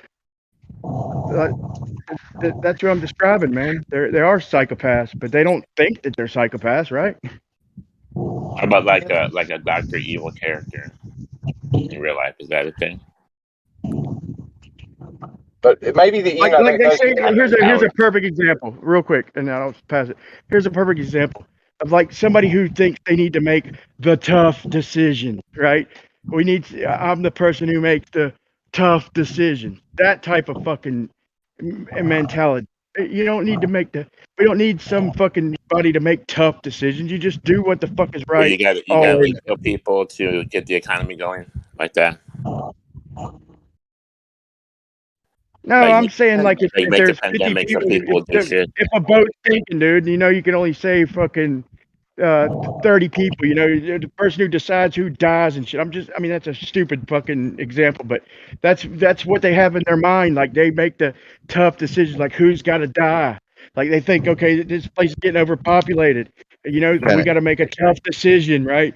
We got to do something. We got to fucking immunize or sterilize. I'm saying, I'm just throwing out random shit. But the people who think that they're doing right, making a tough decision. Georgia Guidestones like that.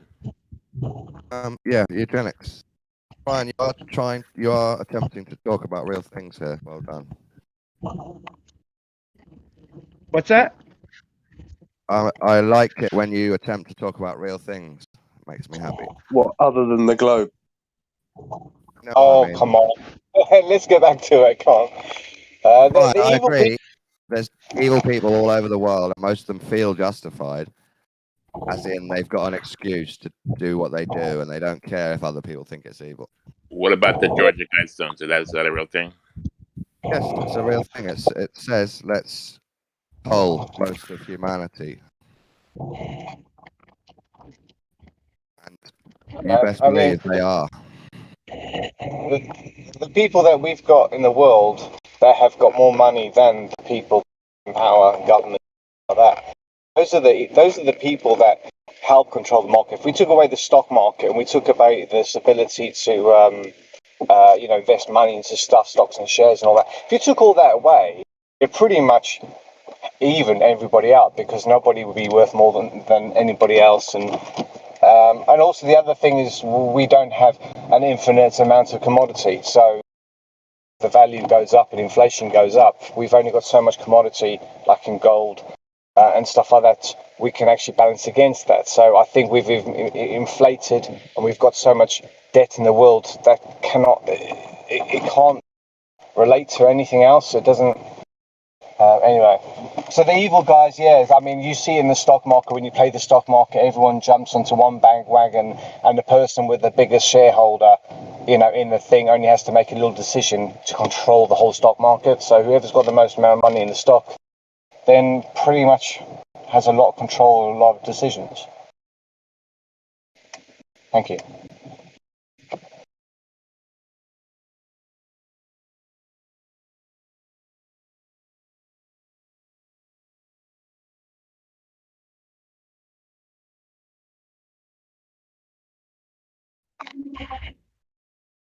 Why does it always go quiet when I talk?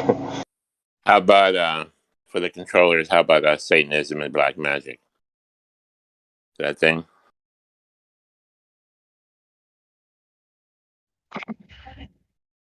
That's like ritual and cult, isn't it? The following conversation was had today. That's one thing. I mean, I think all ties into of some sort, doesn't it? The zodiac signs is this, the cardinal cross, the mutable cross, and there's a video on it just talking about 3 different crosses, the alignments of the zodiacs and stuff. It all black magic and Satans and all that. They have something to do with that, don't they? Prophecies. You can probably prophesize things with just using the correct calendar.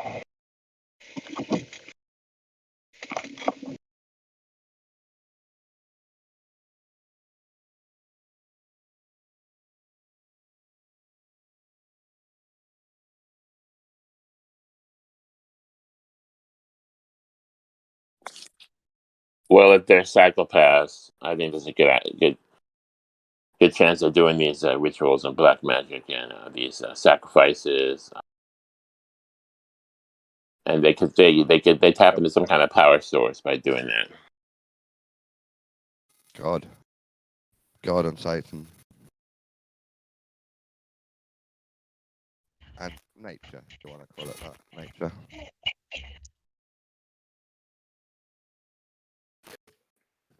Magic, the art and science of causing change to occur in conformity with your own will. Don, to what degree do you think that if you believe in their lies, that you are actually under their control? That's a big question. If it's a lie and you believe it, yeah, you're under control in that psychological context of that idea. So let's say I still believe money is a legitimate credit system that humans use, even though I know deep down it's a religion and it's a cult and it's not anything to do with real freedom at all. I still believe it's an actual credit system humans use. So I'm under the control of the money idea just by going What do you along mean, with like it has value in that sense? Yeah. because credit. because it's not a belief. We all still kind of have to use the fiat system. Yeah, so maybe I'm not believing it, but I have to go along. I've made a choice to go along with it, and that means I'm under the control psychologically of money. But you're aware that it doesn't have any value. But with this, it's almost like being stuck as like in the system, and you're powerless to you know. Do you know what I mean? It's not like you're. I get what you're saying, under control, because we all have to use it. But I think what I'm saying you're aware that it has no value. If I believe the globe and the globe's a lie, I'm under control of a made-up worldview, right, about reality. But if it's true, I'm not under control. I'm just in truth, which is the most spiritual thing you could possibly be.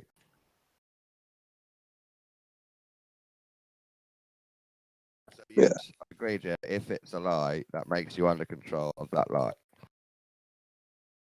So I'd say you're under control of the flat Earth lie, and I'm under control of the possible globe Earth lie. And it would be the opposite for you, talking about me.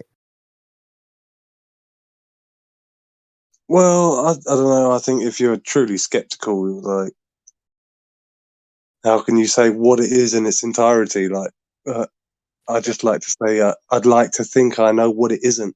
You know? Yeah, I'd say that you're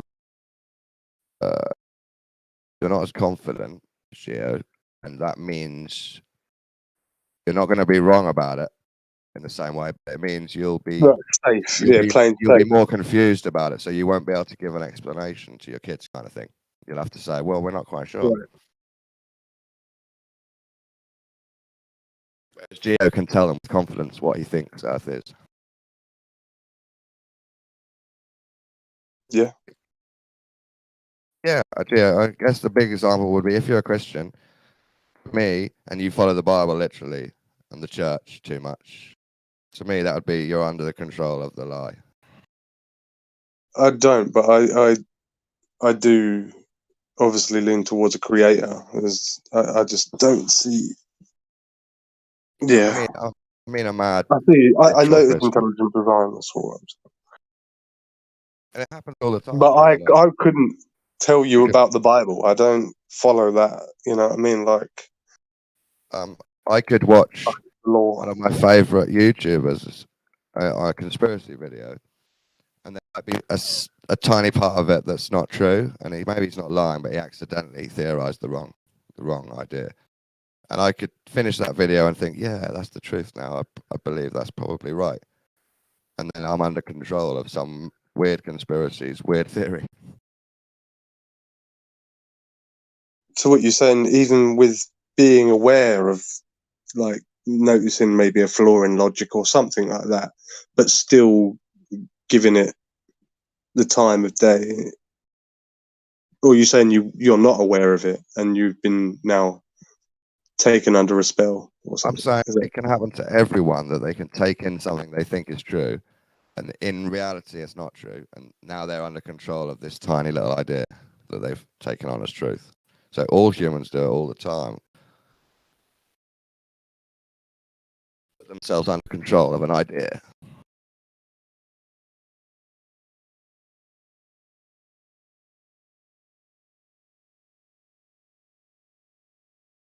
Yeah, but I think there's kind of like different scales of that. I mean, if you go to the car shop and you take your car there and the mechanic lies to you and he says he replaced your muffler, but he didn't really replace your muffler, are you really under control of his lie? Well, I guess in a sense you are. If you believe it and you pay for it and you walk away paying for it and he didn't really do the work or whatever it may be, or he lied to you, then I guess in a sense you are. But when it comes to like your entire worldview, in terms of like who you are and where you live, that seems like a bigger system. You know, it's not just, okay, you got lied to about your car. This is like so it does seem like it's different in that sense, because it's like the actual story of who you are, where you came from, and literally where you're at, where you are, like where you're living. If I was to talk about the globe, possible globe lie, I don't take their word for what I am and where I live. It just happens to be the same shape. Well, if it weren't for quote unquote them, you wouldn't have believed it, right? No, well, they are some of the evidence source, but if it wasn't for Mark Sargent, you wouldn't believe the flat Earth, right? That's the same argument I could make. Okay, well, I've never been into Mark Sargent ever. So Well, I've never been into NASA.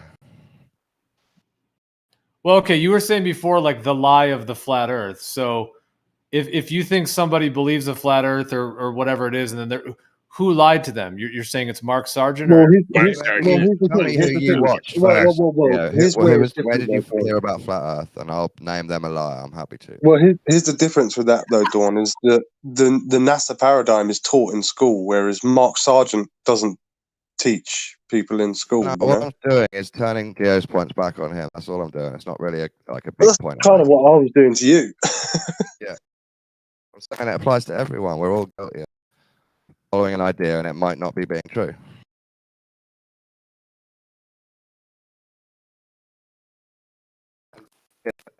My whole worldview is from them. That's silly. It's not. I read Aleister Crowley. This is the thing that you're skipping It's past. not NASA. I get my worldview. You from might different say it's not NASA, but you know, it's the heliocentric idea. It's not just I NASA. also read stuff that's from before the heliocentric idea. I'm very into Egypt. And I know, but we are all taught that at school, are we not?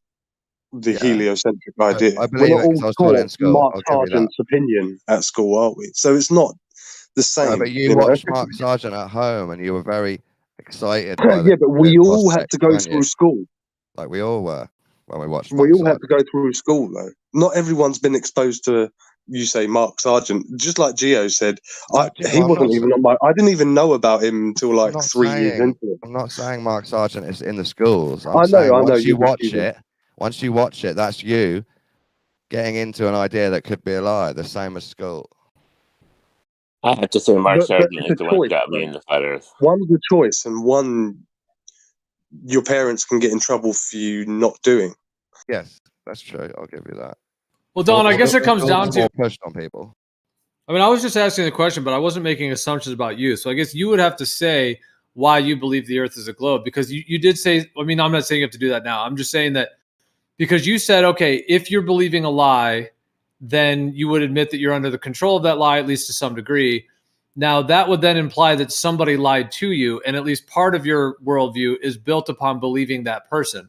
Now, maybe that's not the case at all. Maybe you feel like you've done your own tests or measurements, or maybe you have your own intuition, or maybe you had your own out-of-body experience, something like that verifies to you it's a globe. So maybe you're not believing in someone's lie, that you came to it yourself. And so in that case, if you realize it wasn't a globe, it's not about being under the control of someone's lie. It would just be that you were wrong or that you were incorrect, right? Well, it's your point that if you believe a lie, you're under the control of someone. That was your point, not mine. So I was agreeing and spreading it out to you and me and everyone. But I'll quickly tell you, I believe the globe. I use some of their evidence, but they are not the reason I believe it. I've done my own thought experiment inside my own brain and decided, yes, I agree, that's the good model that works.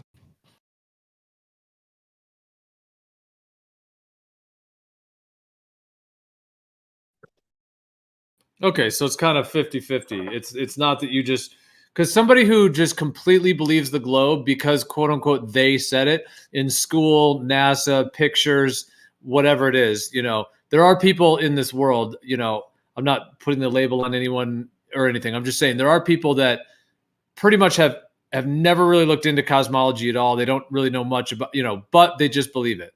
And in that case, if it was to be revealed to be a lie to them, they would realize, okay, I just completely believed the lie. You're saying that that's not quite the case for you, it's like maybe 50-50, or there's some kind of like partly you might be going off the data that they're giving and some of their pictures. I mean, do you believe their pictures? Do you think that's the globe? It's a process, Gio. It's not that once I believe part of their evidence, that means I can only trust weirdos and psychos. I think even if they're evil and they lie to some people, they still can tell truths about the earth, just like Jesuits, just like Christians, just like flat earthers. Even though they're evil and talk a lot of shit, they can say true things too. So you have to decide on each thing if you think it's true or not. So Voyager picture of Jupiter, I believe, because I think humans did and can send a probe out with a camera on it. But then when I see them upside down on the ISS, I think that could be faked, and they are very into faking stuff like this. I think a really deep question that I always try and ask is like, if there wasn't an audience for either side, and people just got on with their daily life, what would their worldview be if they didn't have propaganda from either side? It's a hard question to answer They because would be we'd have flat to find earthers. those people. Some of them would get nerdy and be globers, but most of them would stay flat earthers and just be farming. You're always going to get You're always going to get rivalry, aren't you? Brothers and sisters. Only matters to astronomer nerds what shape the Earth is.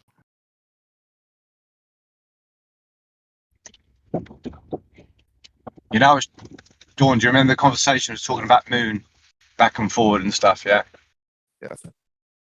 And I worked out it was, and I timed it using stellarium, that the moon is falls short by 45 minutes a day if it's moving in the opposite direction.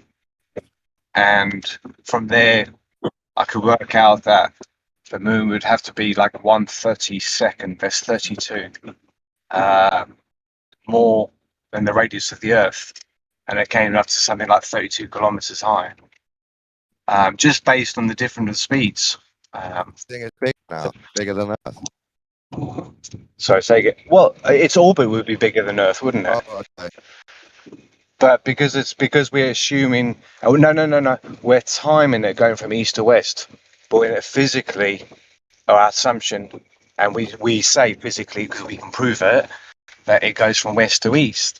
Therefore, it's not going to be 50 minutes longer, which is actually 45.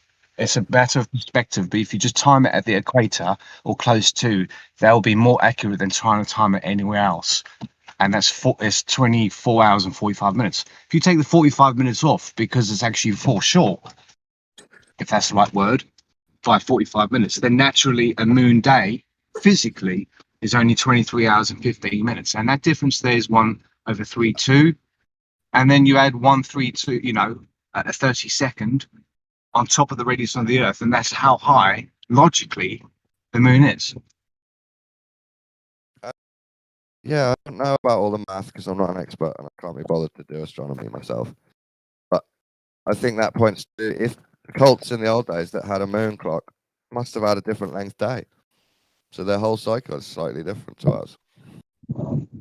Yeah, I guess in one way, half a cycle of the sun, the cycle of anything, goes up in a southwest, northwest direction when it's no, get this right. South east to northwest. Yeah. So that'd be like 4 o'clock to 10 o'clock or 4:30 to 10:30.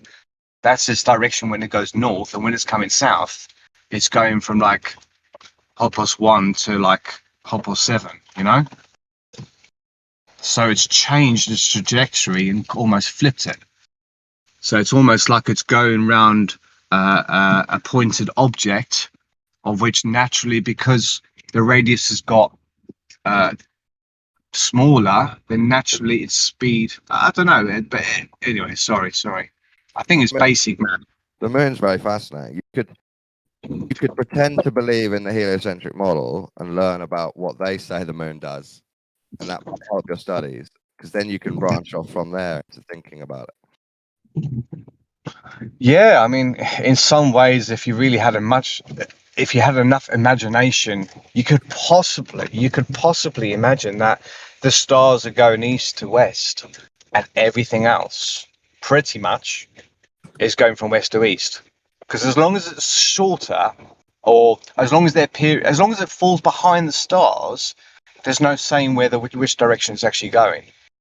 But I think it's all as we assume. And say, but just kind of thinking about perspective of really think about it.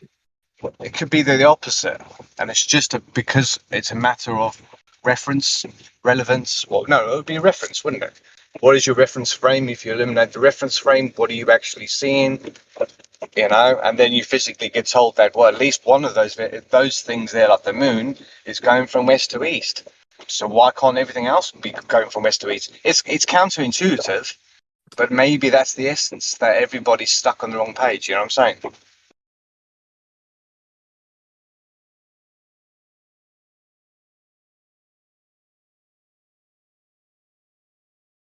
So in the Helio model, the stars, the sun, and the moon all go east to west. They're going west. East is the starting point. That's because we're rotating the opposite way, I think. Yeah, but with the moon's locked to the Earth, so the moon is moving as a result of the Earth. Okay, as they say. So if it's magnetically, tidally locked, or whatever you want to call it, it's tethering the moon. Now, if the moon is actually traveling faster in the same direction, who is pulling who? In the Helio model, Earth's rotating towards the east. So we keep looking at the east. It's coming. The east is coming towards us because we're shifting towards it. That's Yeah, why but we're not talking about the sun coming up over the mountains, all that symbology of, oh my God, it's come back from the east. But we're not talking about the moon rotating at all, just so that we've got that clear. So the moon moving across the sky, east to west. Yes, but they will physically tell us that the moon is in fact physically moving west to east. Because it's moving with the rotation and direction of the Earth. And anybody would agree with that half knows about this stuff. So therefore, if the moon is going towards the east like the Earth, yeah, but from our surface, we see it going the opposite. Yes, but physically we would both agree it's not what we see, it's what we can prove. And physically prove, we would agree that they have told us that they're physically proven that the moon is moving from west to east. But I like what you say. Based on their model and them imagining being above the Earth, looking down with the moon going round, they can tell which way it's actually going. But maybe in some ways they always like to leave us a clue in plain sight. And if the case that, like I was saying, the moon is actually going from west to east because it's based on your your reference frame, which is the stars. And if everything else was going backwards, you know, they used to talk about the old boys, you know, the old days, they were backwards. It's a case of like, were they counting up like we do, or were they counting down? The cosmology's been inverted to us, like satanic inversion. Yeah, I mean, if you had a magnetic flip, every X amount of years, and somebody knew how long that period was and when the flip would happen, in the way that we've sort of started recording stuff from as early as 500 BC, all that time there, we must have known what the big thing looked like. And it might have been just... My truth of this is that in the past, stuff could have spanned a different way, depending on how the system settled into itself. So the moon could have been going a different way and got blown into this orbit. Even Earth could have rotated a different way if the core was different and Earth was early on and the system was different. But that's not what you're talking about. That's just me saying, yeah, things could spin technically in other ways. I just don't know if they are. Yeah. No, it all, you know, if someone had a picture from us, you know, if we saw the big thing look like, then it would like, you knew that was the truth, and then you would fit everything into it, and you say, bang, you know. Also, other things like if you think about the declinations of the planets apparent from, you know, measured from the Earth, and you see them flapping up and down like the wings of a butterfly, let's say, right? They're flapping up and flapping down, and those are the tropics. If those wing spans get bigger and bigger and bigger, eventually they'll span all the way to the poles. But then naturally, the result would kind of turn the direction, yeah. So if the only thing, let's just say, in our universe is the moon, let's just assume the moon is magnetic and it has a magnetic something about it, then it would control the magnetics and the cycle of the Earth, wouldn't it? And therefore we would have a magnetic flip, or maybe the magnetic flip is just a load of bollocks. I believe the moon does have weird powers. It is slightly magnetic, and it does have a lot of influence on Earth since it's so big and close in my model.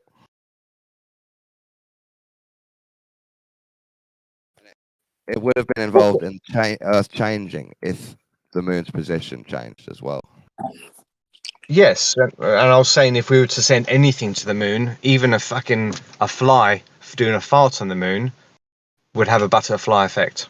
It might take 1 trillion years. It might take a few, So we can't. I don't feel that we have allowed ourselves to even penetrate what's up there because we don't want to interfere in what's going on. Or maybe we have interfered and the galaxies are getting closer to each other because we've kind of just tainted the flow. What is your model? Sorry.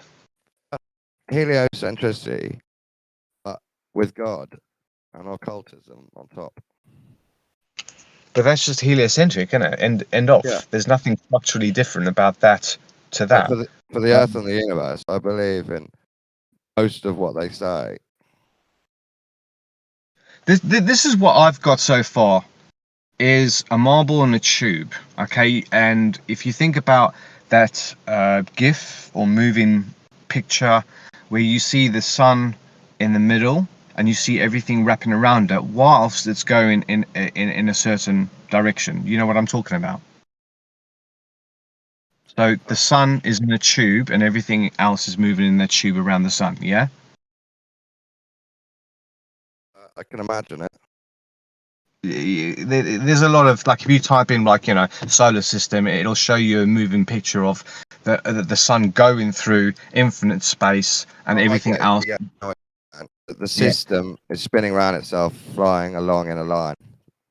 Yeah, this is it. And then you've got these, like, fucking different currents, the Birkeland currents and stuff like that, which is basically that spiral movement going forward and backwards. Yeah, so they're just basically intertwining to each other, but it's going in. I believe that, yeah. Yeah, so the propulsion would just be more the fact that you have more magnetics of ones going in one direction than you do in the other. One's overpowering. The colder currents are going to be overpowering the weight and the momentum. So anyway, but apart from that, if you put the Earth in a place of the sun, and then you put the sun in the right place around the Earth, and you imagine the same thing, that's what I see happening. Because when you measure the moon at the equator, looking east or west, you get a certain time. As it progresses north or south from your location, which is 0, 0 location, the timings will get slower by a second or 2 seconds, depending. It'll go 1 second and then the next, and it's jumping like 10 degrees. Or I think just talking on what you just imagined.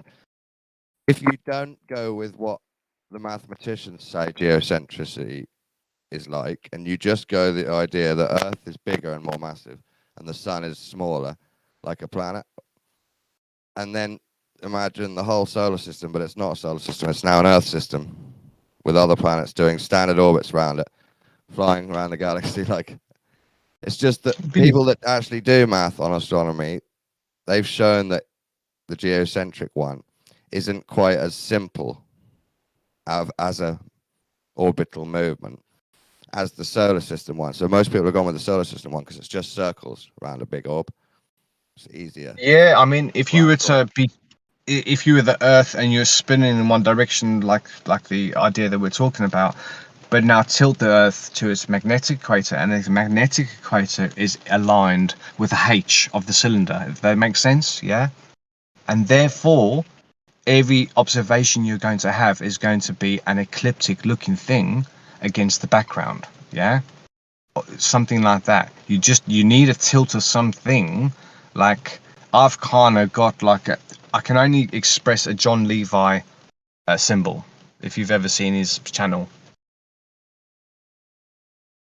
No, anyway. Yeah, no, this is it. This is it. Yeah, man. But I'm definitely like monitoring the moon and stuff like that. If the moon like progresses north by 10 degrees, do you move north to 10 degrees north to see it arriving and then time it from there and there? It's a big jump because when the moon moves around, it'll rise at the east at 0 and then set in the west at north 10 degrees, and it jumps like 10 degrees or so every I'm trying to think what it is now.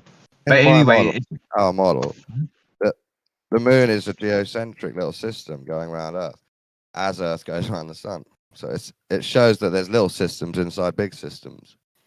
Yeah, definitely. We just have to pair up the common denominators to find who's in whose group. You know what I mean? Who's biggest? Who's pulling who? Kind of thing. Hey, here's one for you. The 4 houses. Remember when we were at school, there was always 4 houses, wasn't there? I had that at school.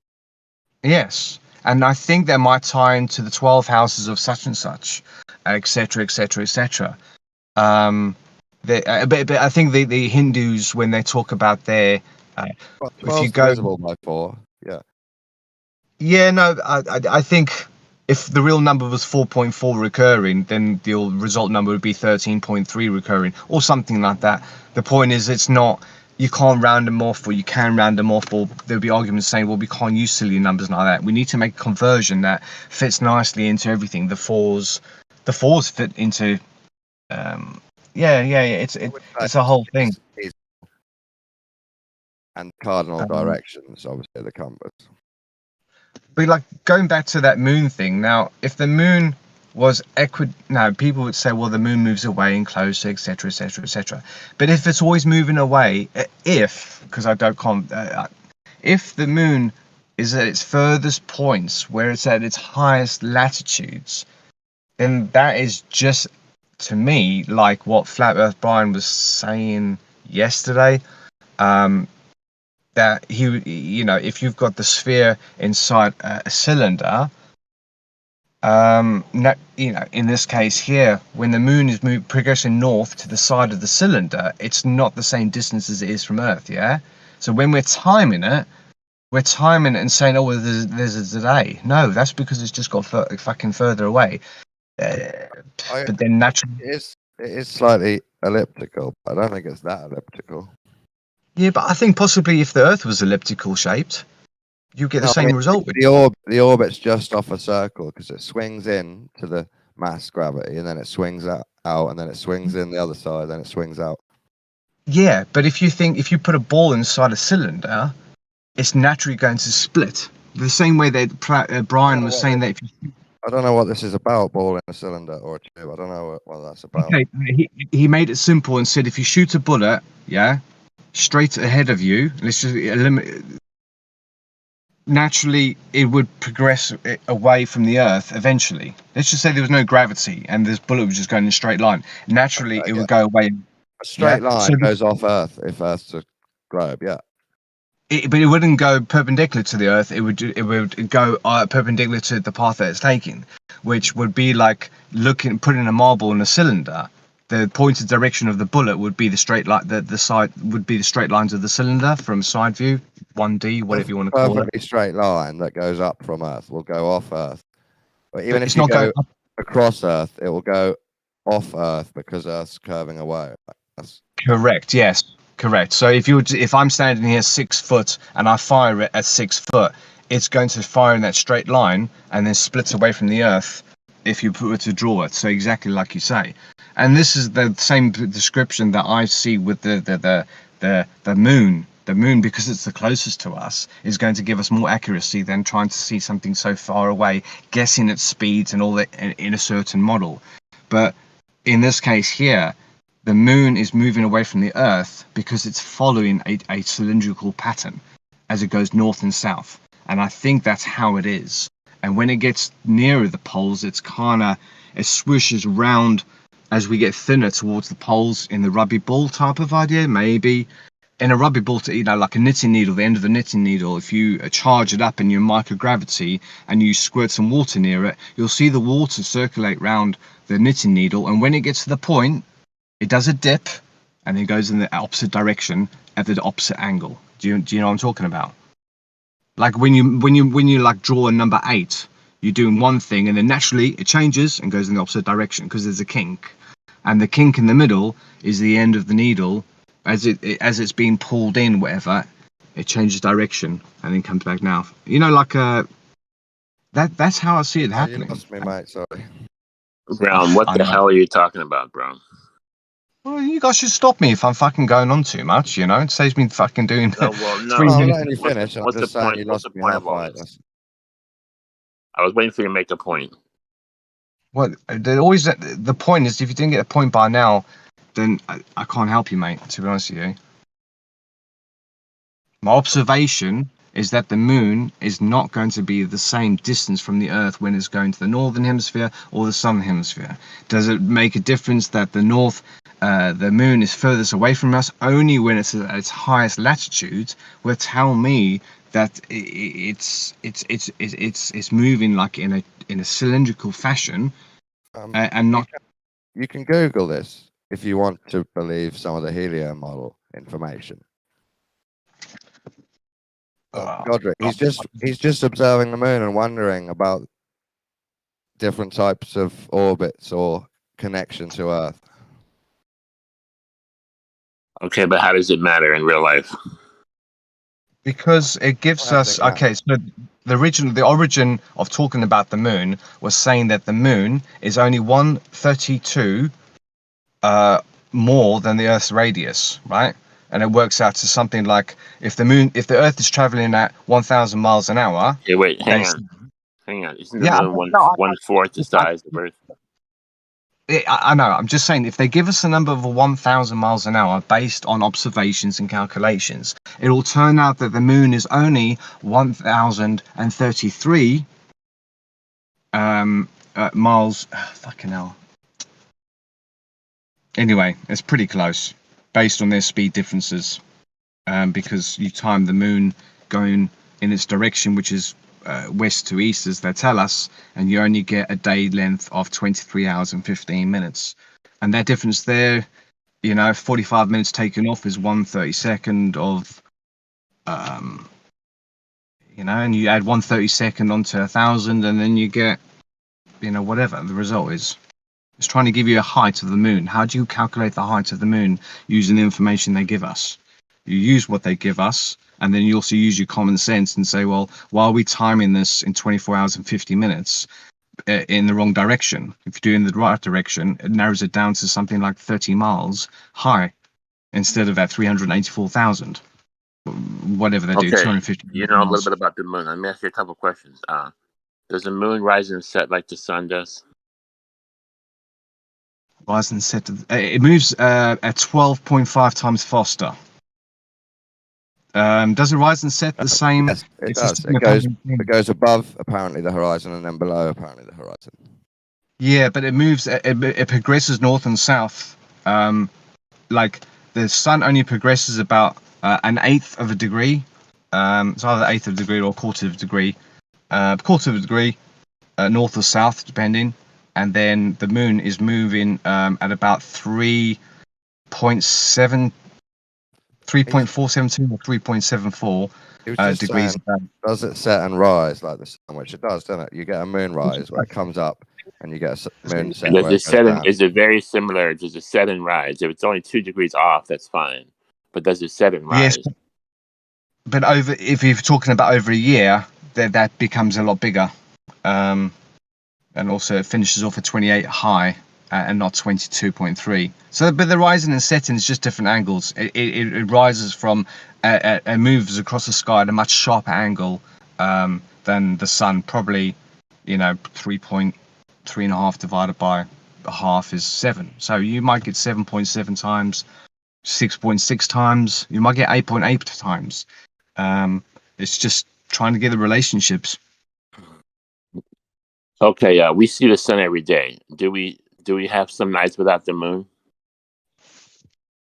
Do we have nights without the moon? The moon is always there.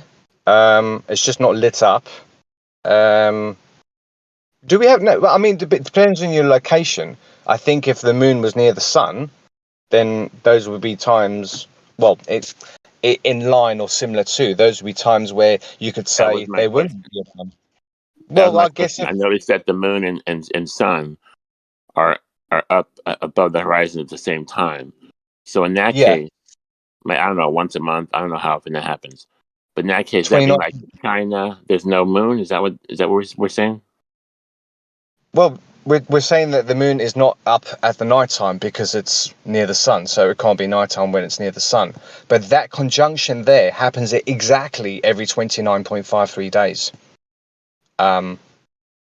So funny. Wouldn't that mean on the other side of a sphere that there's no moon if they're both above the horizon on one side? Yeah, correct. And then the other time, it would be the other side. So Almost. we should have some nights where there's absolutely no moon. Is that happening? That would happen, yes, because the moon is near the sun. Right. So which nights of a month do we have no moon? Being that on the other side of the quote unquote planet, I'm going to ask you a question, there's man. the I'm going to sun ask you and a moon question. hanging out pretty close together. I'm going to ask you a question because, as a whole, the moon would always be in the sky. Given it depends on where you are on Earth and what the time is. So I think there are times where one person sees the moon near the sun. There possibly is another time where that's not the case somewhere else on Earth. Right. And it's nighttime. I'm asking a situation. Okay, the situation is I'm in Los Angeles. I look up. I see the moon and the sun close together above the horizon.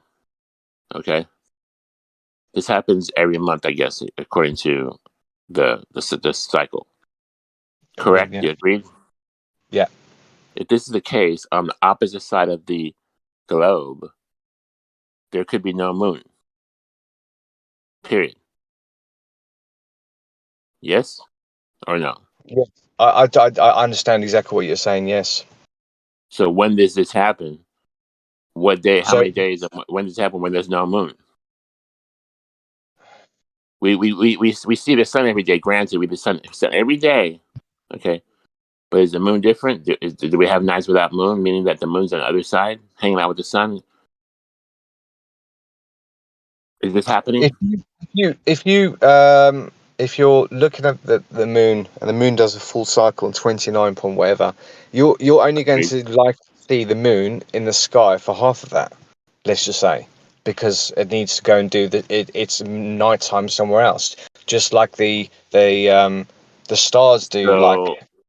So you're saying that in Los Angeles or any place on Earth, there's only 15 days of moonlight, and the other days there's no moon? I'm not saying that. I'm trying to understand if all of us have seen all the phases of the moon throughout a month, then that answers your question.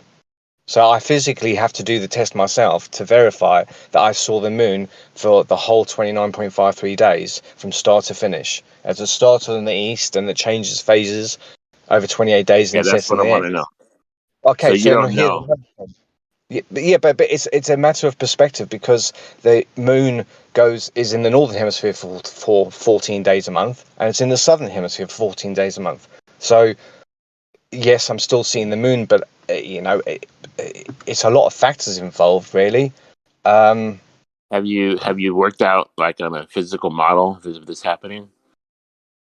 There's one model where you could be in a bowl, right, and then you've got the sun one far end onto the west, and then the moon into the east. That moon is. I'm just trying to think the right way of saying this. There's a lens. You remember that movie, National Treasure? And there was like these three lenses that one of the presidents had left behind. Do you recognize that? Yeah, I think I know the one you're talking about. Yeah, With it's kind of what's got the actor's name? Yeah, Nicolas Cage. Nicolas Cage. There you go. Yeah. Yeah. So those three colors there are possibly the primary colors of everything. There's something like those three lenses where the sunlight comes from one side and projects to the moon, and then you get a red moon and stuff like that. And bits and pieces might help with these three colors that we're continuously seeing. When you look at solar eclipses, you have to see where the moon is, and in conjunction to the sun, and then you see that it's like you're on one side of the Earth and the sun's on the other side of the Earth, using the Earth as a shadow. And it's stuff like that comes into it, and it's like it's a head fuck, mate, don't you? I'm sorry, mate, I was going to go just do a quick bit of shopping, but I'll be back maybe. Okay, Thanks. thank you. Yeah, cool, man. I reckon I'd design a ritual because I'm surprised I haven't found it yet. Where like you walk around the circle and you pretend you're a planet orbiting the sun, or you pretend you're a moon. And then is this a model? Is this like a computer program?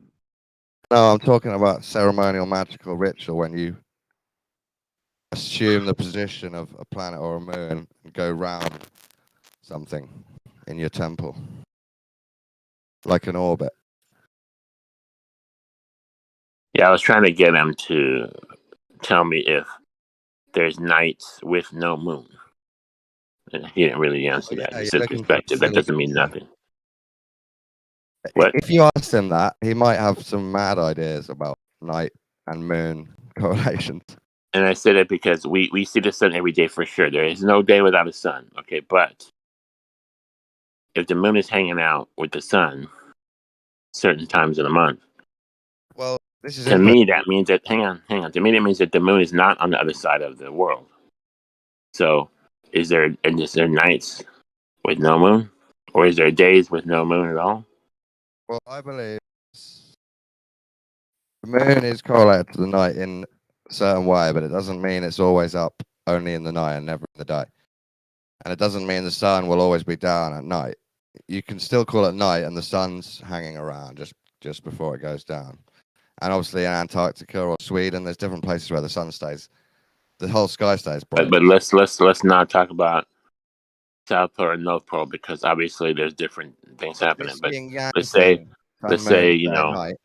I asked Gregory Vanu the other day if he knew what Earth was, and he showed me the A map with the sun, moon, yin, yang going around in circles, following each other on the top. And that was his model. Some people are happy with the moon creating the night going around and the sun creating the day going around, even though there is observations where the moon's up in the day. I heard that people are saying that the daylight is not necessarily from the sun. It happens, I guess because it happens before the sun comes up and it happens after the sun goes down. So in that way, maybe have a. Imagine being a human and trying to say the light doesn't come from Jesus. From what? From Jesus. Oh, the light's just the sky. It's not really Jesus that created it. What type of shit is that? I don't think it has anything to do with being religious. It has to do with it is similar the flat earth The argument light that comes from the sun because that's the bright point. you're just of saying light. that, but look at the argument. One argument is that the moon has its own light. It's not a reflection of the sun. Second argument is the sunlight is the sunlight does not make the day, and the moonlight is the moonlight, but does not. Do you give this any credit? Yeah, actually I do. Only because the model doesn't, the globe model doesn't make any sense to. Why would you take the power of light away from the sun when it's blatantly the point of light? Where light comes from. Why would you try and do that? I don't know about There's people some saying reference. that Hang it doesn't come from the There's some sun. references in the Bible. It's different to Talk about sunlight. a day and night, not the sunlight, but a day and a night without the sun, without the moon. There are some references in the Bible for that, so there is a foundation about that. I told you that, yeah. In midsummer in Sweden, the sun just dips behind the horizon, but the whole sky stays bright all night. Is that similar in Antarctica, I think? That happens in LA too. Yeah, there's different places. Well, not the whole night, but for let's say an hour. You can't then say, "Oh, this means the sun isn't the source," because that's denying the sun being the source all day long, as it was up there, and just dipping. You can literally see the glow of the sky coming from where the sun just was. Yeah, I'm not sure I've heard anyone. Light's independent of the sun. Yeah, I'm not really sure I've heard people distinguish it like that. More so that it's different to sunlight. Not that the sun isn't causing the daylight that's said to be different. That's what they're suggesting. It's like they're hinting at it. Oh, you don't know where your source of light really is. It could be anything. That's what they're saying. I'm saying, don't be ridiculous. Well, where he's getting at, if I may, is in Genesis 1 in the beginning, as God created light on the first day, and he said in the evening and the morning were the first day. But the sun, moon, and stars wasn't created till day 4.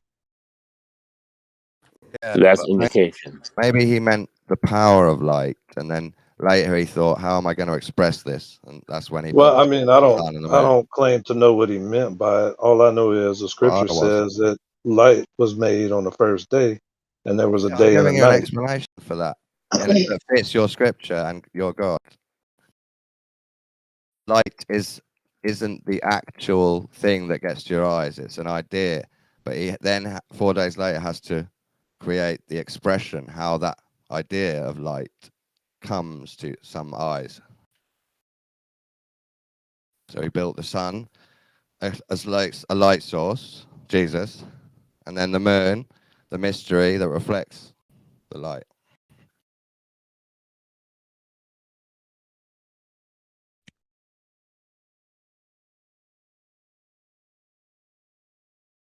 There's one thing. There's some measurements taken, some temperature readings taken, and the sun is actually hotter on the ground than in the sky. So that doesn't validate the heat source. There must be a reason for that. It's reflecting off the desert floor or something, or happens to be Well, I directly mean, above it you, is so the angles. colder. It's colder. Higher up, right, where there's less atmosphere, right? That makes sense. But 12 o'clock high noon, it doesn't get any hotter at 120,000 feet with the dog cam. It's not. It's cooler than on the surface. So that the doesn't dog make cam like, have a thermometer on it. I guess so. I didn't do it myself, but I saw a video.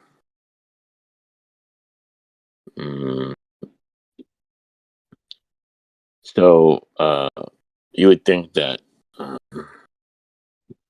closer to the sun should be much hotter. So do you think the sun still the source of the heat and the light? You're just adding in extra nuance of it bouncing around. I would guess that it's a source of the heat. I guess it was a source of light, but like I said, the day by itself could be independent of the sunlight. So there could be a source of light for the day. If we took the sun away completely, or we put a cloak over it, we occulted it, you reckon There could somehow still be there a would day. still be There could light still over be Earth? yeah, there could still be a full day of light. Where would it come from? Where would all that day come from? Just because I don't know doesn't mean it's not true.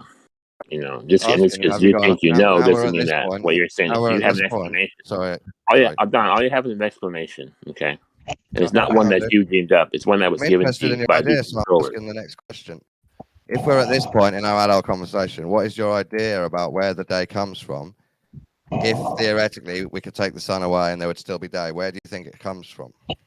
Well, that's what I was getting at earlier. According to the scripture, is there was a day and a night for 3 days before the sun was created. So there was no sun and moon for 3 days.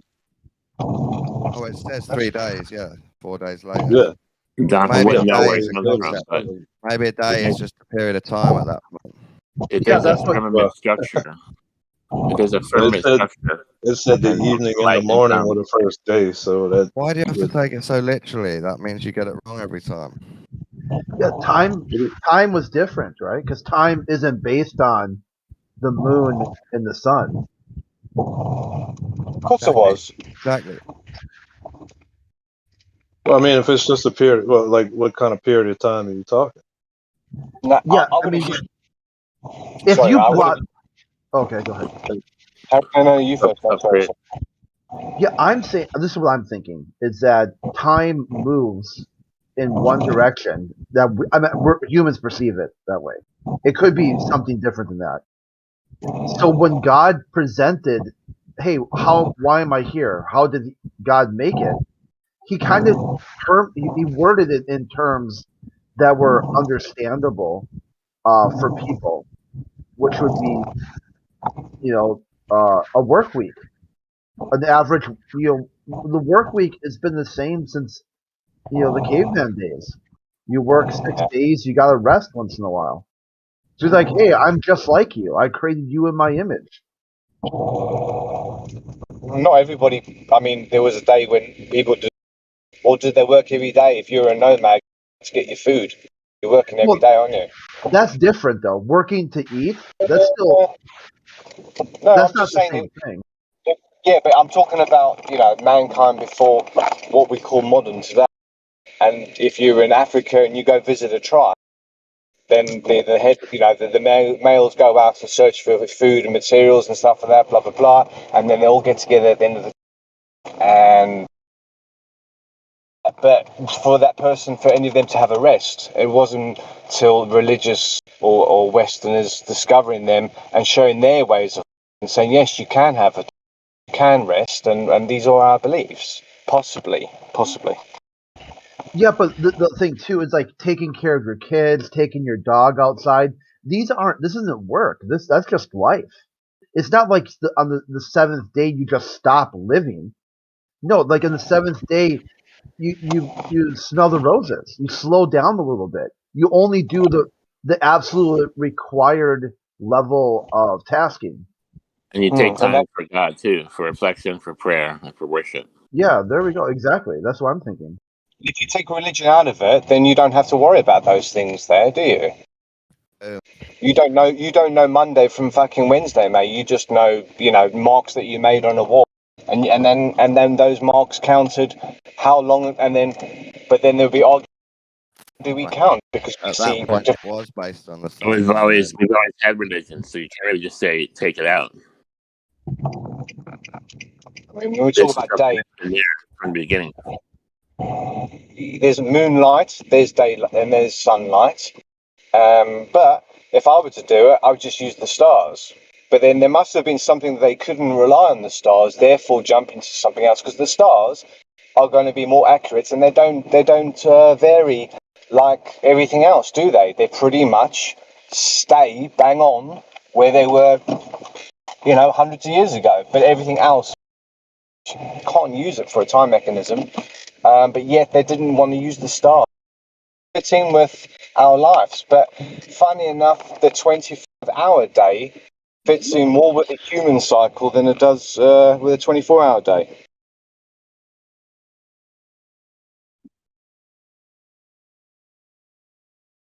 It's interesting that God created the day cycle in the story, which I believe creation and natural cycles happens well before Earth and the sun and the moon in other places in the universe. And then cavemen go back to being simple and just follow the sun and moon and get up when it's bright and think about weird shit when it's not bright.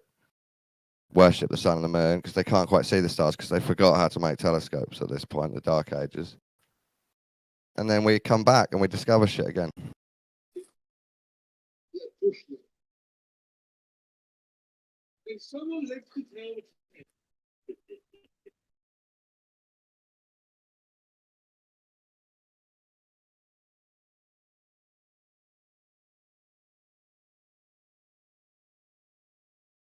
So, Roderick, where did the day come from? If we take the sun out of the picture. Take the sun out, you still have a nice bright day. You're associating the daylight with the sun, and I mean, how can you prove that? Now I'm asking you. This is your idea. How do you think it might happen? Oh, I don't Light- know, but if light there's on the a earth, dome, no I sun. don't know, but if there's a firmer structure, okay, above us, then light Could can it be- come from that. It can shine on the firmament and then light that whole area up. A reflection of the firmament. Yeah, like if you shine a light through a fishbowl. I mean, that's very close to what I actually believe. Maybe I was going to say maybe the sun went to the underworld, behind the horizon somehow. And It works on a flat Earth. it's just glowing still. You have a local sun that's low on a flat plane. Can't see it from the other side. Okay. It's glowing and So it reflecting. moves closer, you can see it. It moves away, you can't see it. Right. And then the light of the day comes from above, from the firmament. A reflection of what on the firmament? What do you think? I don't know. You can just Do think you of reckon it it could still be the sun, is what I'm asking. It could be the sun. I'm not saying it's not the sun, but I'm saying it may not be. I'm saying it may not be the sun. You're just questioning the sun's power for your That's own what I'm doing. I'm egoic questioning reasons. if that's really a thing, or if maybe we don't Does need the sun sun. really be responsible for light? I mean, you can see more than enough light before sunrise. You see a lot of light, and then after sunset, there's a lot of light. So it's an argument point, I think. I question the big things like daytime. I question things like, could the rulers and God really be responsible for evil? I ask myself, and then the answer is yes, definitely. I don't think God's responsible for evil. No, It's it really part of comes the back. picture, but he didn't say I'm going to create evil. But it's evil. Yeah. It's part of the You made picture. Yeah. tornadoes, dude. Tornadoes on the 6th day that rip you apart, almost on purpose. Just You can call it evil, but that's just the weather. Like you should know. Like if you see a tornado coming, to move the fuck out of the way. That's just humanity, right? That's Don't make a knowledge. house in a tornado. You know what I mean? Don't make a house Patrick, in where there's tornadoes.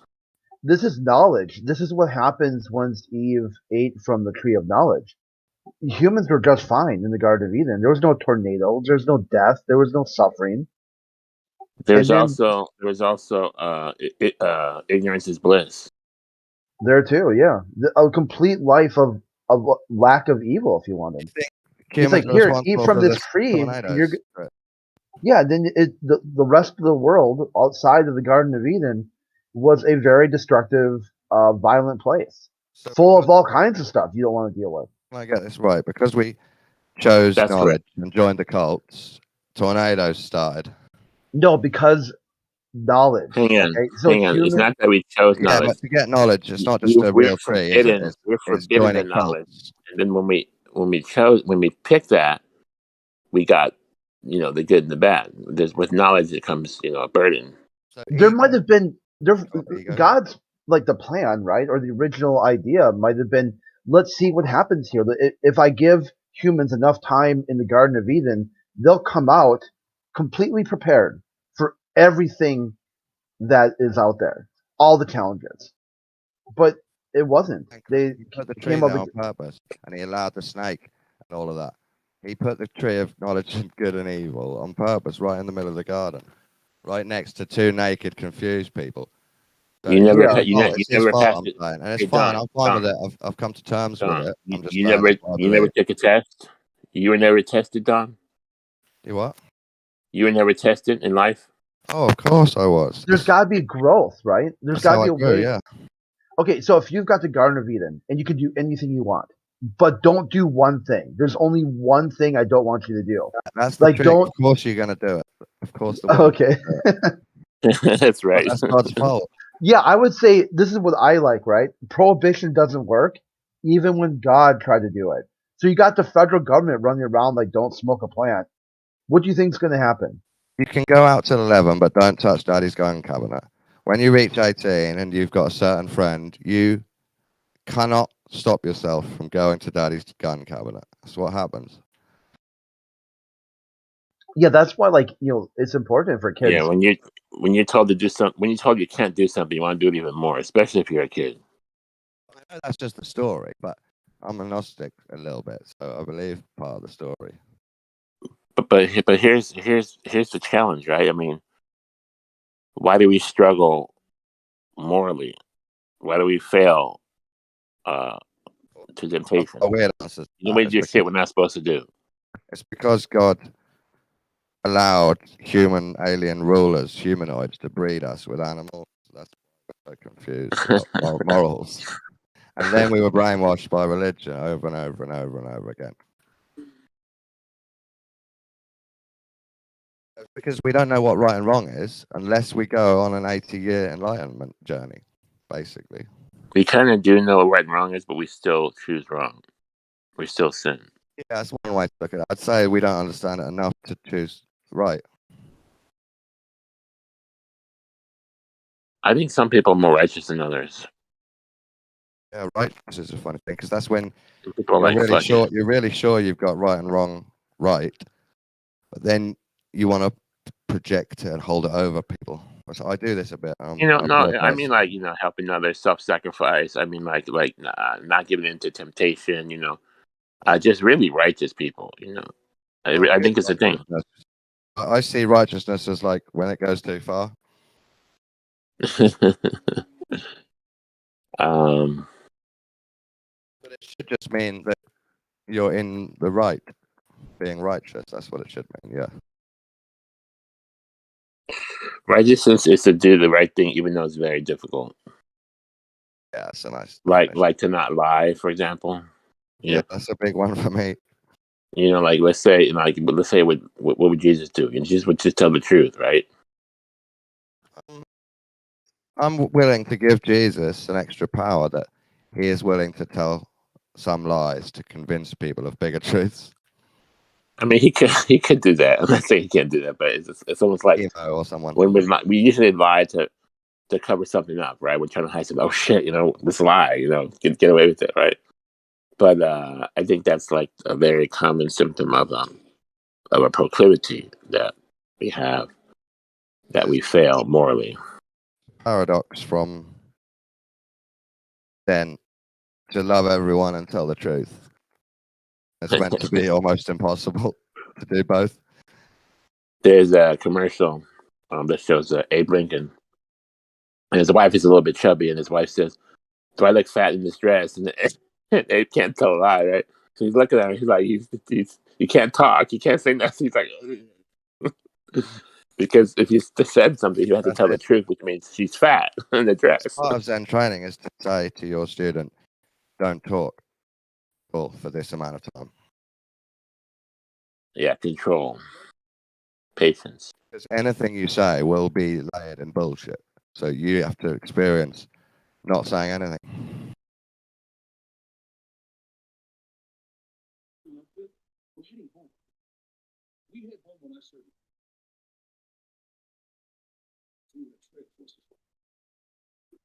Selfish-based desires, man. What if the aliens That's set what up? we're all about. You know, when there's an operation, right? Say a building's been taken over by a terrorist and the police come, like in a movie, to the bottom. They park all around the edge of the building and they've got them huge spotlights that shine up. Would you say it's possible that the designers of Earth or the aliens or nature itself created a big spotlight in the middle that bounces up and then bounces back, creating daylight, and we just happen to have a sun orb as well? Is this back on my? Is this about my daylight is not from the sun? Yeah, so the sun is just another bright object in the sky, but somehow there's a That's the projector, point. Yeah, massive that's what we're spotlight in saying. the We're middle. saying that the daylight is not necessarily from the sun. Yeah, and probably similar to you is that the moonlight is not a reflection of the sun's light. Probably a similar thing for you. Problem for you that may not be what you've been told. So you say yes to a possible unknown spotlight on Earth somewhere making daylight? I don't think it's on Earth. I think it's above. I would just guess it's above. All right, what? So another. But let's be real. Like another light in the sky that's not the sun. Science, as you. This sounds like another sun, mate. Look. Science, on the whole, is in its infancy stages. Okay, so you can't act like you know this stuff. Maybe we just don't know. I know science likes to say, "Oh, we know everything. This is true. This is science fact." The sun will make predictions. It's all horseshit. You can't pretend that you don't know scientists things. don't know as much as they think they them. know. Maybe it's unknowable. You can't hide behind solipsism for that long. You won't get away with it. Maybe it's unknowable, man. People act like they know so much. Pride is not real science. Real science is provable, demonstratable, repeatable, observable. Not guesswork, not doubt is not real science. That's what I'd say back to you. What? Doubt is not real science. What's not real science? Doubt. What is that?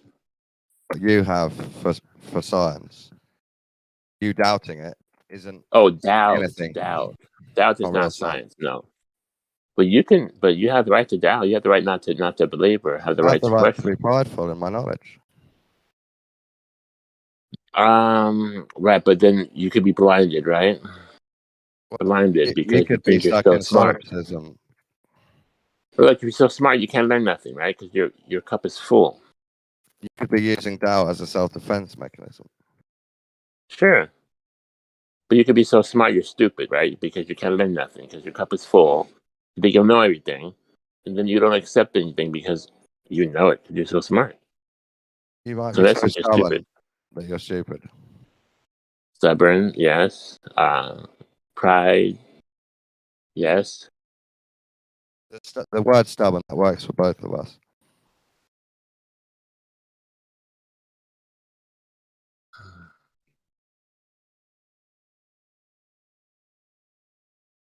People that are so knowledgeable, quote unquote, I notice don't have open minds. It's got to be their way. It's got to be their way because they have to be right. Some of them do. You have to find the right people. The smarter you get, the more knowledge you get, the less open your mind is for that knowledge to be something else. That's the whole point of acquiring knowledge. That is that you don't have to have a mystery question mark over every box. You find the knowledge and you sign it off. I know that now. Then you go to look for more. So you become smarter and smarter and smarter. Well, that's not congruent with science always testing itself and testing and trying to falsify itself. Especially if you're operating all these theories that are told to you that have no way you can confirm them. That rely on trust of NASA and these other agencies that are going up in space and looking at the Earth because only they can go up there and tell us what the Earth looks like from space. We have to trust them to tell us what it looks like because we can't go there for ourselves. This theory you've got of a spotlight in the sky that isn't the sun but happens to do I didn't say spotlight, but yes, the day could be happening without the sun. Absolutely. Who did you get that from? I bet it's worse. I bet your source is worse than NASA. Oh, I don't know. I just heard it in conversation. I bet NASA, I can't prove it. And NASA as a source is a lying, satanic, Freemasonic organization that sometimes does things in space. But your source is a random lunatic on the internet. Do you know, some proof of that would be if we can figure out that the light, right, does not cooperate with where the sun is. Right? If that was happening, that would be a proof against your theory. It does. It always does. Well, you say that, right? What if the light was coming not from the source? Because if you shine the flashlight on a dark area, it would light up exactly in accordance with that source, right? But what if the daylight came and it wasn't happening in accordance with the sun? What if it was off? Then would you consider that maybe? What if you had a dream? Your knowledge is not correct. What if you had a dream that Earth was a globe? Would you consider that? That's true. Shit, my whole life I thought it was a globe. It was only recently where I woke up. So I probably do dream of globes. I even say globe. You got me saying globe. I probably would dream of a globe. You know what I mean? I don't dream of flat Earth. Shit, I don't remember one dream I had flat Earth. So let's say you did have a dream and Earth was a globe. Would you consider that as true at all? In my dream, it is. I mean, I woke up and said, "Shit, man, I'm back to the flat Earth. Here we go." If your unconscious mind is telling you Earth's a globe, maybe that means something. Well, shit, it means 40 years of indoctrination and corrupt science and movies and cartoons. You don't trust your own unconscious mind anymore. I trust that we've all been browbeaten with mind control our whole life. Maybe that's your problem. You're stuck in victimhood now. Right, we're all victims, right? Well, don't All project it onto victims. me. I've overcome my victimhood. Thank you. Well, there's victims, right? Then there's Stockholm syndrome, right? Defend the guys that are giving you this lie, right? Stockholm. Your oppressors, you defend your oppressors because why? Well, no, we're okay. Everything's fine. Would you be happy if I managed to burn down every system of authority on Earth? Would you be happy to live in chaos? Possible chaos? That's a good question. It's because the first thought would be don't change anything because then you don't know what's going to happen. Yeah, fear of Second chaos. thought would be the real question is do you think you can do it better? That's the real question. Do you think you can do My it better, question right? is, it might not be done better. That's the scenario. Dawn's just managed to burn it all down. There's no plan. If you thought about it in a nutshell, right? The Americas and any civilization that's civil is really like an anomaly because you're going to have a war. Someone's going to take over the place, and there's going to be rape and pillage and death If and murder. you're not ready, And this history is your is always going to Stockholm tell us that. syndrome. And maybe Thing you accuse me of. maybe it's better to just to just keep it the same. Stockholm syndrome.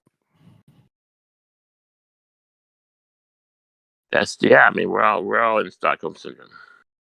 I'm not. I just offered to burn it all down if I could for you. You went into defending it straight away.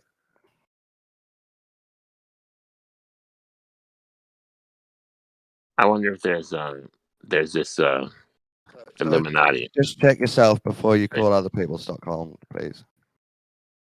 Ah, you got offended, huh? Did I get to you? You get the point.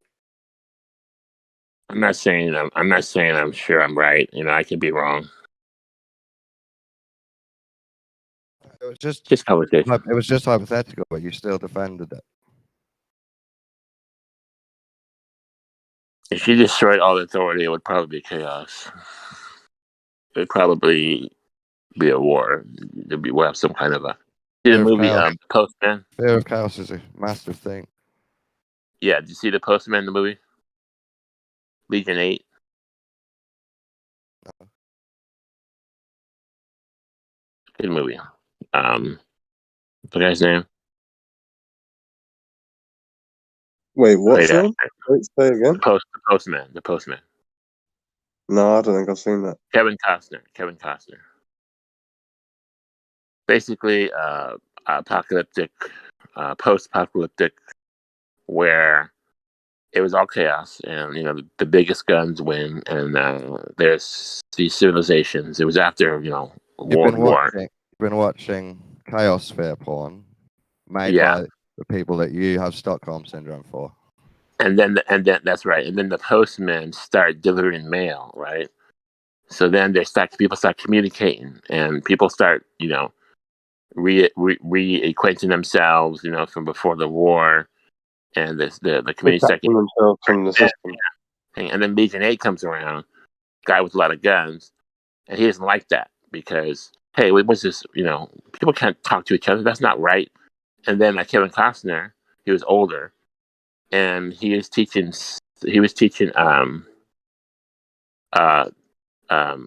Shakespeare, the play, to the community, and line per line, right? Because he remembered it. And then the Legion 8 guy came around. You can't teach that. You can't teach Shakespeare.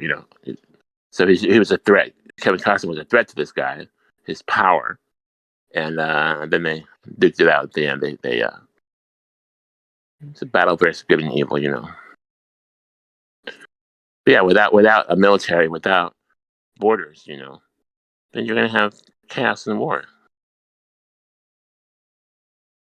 The biggest gun's gonna be in power. I mean, people could live in peace. That would be ideal. But would it happen? 20 years of chaos freedom would be worth it.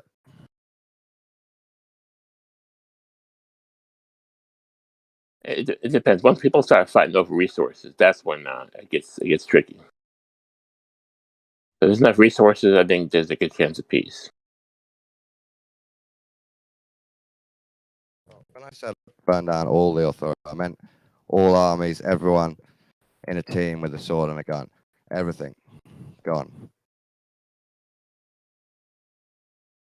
I don't know. I mean, wouldn't someone just make guns again? Just turn the switch on in the factory. Takes a while. When someone Takes a just while. make spears. Just make guns again. I mean, they can make mobilize an army. Take someone wanted to be a king. Someone would try to be a king and lead people. What if you got yourself a gun? Wouldn't that make you feel a bit more secure?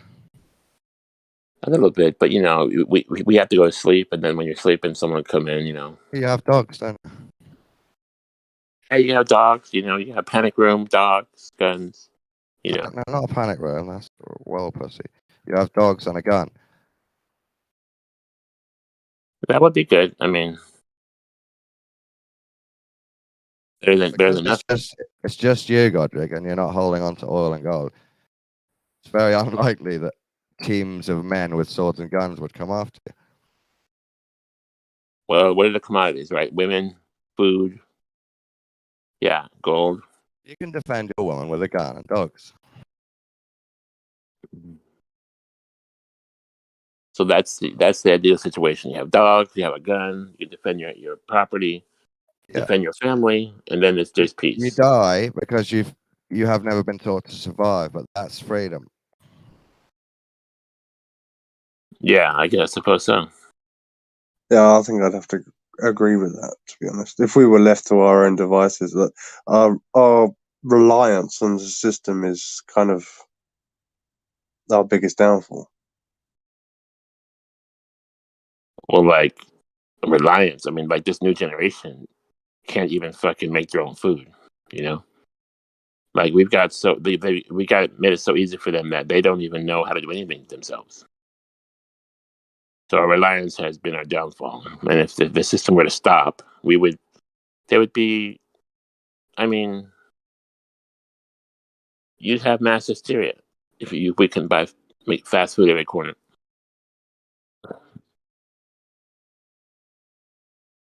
If people had to grow their own food and make their own food and not go to the store, man, there would be bloodshed. That's how we're relying on the system.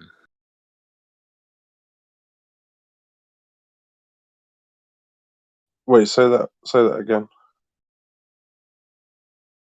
People being self-sufficient obviously isn't relying on the people relying on the system has come to the point where we can't do nothing for ourselves. If you take away the fast food and the grocery stores, it would be mass hysteria and bloodshed. We've disabled ourselves. That's right.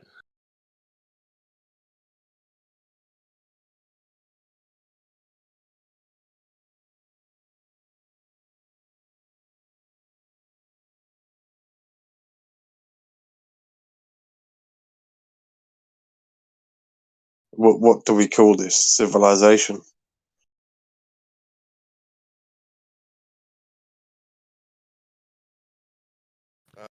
The New World Order. We'll reclaim the word.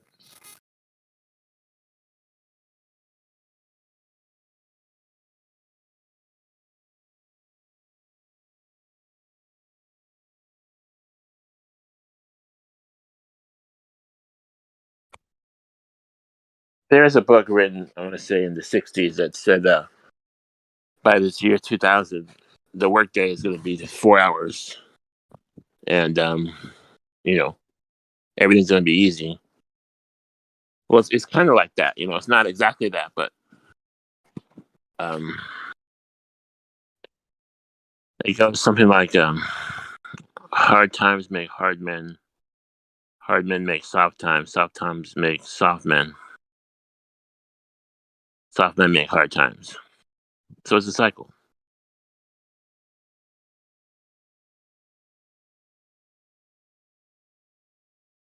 This new generation can't even wash their own clothes or make their own food. They're relying on the system. They're relying on their Apple iPhone to entertain them. They can't even clean up their room. They can't do nothing. Back in the day, you know how to start a fire, you know how to cook your own food, hunt. You can hunt for your own food. You can pick berries. You know what plants are poisonous. So then it's like, is the answer to detach from the system and start learning how to survive again? But as what you said, is it not just a cycle that will end up repeating anyway? And we'll have the hard men that create soft times, and then it repeats again. It's going to repeat again. It's going to be a cycle, right? But if you have like kids, take them out fishing, teach them how to fish, teach them how to start a fire, fucking go camping, be on their own, Give them these skills, equip them. Yeah, teach them the skills to survive, even though they don't need to, right? And that way, are self-sufficient should something happen. They teach that to their kids, But like you said, it's a cycle. So someone's gonna get lazy, and they're not gonna teach their kids shit. Their kids gonna be spoiled brats.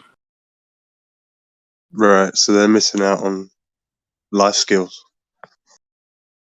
Right, and then the kids now are socially retarded because they're on their phones all day, not talking to people in real person.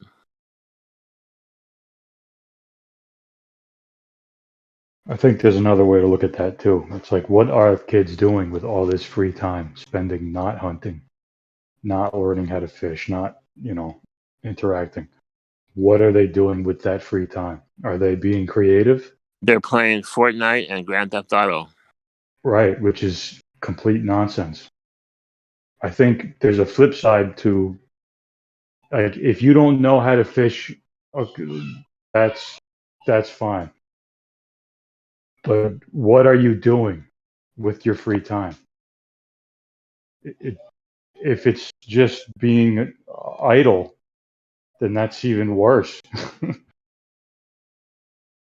Idle time, idle hands, man. I think that creativity should be the goal of every child, like the ability to be creative.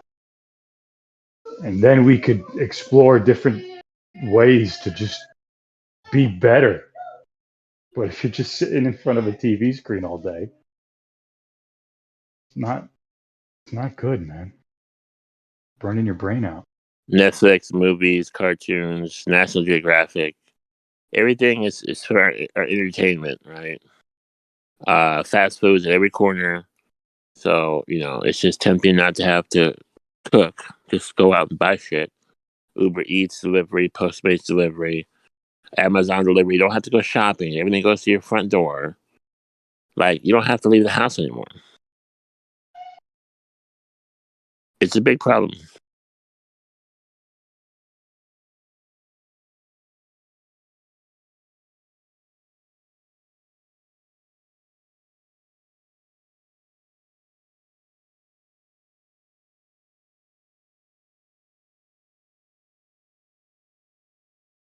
I think the Amish have the right idea.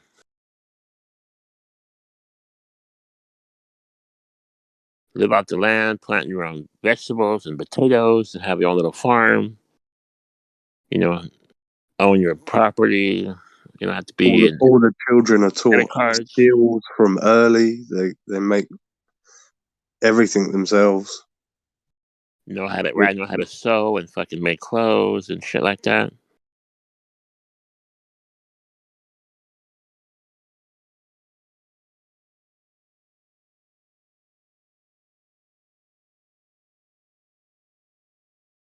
I mean, think about people learning how to program computers and just do technology shit that really, like, it's just to fulfill this technology.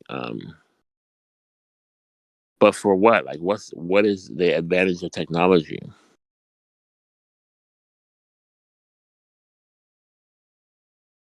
Robots? Do we have robots doing shit for us? So we get even more lazy. Like, now we can't even drive our own car.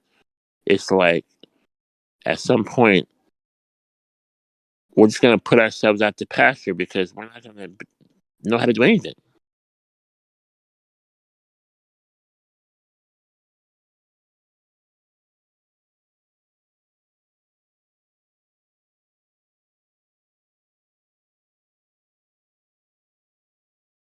We got drones delivering shit, self-driving cars. I mean, does it end? Does it ever end, man? I mean, I saw iRobot.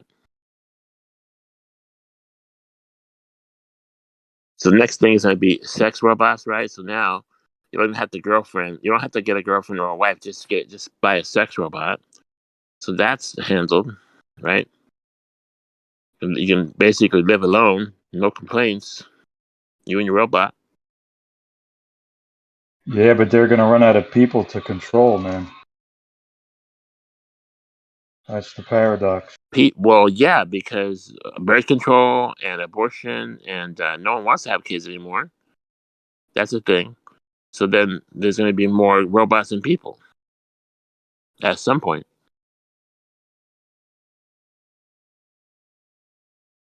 It's like a perversion of life. I think I think there's already more robots than people, in a manner of speaking. All these zombie shows. If you count the drones, it's getting scary.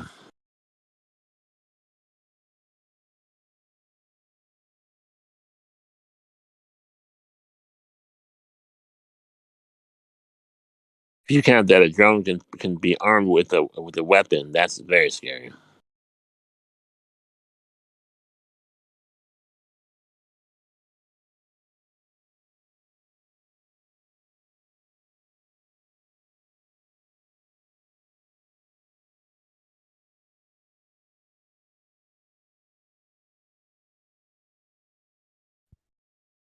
Yeah, I envy the Amish, man.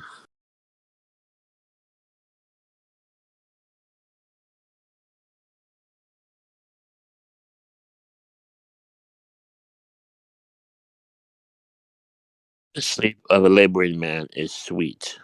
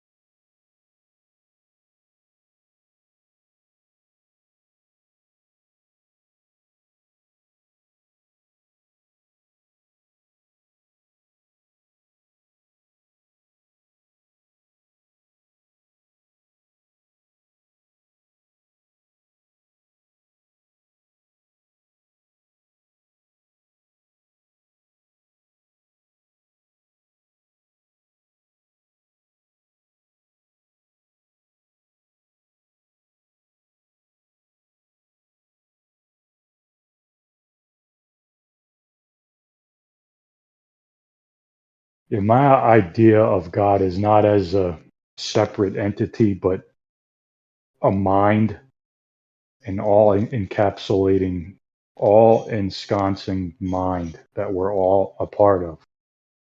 And when you tap into your true creativity, your who you are as a person, what you're really good at naturally, what your mind, quote unquote, gravitates to, that is when you tap into the God mind.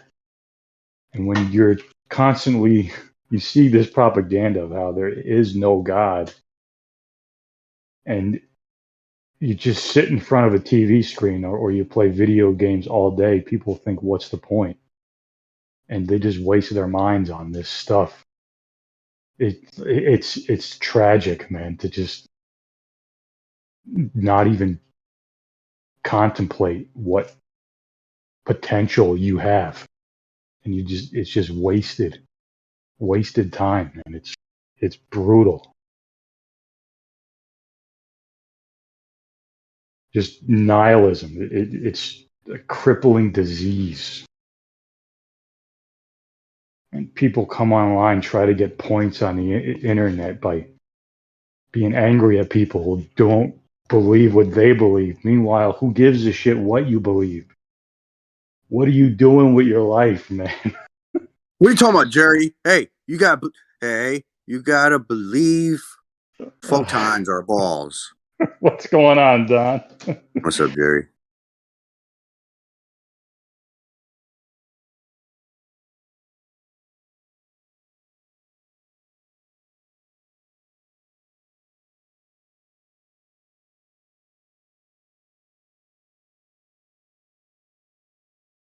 Yeah, it's a trip, Jerry.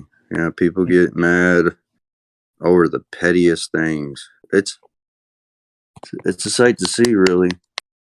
Yeah, and that's what I think that the psyop of flat Earth is. Not that flat Earth is fake or bullshit, whatever. Getting caught up in the debate is just another distraction.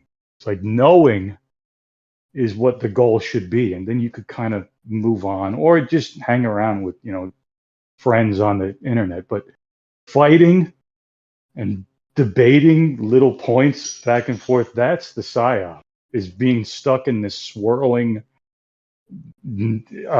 just bullshit back and forth every day. Sure, I don't want to go the biblical route. I mean, but for me, the Bible, it does state about what debating does, and it's just strife and craziness. Yeah, you got a point there. That's why I try to avoid it sometimes, and don't really. I prefer to find those that see what I see and try to communicate with them. What does the Bible say about debating? Paul talks. I think Paul talks about it. I have to get it, but Yeah, like suffer a fool gladly. yeah, it's tough, man.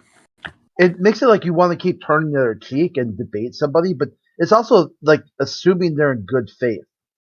Like they're actually offering some kind of intellectual exchange and they're willing to give ground or concede points.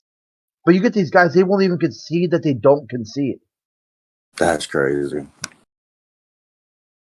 It's like, or like their debate tactic is just like a string, like those dolls. You pull a string and say, "Can I have a cookie, mommy?" You'll pull the string again. It's like, "I'd like to have a puppy for my birthday," or whatever those dolls say. Yeah. Yep. Speaking of conceding or anything, or like trying to add two things, I don't know if anybody would care to hear this, and if anybody's in here that does want to hear this. You guys are aware that there has been a doctrine behind the name Lucifer, and it's only one time in the Bible. When I read Isaiah 13 and 14, it is clearly talking about a king of Babylon. Lucifer is a Latin translation from morning star, Venus. He was considered so high and mighty that he was called Venus, son of the dawn. It's all Babylon. Everything is just Babylon everywhere. So look into that if you want to, or I'm just saying. Since you're speaking of that, do you know of the Greek pantheon, the Shakur? Nope, I don't know that one. All right, well, Shakur is where they get he's the king of the dawn, king of Venus, I think it was. Or anyway, well, when you look at that word Shakur, it's translated into morning, right? Something of the dawn, something like that. Well, according to the Greek pantheon, Lucifer, the name, he was like the son of the morning, son of Shakur. And as it talks about Leviathan, also in the scripture, it says that Leviathan had the eyes of the morning, so the eyes of Shakur. So some people think that maybe Lucifer was a descendant of Shakur. basically he's the son of the morning.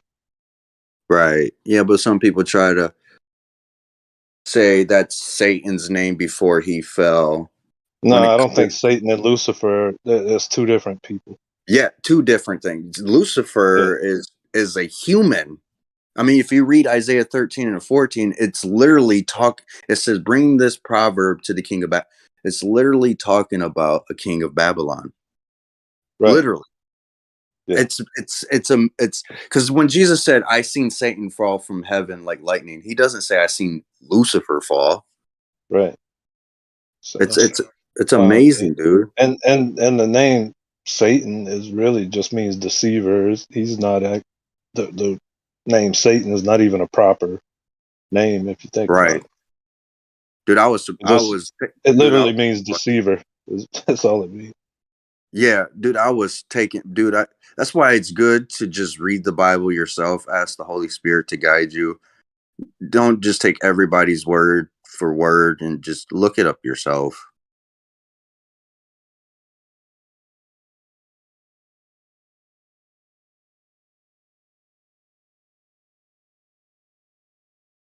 Like, study it first, right? If you see something, then go look it up and then hear what other people are saying. Don't just go hear people and then, it's crazy.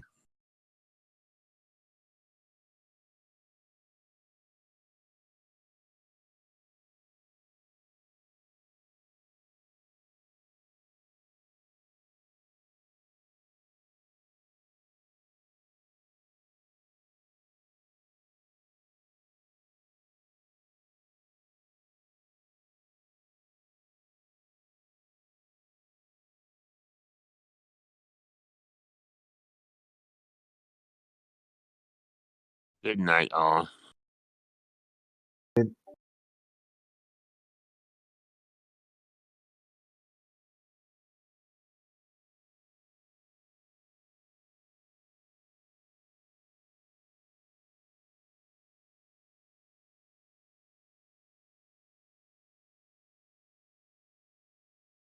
Okay, I'm going to blow your guys' minds, all right? Okay, you think of the 5-pointed star, right?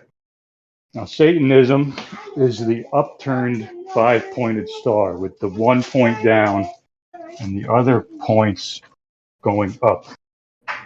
That is putting the 4 elements of earth above the spirit. Okay, that's putting material above the spirit. Who rules the material? That's Saturn or Satan. Okay, when you have the star turn the other way, when it's just 1 point up, that's the spirit over material. That material being the 4 points: earth, air, fire, water. That's why Satanism has the inverted pentagram, because that's what that means. There's the spirit and then the 4 elements of earth.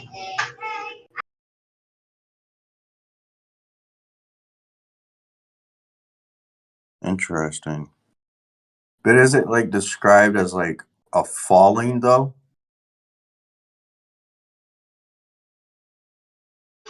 Yeah, when you fall from the spirit, which is above, right, fall down to earth.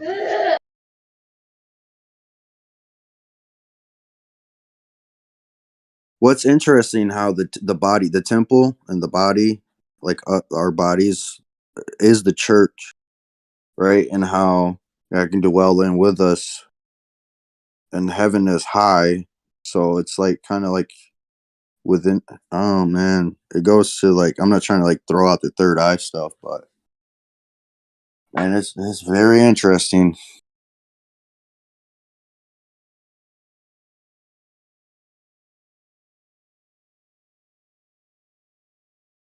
But what is the church? Well, the translation, I believe, is circus, but like a gathering. I rather go ahead. It's called out ones. Right. Church really isn't in the Bible. Like I get mean, it is. It's been translated it as church, but it just yeah, means called out ones. right.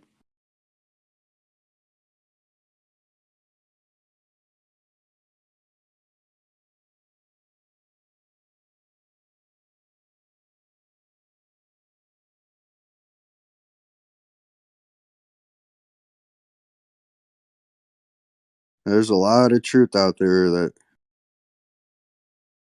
people should be seeking, man. Man, things you find, man, will blow your mind away. Well, you guys know it.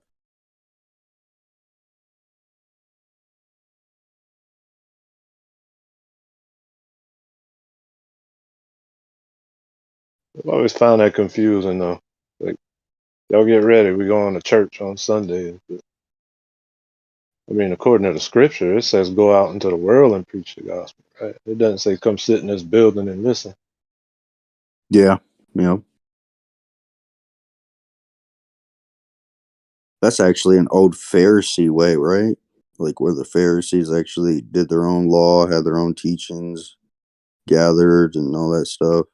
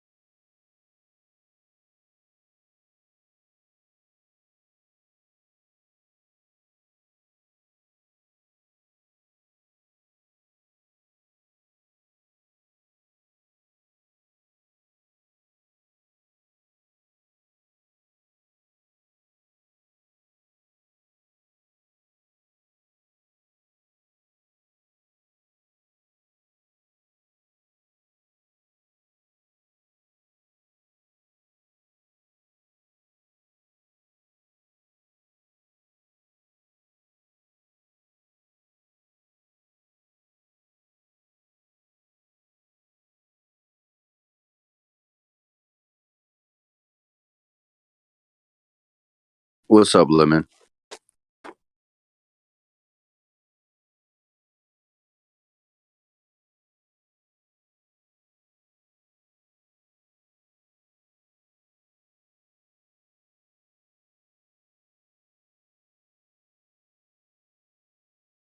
Hey, yo, hey, Lemon. Have you heard my? Good morning, sir. Good morning, man. Have you heard my hypothesis on the circumference of light over a flat plane?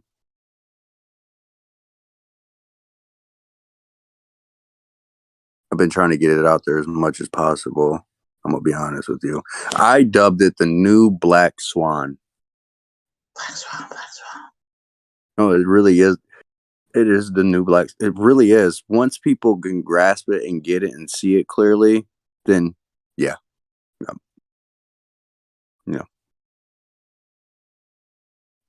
What's the circumference of light? Okay, so a small local. Okay, you know what Rayleigh scattering is? Scattering of light in the medium or something. Yep. Okay, so when you put the sun in a less denser medium, I'm not saying, I'm just using it as like a hostile witness thing. Okay, but let's just go for sake of argument. Put the sun in a less denser medium, you get the scattering of light. Molecules will scatter and produce a circle of light. Right. So here's the thing: at mean sea level, it's 14 psi. At 30 to 40,000 feet, it's like 4 psi. They claim, well, it's stated that light bends towards the more denser media. Therefore, higher in altitude you go, since we see in a 360 already through our vision, the circle, a small local sun over a flat plane, would appear as a sphere higher you go in altitude. And I have demonstrations of this done in Blender for evidence, and I have been looking at ISS and rocket footage. Now, you'll get a hard cutoff. The only time you get a hard cutoff, like fisheye lens, 360 cameras, the panoramic, is when there's more light beyond that point where the cameras lack ability to get into the lens. Like you can see it with skydivers' helmets where it looks like a whole ball, or on the ground, or higher up in altitude, say the ISS. It's just a hard cut up, more light. Now I have photos where it shows maximum distance of light dissipation where it ends, and it's not a hard cut off. So you're basically saying that we see all around ourselves in some sort of circle that becomes like a 3D sphere, basically? Slightly, yeah, due to light bending to the denser media. And the edge, it depends on, so they claim the ISS is like 22-degree off angle. So if you're looking at a circle or a rim of light at an angle, it will appear as a sphere or curved. And I've done this, have helped with other people to do this in Blender. So I have like videos or demonstrations as well, if you ever want to check it out. Sounds interesting. Yeah, I can post it right here. Now there's some type of new add-ons or something in Blender. I had one of a flat earther and a glober. Both helped me out on this. And the flat earther, he was blown away. He was like, wow, that does really match. The glober, he was all for it. It's right there, just post it. He was all for it, and then he just doesn't really want to talk about it no more. I don't see him. It seems like he wants to stay away from it, which is quite interesting. At first, it's like, wow. Go ahead. Well, the flat Earth is too hot for some people to handle. Excuse me. You see that image that Witsit posted? No, I'm not saying that's real. But now with a fisheye lens, it'll just be more pronounced. Right? And look, this is right here. This is from the ISS. I'm going to show you this clip. Screenshot. I want you to look at it very closely. Let me get to it. Now you see where I put the arrow. Look, max distance of light. See in the center to the far left, that's the crowning of the sun. Right there. Look at the light. It dissipates. It produces a circle over flat Earth. It will appear as a sphere. This camera's fisheye lens, so of course, obviously, it looks like that. But it will appear as a sphere higher you go. And if you look at that Blender mock-up that I posted way up there, that's just the circle of light. Has nothing to do with the ground or nothing. That's just light alone. Interesting. Yeah, it's what I've been studying. The scatter of light. I've been looking at everything. And like questioning like this right here. That's from the ISS. Circumference of light. Look, it's not even a hard cutoff anymore. It's starting to gradually dissipate.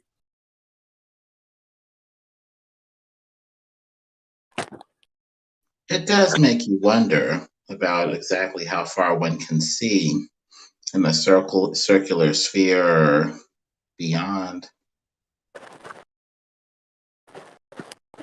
Now here's from a weather balloon. If you look at this closely, you'll see light curving down and curving up.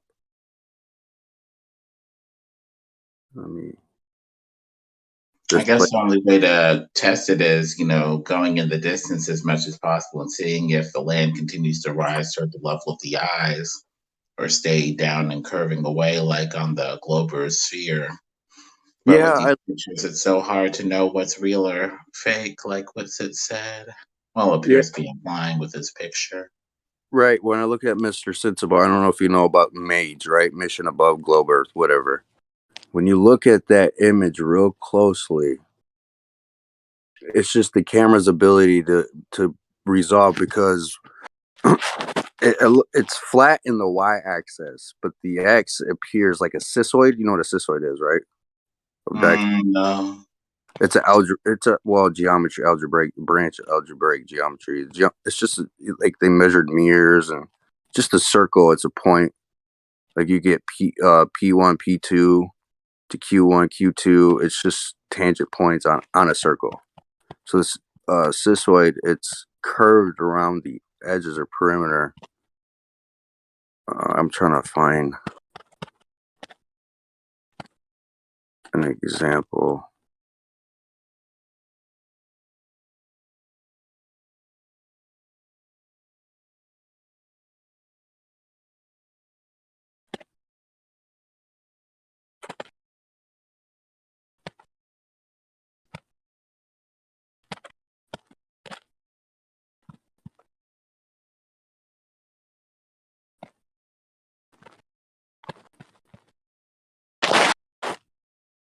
Now, if you look at this one right here, it's a hostile witness, but I use it. It's loading. Now, if you look up to the far right, that's the max visible distance of light. Now, I looked at images where it's in the small portions of the dark spot, and it's still a horizontal.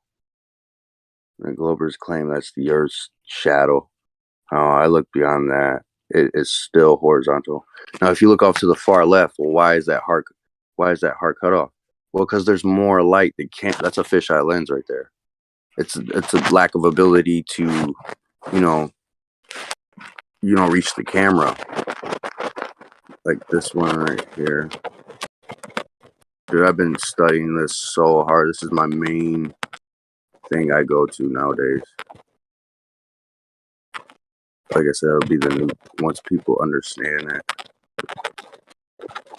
Well, the flat Earth does imply new light principles for what is or is not working over this flat, motionless plane. That's the thing that's so interesting about this discussion. Right. Now, you see that one I just posted right there? Now, to a kid, they were like, oh, that looks like, a cartoon of a globe, right? Or a ball or the Earth. Well, actually, in that dark portion, this is in Blender, where it's dark at is the rest of the Mercator projection flat map. This is just the circle of light in Blender. When you increase the contrast and, brighten up everything, it shows the rest of the map. Oh.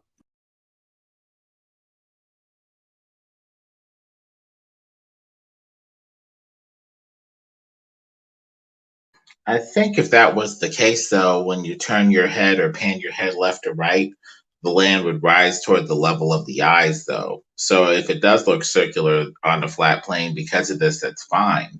But I think you would expect, the center of your vision to be this circle that's the highest, hump, looking in that direction, and then to dip down or appear to drop away left and right. So I guess I'd expect, when you pan your head left or right, that the highest part of the circle would accompany the eyes as it pans left and right, if it is a circle of light, I believe. But we'd have to test this out.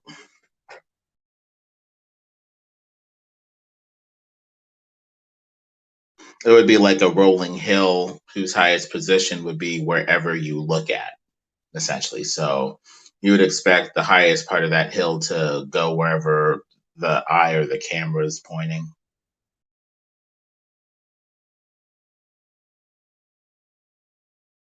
Yeah, but I'm telling you, I'm working on it. I'm working on it with a couple other people at this moment, and trying to kind of map it out, if you will. It's quite difficult, but I'm trying. Dang, if we had millions of dollars, boy, I tell you what. We don't need millions of dollars for the truth. The truth's pretty simple.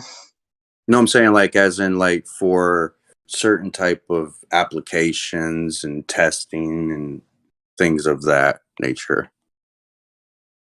I'd be able to send off weather balloons that are crazy from like, sunset to sun. I need 8 spots on the earth to do.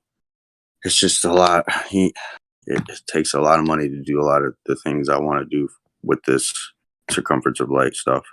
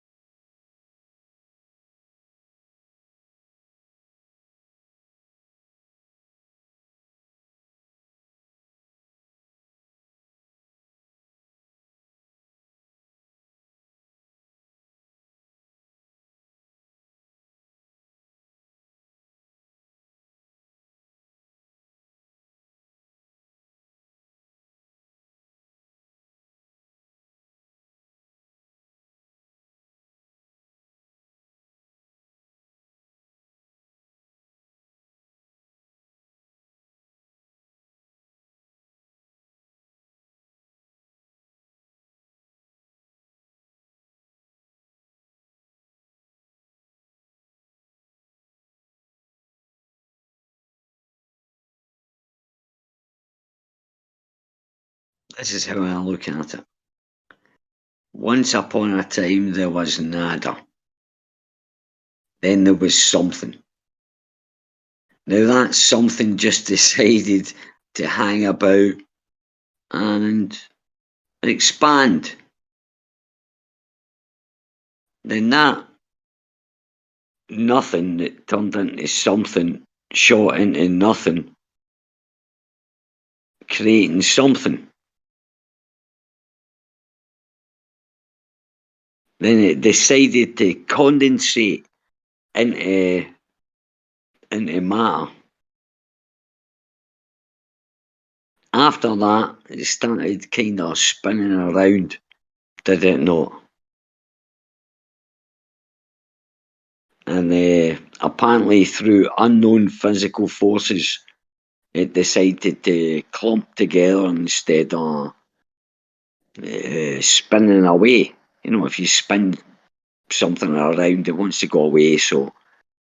And then it decided it was called gravity, and it clumped together into a little ball. Well, I ask you.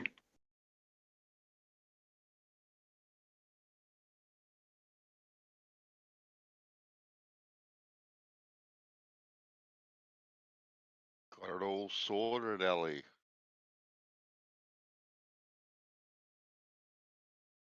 What was that, Bandsaw? I said you've got it all sorted. Oh, do you know what it was? Right. I just finished what I've been sat for about an hour waiting for someone to talk, and I was just pondering. I thought, right, okay, I was like, oh, fuck this. We should be people be talking. So I thought, well, I've got a bit of space. There we go. There we go. And I just jumped on myself. Had a beautiful barbecue this evening. It was good. We had barbecue salmon and barbecue ribs. What time are you at the Homemade. moment? What It's time? about 11. It's about 11 o'clock at the moment, mate. Thereabouts. I'm 4:30 in the day. Oh, okay then. Okay. So you're 7. Yeah. About 7.5 hours or something. Yeah. Oh, I 6. So got that into me. Got a good feed. I'm refueled, ready to tackle the world. Tackle the world. Yeah. Came in. Thought I'd come in. See, I've got this newfound energy and vigor. See how many victims would lie.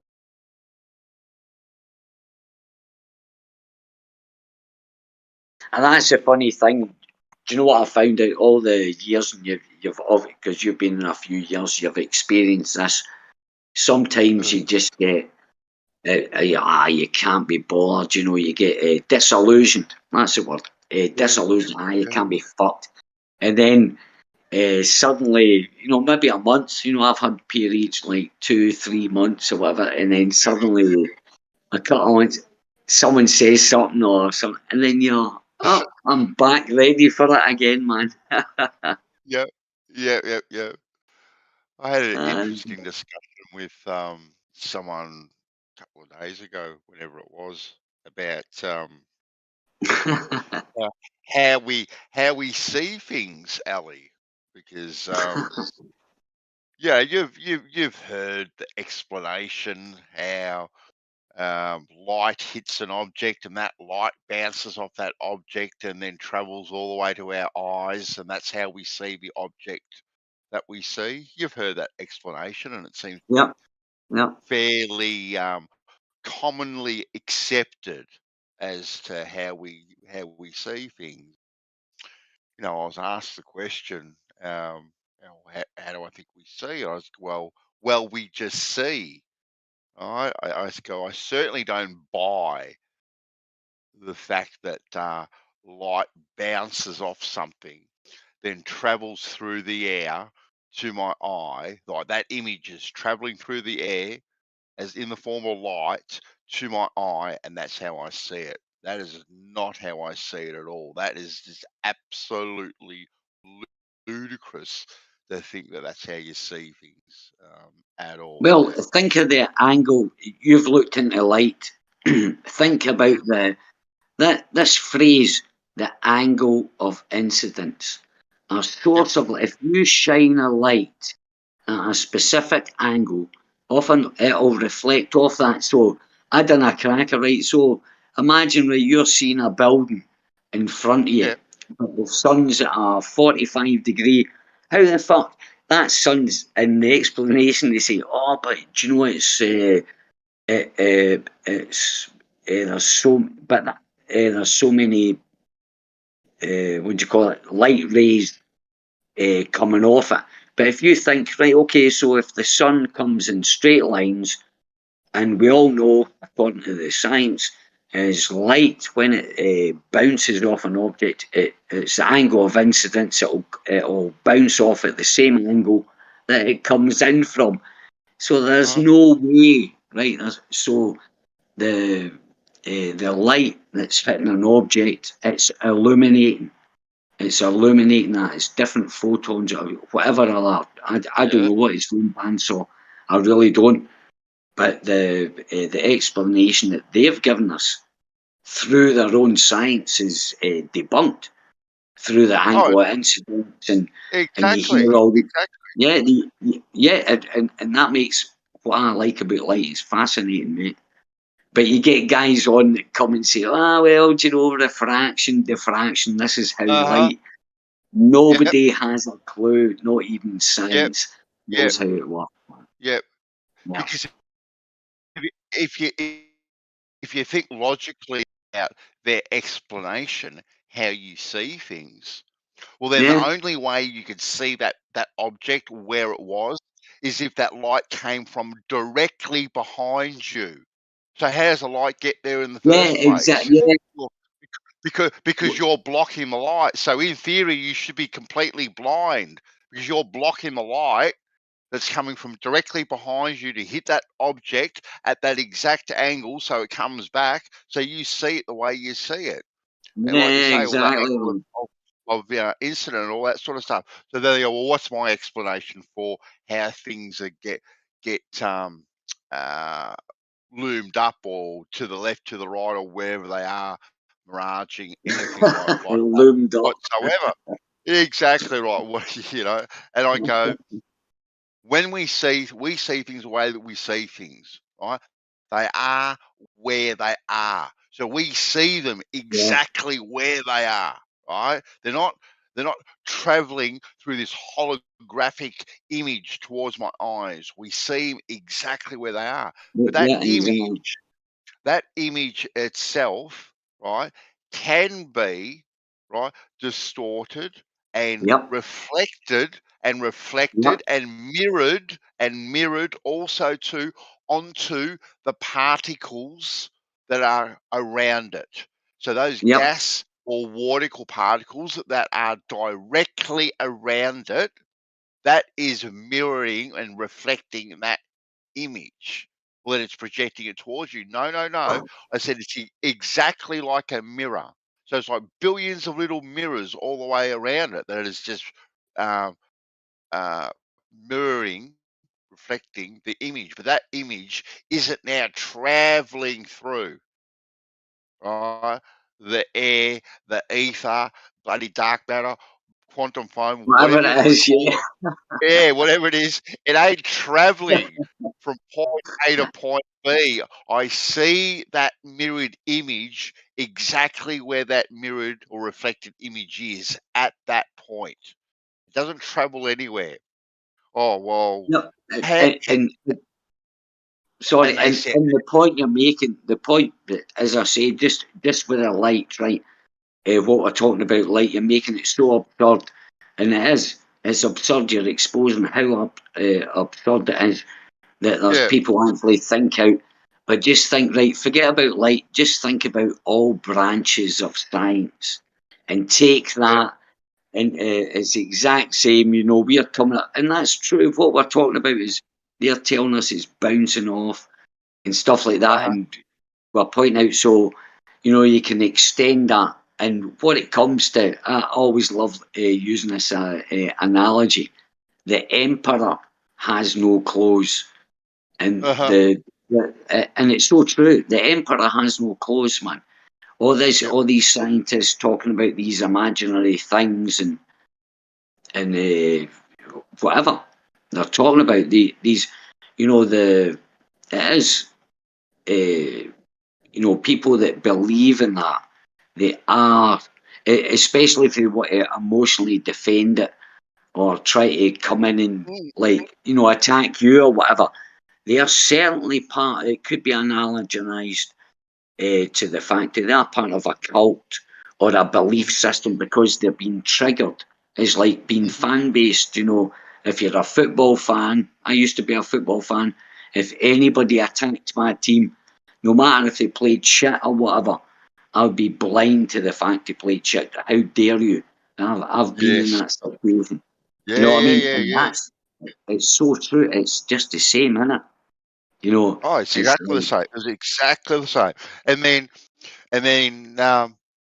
they said, well, one of the good things. Well, how do we see things then? Like, if it's not, what does the light do? What do you mean? What's the fucking light do? Right? Well, what does the light do? How does it travel? I said, it's just, the light is just there. It is just there, and the light illuminates things, so they are lit. So thus we can see them. Because guess what?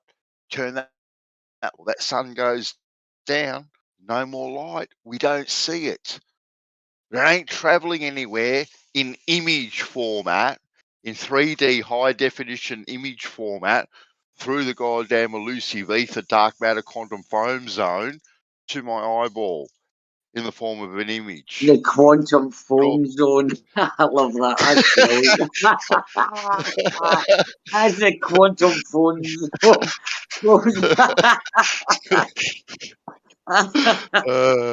That's funny. How about this then, Banter? sounds Right, so fake, talking it about might be light. But how about this about talking about light? I've said it before, right? But I just found out, it was just like a few months ago, not a conspiracy document, it was a scientific documentary or whatever. And you know how we have cones. Anybody in flat Earth, will know what cones are inside your eye. We all know. Yeah. But yep. Rods and cones. Yep. yeah, it picks up, it receives red, green, and blue. Just like the television. If you had the old television, that was the three makeups, all the colours, right? And these cones detect the red. I think it's green and blue, or maybe yellow. I can't remember. But the point is, right?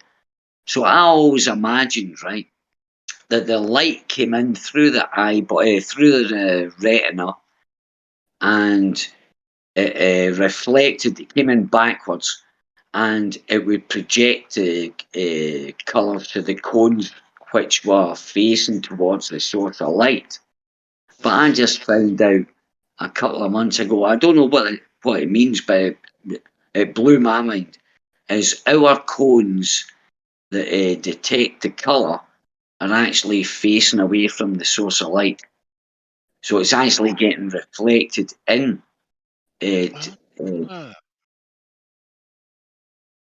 know, because when we talked about cones, I always imagined with the eye, right? You know, it was like that, and then the cones, obviously, because it comes through the retina into the whatever it's called. I forgot it. I learned it at school, but I forgot what it's called. And I always imagined the cones that were picking up the colours to send the signal to the brain. You know, sort of break down the colours, mix them into the right colours, and send the message to the brain. We're facing where the light came in. The light from that was coming in was projected on, but it isn't. It's the other way around, and we're the only actual, I think, mammals or animals on Earth that that our cones are like this. Every other animal it faces the source of light. But human You sure beings. about that? Well, I'm not 100% sure. It was a documentary I watched, and it was just an off the cuff.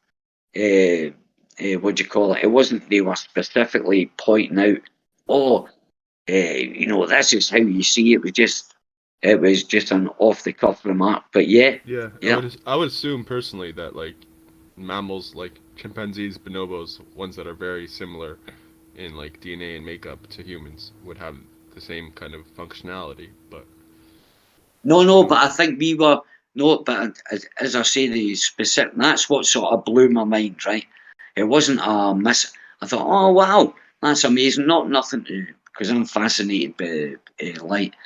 I wish I could find it again, but it was like a documentary, but it was like an off the cuff. It was a lecture or something like that. It was like just taken as kind of thing. Oh, this is. It wasn't like woo. That wasn't the main point. It was a lecture on, the eyeball or how we see. But it was just oh, by the way, our cones face this way. We're the only ones that do that, and continue. With I was like, oh fuck, man, But I could be wrong. But that's what. it's interesting, anyways. The whole like Yeah, it was human fun. eyesight is just, man, it's crazy. The amount of design, and that's just like one cell, like the cone cell, just one cell in this entire process, in this entire being, in this entire world, and all of it has like different designs and intricate, fine tuning and stuff like that. It's crazy to me that people deny like a creator when they are confronted with all of this. Yeah. All this happened to walk off out of a pond onto a rock and then stood upright. This all just happened just by complete random chance. But could I say something? I just wanted to say something. But do you think it's because we can't rationalise ever? And I'm not sticking up for because I would say there was a bigger chance we were created than we were not, right? But I'm just saying, is it only because our limits of understanding or whatever that could I forgot the point could ever conceive that's the only thing we conceive because we see it around us or whatever, we know man and woman creates child together, whatever, so everything we see is being created. A tree's getting created by seed. So we kind of rationalise that. Well, everything else has to get created by something. So what were we created by?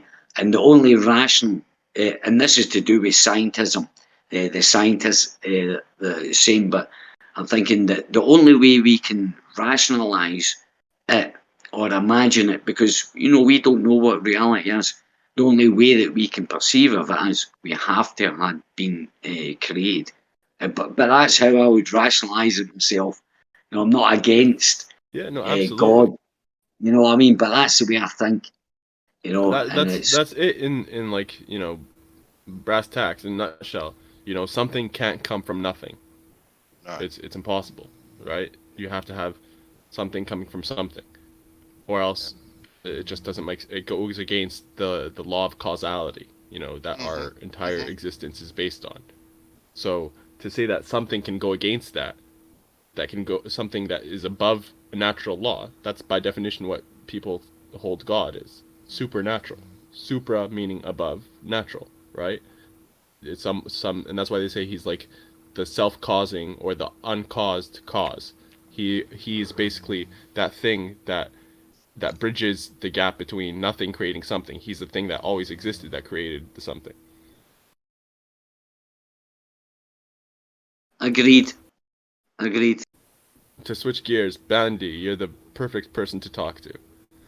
So, in the house, we have a blocked drain, okay, a clogged drain. Yes. And and I shoved the drain snake in there. Yeah. And or like the auger or whatever you guys call it there. And it's like not pushing. I found like where it's blocked, but it's not pushing whatever it is out. Like I don't have enough pressure. So I thought pressure, plumbing, who's the best person to talk to? And you're the man. So what do you suggest I do? So you can actually feel the blockage, can you, with your like the snake won't go any further. It's you know being blocked, but I don't know what, like it's not kind of moving the thing out of the way or what have you. Okay, so what drain is it? Is it a sink? Is it a? It's sink, bathroom sink. I don't know. Someone like must have dropped something within while the stopper wasn't there, and yeah, and so I don't know what physical object is obstructing it, but it seems like it's, you know, pretty big. Okay, so if it's the sink underneath it, you got access to the pipe work like the S-bends and all that sort of stuff. Okay, so how far past the S-bends does the snake go, or does it just go into the S-bends? The S-bend? Is that what they call it? Yes. Okay, so yes. I disassembled it from beneath the sink. So I'm past the S-bend. So you actually disassembled it and you put the snake in from the point where it's going into the wall and beyond. Yeah, well, right before it goes into the wall, right after the S-bend is where I put the snake in. Yep. And it goes in like about, I want to say like 10 feet. Okay, so you're going in a fair old whack. Before it was like the block was a little bit closer, but I think I kind of like with all my rigging and stuff like that, I kind of pushed it farther down, kicked it down the road, but it's still blocked. All right. I was thinking now, like on the end there's a coil, you know, like it looks kind of like a spring, right? So I was thinking maybe if I took a blowtorch and heated it up a lot and then shoved it in there, and maybe like whatever, if it's a piece of plastic or something like that, like maybe it's a shampoo lid or God knows, maybe I'll melt it a little bit as I shove it in. But that's the best I came up with. Then you see, then no. So then you're dealing with plastic pipes and stuff as well, unless they're steel. That would have to be a terribly old place for it to be steel. Yeah, it's or iron. Yeah, I don't know actually. It's metal from right under the sink, but when it goes into the wall, I have no clue. Yeah. So on the end of your snake, what's on the very end of it? It's like a little kind of spring-looking coil. Spring-looking coil. Okay. Then. Yeah. So the one I have has fingers on it, like an open hand, and it's got fingers, and it's fairly rigid, and and it's got like these little hooks on the end of it, and what it does with fairly easier blocks, you get it to the point of the blockage, and then you start to rotate it, and those fingers grab into whatever it is. It's generally like clumps of hair and stuff like that build up over a period of time, to be honest, and it sort of entangles itself in there, and you sort of wrap it around, get a good grip of it, and then you're able to pull out that blockage. Do you get what I'm saying? Does that make sense? Yeah, I get what you're saying. Ours is not hair, whatever it is. It's like an object like that fell in. I think it's most of the thing. Could I ask you a percentage? Sorry, Bansal. Could I ask you a couple of questions? Percentage. Are you on a ground floor? No. It's condo, not ground floor. So your waste is going down, or your sink waste is going down? I imagine so. Yes. Okay. So. Sorry, Bansal. Because I was thinking, right. Because I was thinking of a broken pipe or whatever, but yeah, there's obviously a blockage there. If you're on a top floor, I don't know, whatever. Yeah, there's no leak or anything. It's just it's backed up and it's watertight, but not even completely watertight. It'll drain very, very slowly, and it's not airtight at all. Like I can take some compressed air and put it through, and it'll go through, but it's just not draining properly. Does it go into a drain? That's blocking it. Does it go down to a drain? It comes out from your sink. Does it go down the side of a building, or I don't know, to be honest, because it goes like into the wall, and then I'm not sure what happens behind the wall. It's in between like different condos. And there's probably a shared then. So what we also used to do, we used to use compressed air percent, and I used to have a rubber seal, and you'd insert it into the pipe and make an airtight seal. You pump up the tank, and you have a quick release valve, and bang, all right, make like a little potato gun type of thing.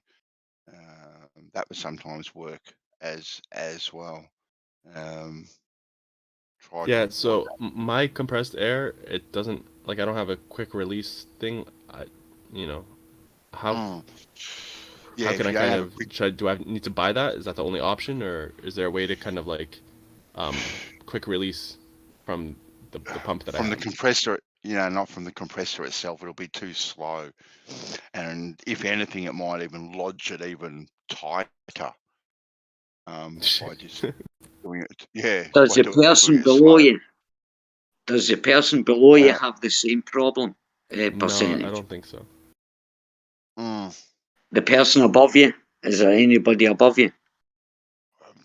There is, but they don't have the same problem either. The problem is definitely in my build, like in my Yeah, you're part place, of it. That's all. because it was closer to the sink, and then through like my like compressed air and kind of using the snake, I literally felt it go farther, and then and it, like, drained a little bit. It's draining very, very slowly. But if someone else had the issue, then I would have heard. Yeah, okay. That was all. It's just me. I also have I don't build. I just do go through a sequence of fault finding or whatever, just to find out. I'm trying to think of a way for you to do it that where obviously you don't have to call out a plumber and get a drain muncher to come in. What's that?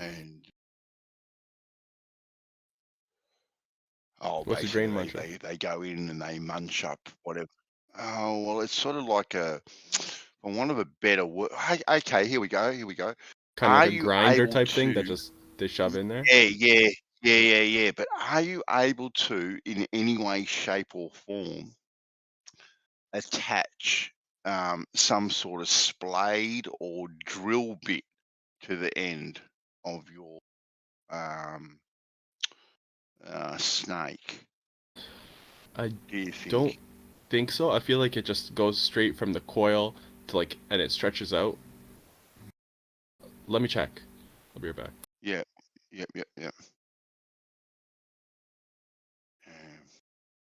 we go. Plumbing advice, courtesy of Earth Awakenings. Please don't take this as professional help, folks.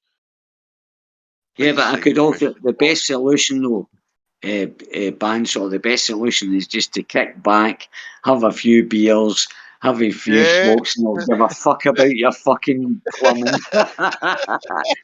That was a joke, but it's good as well. I always, there's loads of. How about this thing going into the, pressure or could you not create a vacuum if you can't push it through? Could you Yeah, not that's what I'm thinking. suck it up? Get suck a it up. vacuum. Yeah, attach it to the end of the pipe. Put some gaffer tape around it. Make a nice tight seal, and try and use a vacuum to pull it up. Because if it's not bothering, if the downstairs from it, obviously if it's the plumbing will be connected the same, the kitchen will be the same, they'll be on the same kind of feed, I would think anyway. or the same kind of piping. I don't think they'd be separate. You know, so if the guy below him hasn't got problems, the guy above, there's a space in between there, and it probably just needs to whatever. I'm back. Can't push Yeah, it. Got mate. to suck it. Yep. What do you got? The snake, it's like the metal of the body of it just is kind of like stretched out and kind of manufactured to also continue as the tip. Okay then. All right then. How about if you can't push it through, get a vacuum, all right? Put it to the end of the pipe, get some gaffer tape around it, and try and suck it up.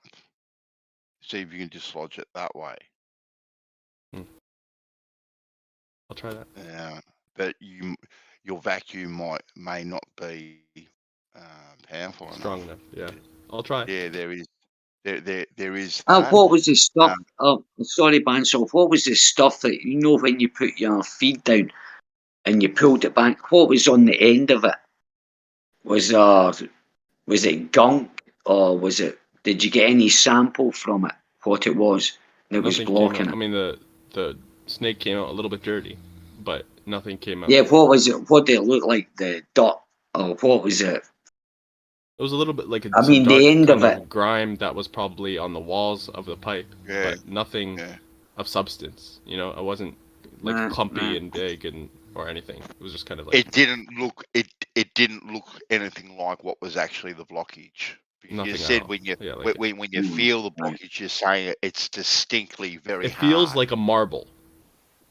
Right. It feels like okay. someone dropped a marble. Okay. It's like this thing is just almost completely occluding the pipe, as if it's almost the same diameter as the pipe itself.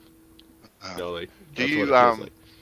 do you rent there percent or do you own the place? Why does that matter?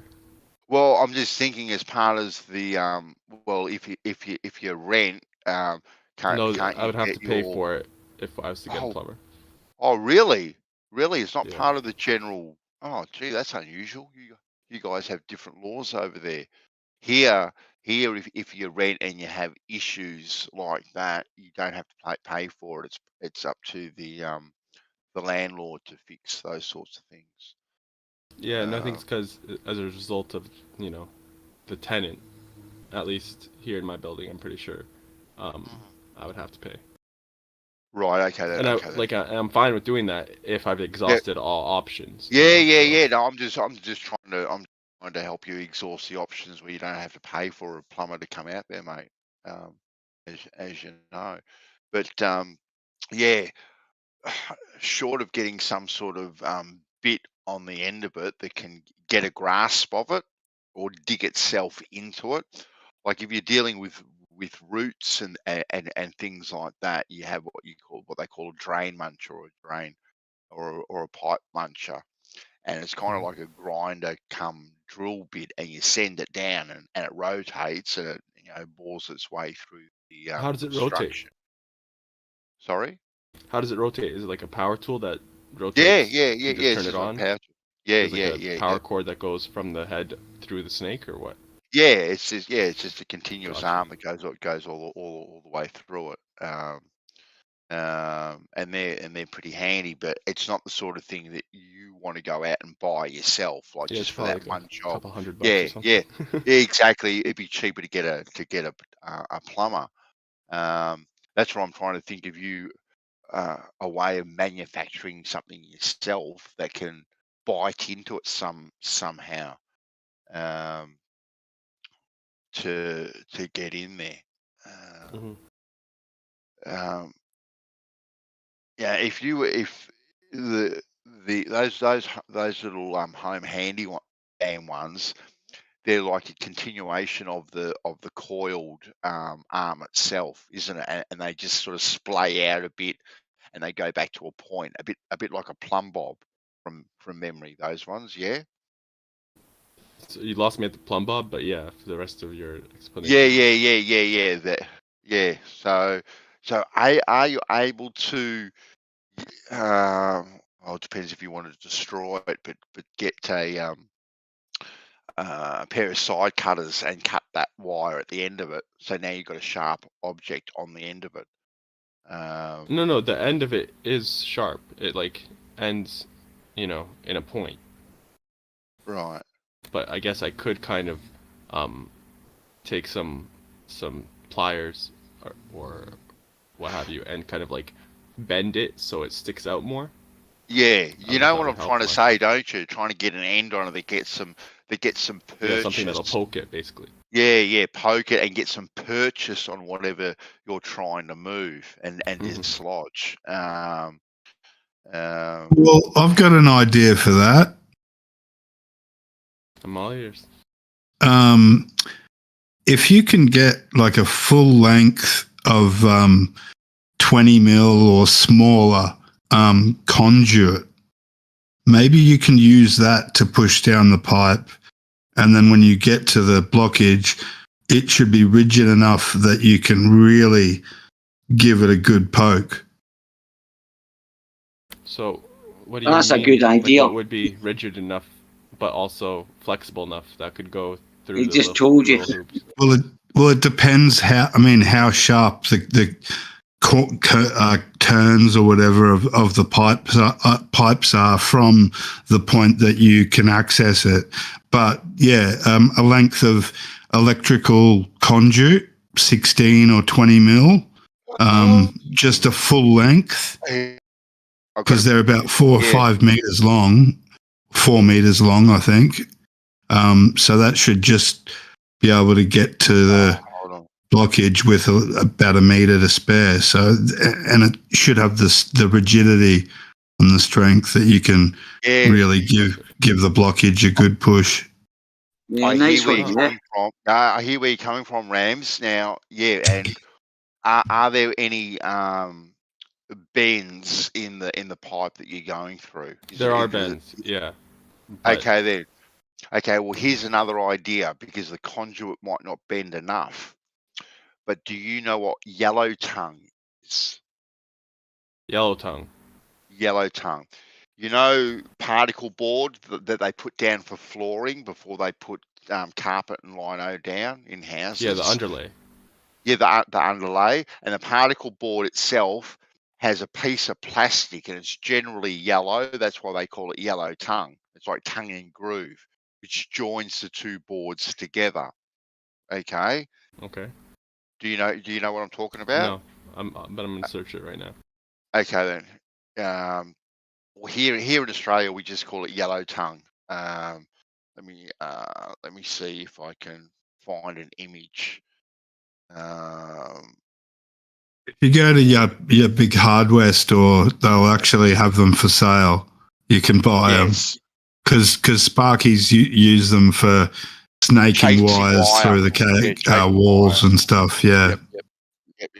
Yep. But they're not usually as strong. But if you were to tape like 2 or 3 of them together, then you might have enough, rigidity but flexibility with that.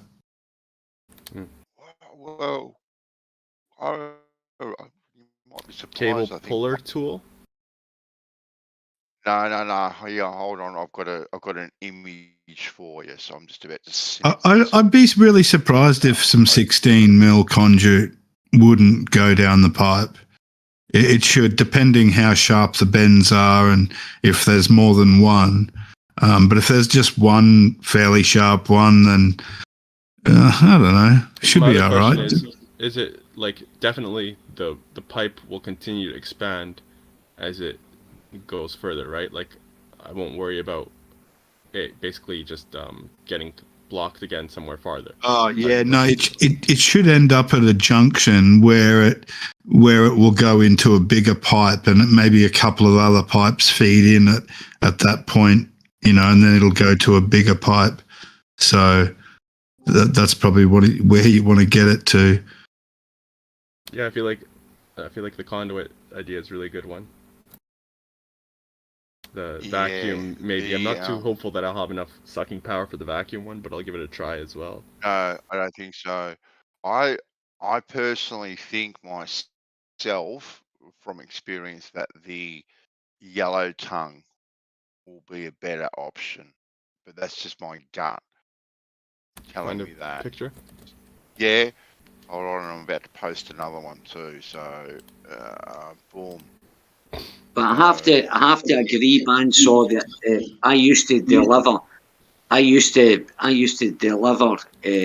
electrical conduit, right? And they're made out of, like, I get what that guy Rams is saying. By the way, I think that's a good, and it does bend. I think it would. Yeah, no, it Yeah. does, Ali. I've got no No, issue with you it get a good bending. purchase on it. You know. Yeah, but to bend it around the corner, it has to be very flexible at the end, at the very end of it. Well, the conduit is very flexible, I agree, but at the very end of it, it is less flexible. Okay, it's No, but more it was the flexible point of in the, yeah, but it's going into a certain size of pipe, right? And it's like yes. if the conduit I used to deliver was oblong, it was square or whatever. Yep. So it's not missing it. It's a square or a oblong going into a round pipe, and I'm sure I kind of get the idea. You could give it a good fucking ram. You know, you could sit it under your sink and go fucking and pull it. There's flex, and it wouldn't matter if it was half the width or whatever. It would still get a good ram on it, and it is very strong. But Rams, you were talking about a round, like circular conduit. No. Yeah. No. Like a shower. Oh, like you a were shower talking about head round. type I was talking about just the electrical conduit. I used to deliver this hundreds of meters of this in a lorry, and I get what the guy was saying about it. It's plastic, right? You can cut it if you want to make it bend, right? You can take a little woodworking trick and cut little slices in it on the open end, not the open end, the closed end, because you have a closed end, open end, closed end, and that makes a natural. It'll bend like that if you want to. Yeah. You know what I mean? So you can adapt that, and it's so cheap to buy 4 meters of electrical conduit. It costs you fucking nothing. Yeah. But the trouble is, though, if you come to a right angle bend, and the chances are, Oh yeah, forget a right angle. If you're going to come up to a right angle, forget it. There's no way you'll get it around. Yeah, but the yellow tongue, you have a chance of getting that round the right angle though percent. That's why I think that the yellow tongue is personally a better idea than the conduit. Because if you've got even a 45, I think you are going to have tremendous trouble pushing that conduit through. Even a 45. Yeah, but I don't think Bandsaw, where percentage is right. He says he's got someone living above him, right? So obviously, where the drainage system is straight below where percentage is staying. I don't think there is any right angle. Now, if there is a right angle blockage, then it'll be down in the where the drain is at the bottom of the building. It certainly will be. That's a straight pipe. Once you take your angle, it's a straight. There's no 90-degree turns there. There will be 100%. There will be bends in it. I guarantee you there'll be. Well, there's definitely bends in it. Definitely. Yeah. Some kind So of major percent. bends Yeah. when I'm Yeah. So exactly. So Percent's already said himself that putting the snake in, he's going through bends. So if you're going through 1 bend, 2 bend, 3 bends to get to the blockage, you're doing that with conduit. I think you're pushing shit uphill, to be quite honest with you. But at least with the yellow tongue percent, I think you've got a better chance of being able to force that in there and getting it in there. So what am I looking at? Or there's another way. What you could do is if you can get the full length of conduit, and if that doesn't work, if you can't get it in, then actually cut the full length of conduit straight in half, and then you've basically got a tongue you've basically got one of those, yellow thingies that Bansaw's talking about, and you've got something that's even more rigid because it's it's half a length of conduit. So you cut it in half, like Yeah, all along the length. Yeah, all the way along the length. So you've got two long pieces that are just U-shaped because they'll bend round corners a lot easier. How do I wouldn't I need a saw to cut through like this metal conduit? Yeah. Just No, I'll not tell you what metal you gotta make- conduit, just plastic conduit, and you could just cut straight down the length of it with a I was good wood thinking- saw or a I was hacksaw. thinking, like the shower heads that you can take and move around and just Yep. I was thinking that type of kind of material would be the conduit. You're making That it too metal. complicated. You're making it too complicated. Just stick with the yellow tongue. Trust me, stick with the All right, yellow what am I tongue. looking at with this? And- I see like a block of yellow. Well, yeah. is this thing? Now, you've got the particle board. It's flooring. Percent. It's flooring, and you put it down on the floor, and one side of the particle board has these tongues in it. The other side, right, the direct opposite side, has a groove in it, and that tongue goes into the other groove and joins the two boards together. So all you're after is the actual tongue itself. Okay, that's all you're after. Okay, so how do I get that? Well, generally, if you walk around a building site or whatever, generally you can find it, or you walk into your local hardware store and I don't know. Does it go by another name? I just posted a website. You can check it out there. It's an Australian website, but that's basically the stuff that you want. And you can get that from any big hardware store. I like $5. Bandy's suggestion. Just go around like a construction site and just steal something. Well, usually usually those are still attached to the floorboards that they're going to use, or the leftover spare ones. Some electricians probably pinch them because they're like $5 each to buy from the hardware store.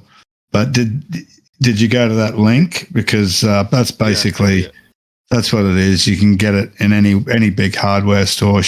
Should have it. All right. Boom. I'll let you guys know how And it the turns good out. thing about the yellow tongue, because it's solid, right? You can get it in there wherever the blockage is. You can then hit it with a hammer. Right, you'll distort the end a little bit, but you're not going to break it. You can give it a good whack with a hammer. Okay. Or if you need extra strength, you could buy two of them and tape them together. And then it might be a little bit harder to get it through, but it might give you a bit more rigidity. Yep. Okay. But all you got to do is get the start of it around the corner. Now, if you're finding trouble, okay, if you are finding trouble getting it around the corner percent, okay, you try and get it in as far as you can, then pull it out. Get a hairdryer, right, and heat up the first foot of it or thereabouts with a hairdryer. Okay, and heat it up as as warm as you can, and then try and get it in there again. That will then give it more flexibility to initially get it around the corner, because once it's round the corner, then you won't have any problem whatsoever. It'll just continue to follow itself. Well, I'm a Sparky actually, and I use these things all the time. So what you do is get the end of it and just curl it around your finger and hold it for a couple of seconds, and then it'll stay in a position where it's curved. Yeah, and then push it in, and then when it gets stuck or whatever, you just grab the whole thing and twist it around 180 degrees or 360 degrees while pushing it in still, and you'll find that it'll go in. Okay. When you say curl it around your finger, do you mean after heating it up or without heating it up? Like you don't really need to heat it up. You don't need to. Don't need to. Yeah, don't need No, to. yeah. If you just grab the end of it and just try to curl it up and just nice and tight for a couple of seconds, then it should hold a slight little bit of that. Yeah, that bend. And Bandy, you were talking about this 4 millimeter width. Same way. Yeah. Same stuff, mate. Yeah. Like I said, I think that'll be way your best option to actually get it and feed it through the pipe. All right, I'll give it a try. So, all right, Earth Awakenings, plumbing, electrical advice once a week. Tune in to next week. I'm just curious. I'm really curious what the object is.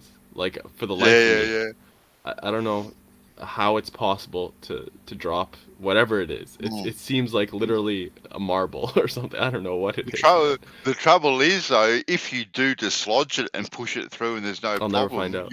You'll never find out exactly. You'll never drop a magnet percentage. Drop a magnet down there. Yeah, I'm not gonna do that. I don't think I need more objects in there.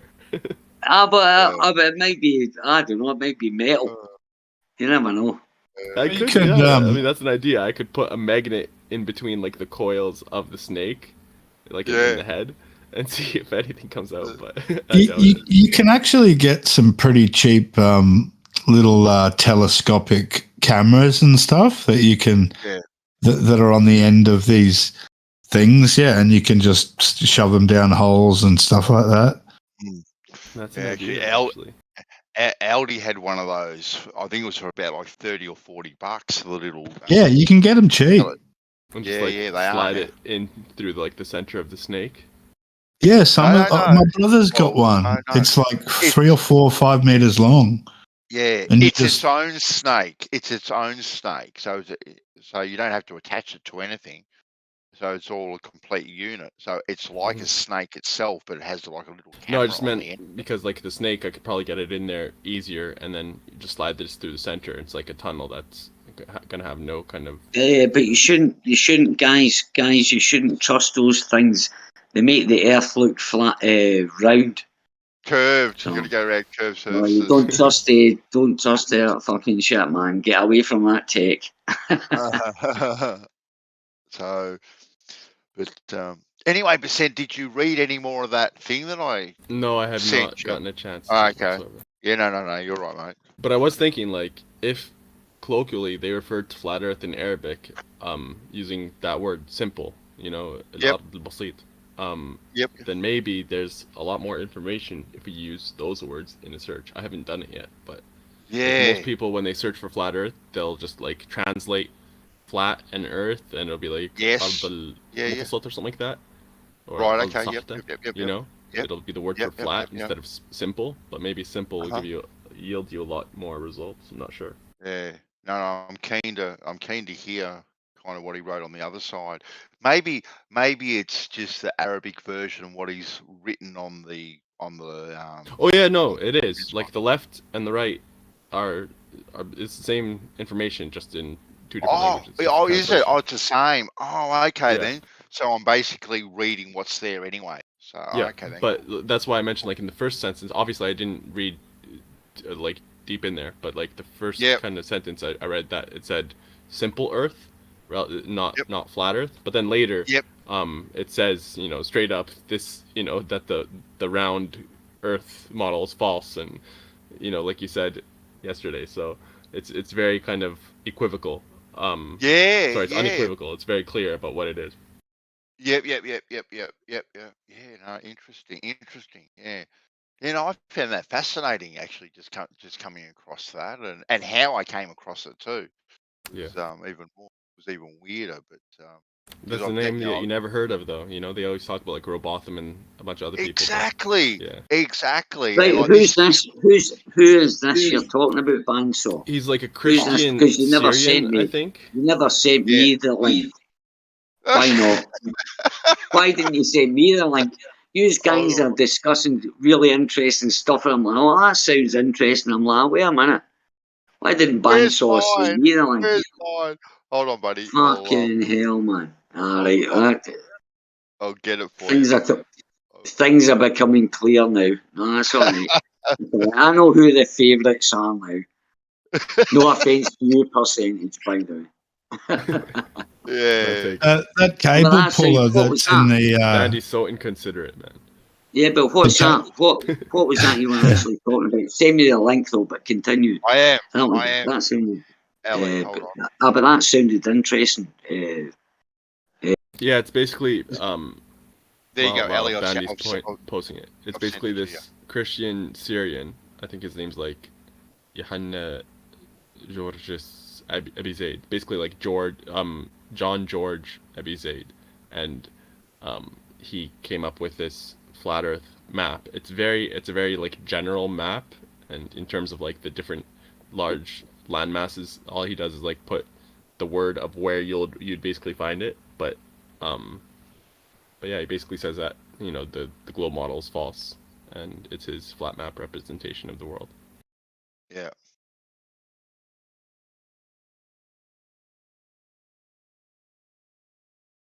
Pretty. Didn't mean to kill the convo there. And that sounds good. No. You're right, Ellie. I've sent you the link, Ellie, with the text on it, and I've also sent you the map itself, which looks a bit like a compass, for want of a better word. So yeah, that map is the map he's actually talking about, and the first thing is the article in Where I. Oh, nice one. Thanks. Just think about this though, Bance, all right. Do you know when you know, I'm glad I think the way that I think, or not question things hypercritically, but I'm so glad that I have questioned things, because otherwise I would have never found out so many fascinating facts. You know, like the other side of the story. Yeah. Oh no, exactly right. How did that affect you? You know, like I know you've always thought different, but imagine that you suddenly found out that there was not scientific, but there was people that were, you know, they gave another side of a story, and they were equally as qualified as the people that had told you the story. And embracing that, and I mean, like, sort of going, okay, let's listen to what they've got to say, and being able to decide for yourself. Yeah, the most, well, not how it's affected me, but the most surprising thing I've stumbled across with my time in these chats and this realm, Ali, is exactly that. We are taught a very particular narrative, right? You know, A, B, C equals D, and this is how it happened, right? And these are the people that are responsible for all of this. But then, you know, all of a sudden, your eyes are open to many, many different things, and you see that there has been hundreds and thousands of other people that have either had the same idea or the idea, and it's been hijacked by someone else, adopted, or absolutely outright The same stolen. education, though, Banso. Yeah, We've had the same education. That's the thing. You know, you've got people that have went to the same universities, these prestigious universities, got their PhDs, their professors. Yet these guys are saying something else. Yep. You know, sorry. Yeah. And there's been like a lot of simple people too that have had a lot of fantastic ideas as well, that have not got any credit for anything as well. Boyfriend was asleep, so I wanted to go fuck my ex real quick. So I drove down to the gas station, let him cream pie me, and then I came home to sneak into bed. My boy-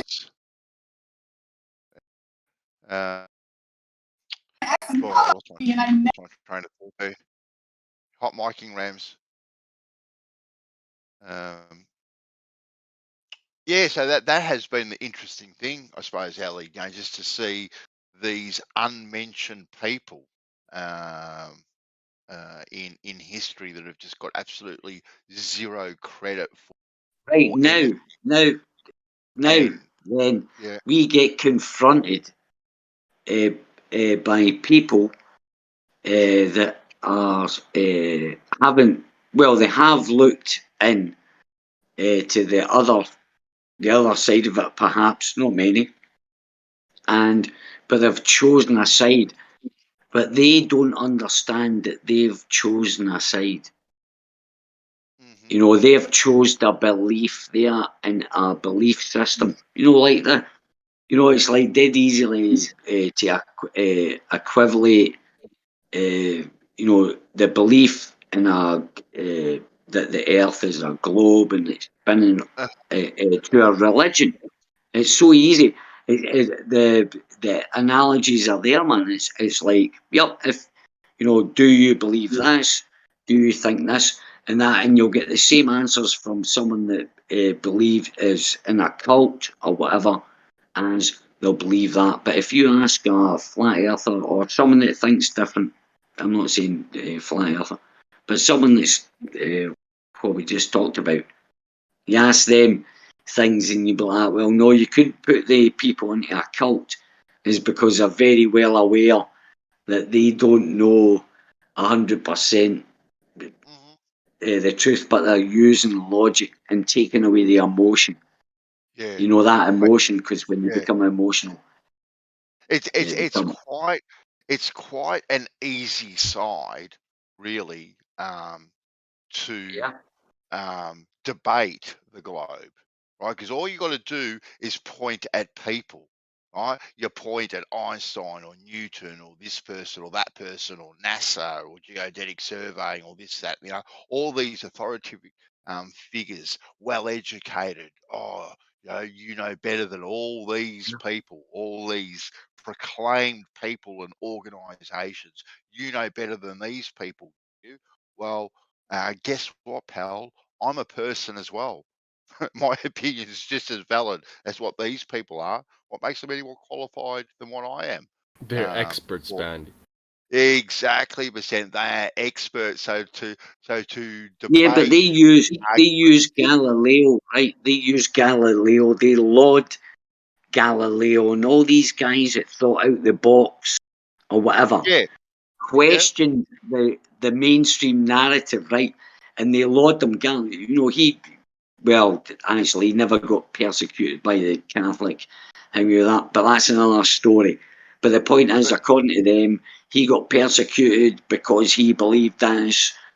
And all these people that have got persecuted and ridiculed, they use these people as, you know, standards. Oh, look at these. But we are the same people. We are questioning. The thing is, they don't understand. Not that we're, because these people were in no way great. They were in no way great or anything like that, like us. no, We are just asking they're, questions. they're, But we yeah. are the same. We are of the same mind as these Well, people that go, well, wait a minute here. exactly right. Exactly right. Yeah, Ali.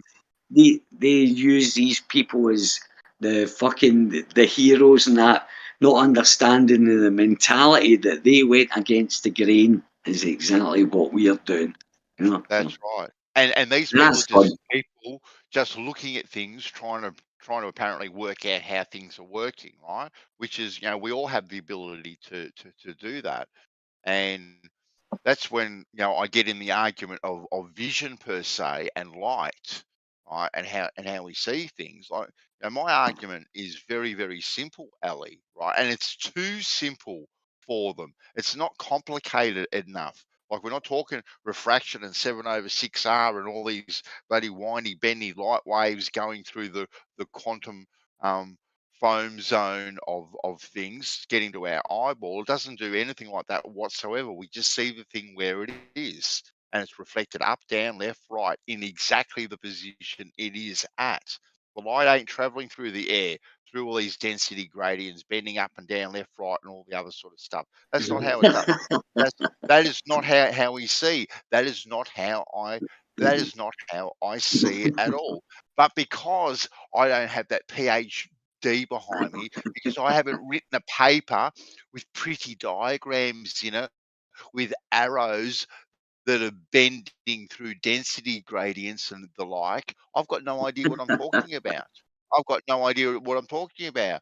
Well, show me where this holographic image is being projected through the quantum foam zone, bending through density gradients to get to my eye.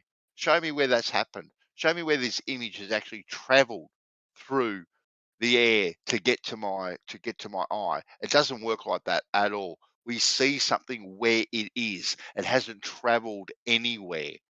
Right? It's not in time dilation or time shifting or doing anything. It's not relative to anything else. It is exactly where it is. It's quite simple. It is quite simple, I think, myself. That's how I see it. So yeah, my argument, my debate is fairly short and fairly concise. But I've heard people argue light and how we see for days on end. It's just like, my God, like this is insane what I'm listening to. Always like Alan I've got a Bansor. question. You know what? My favourite one is right. The favourite one.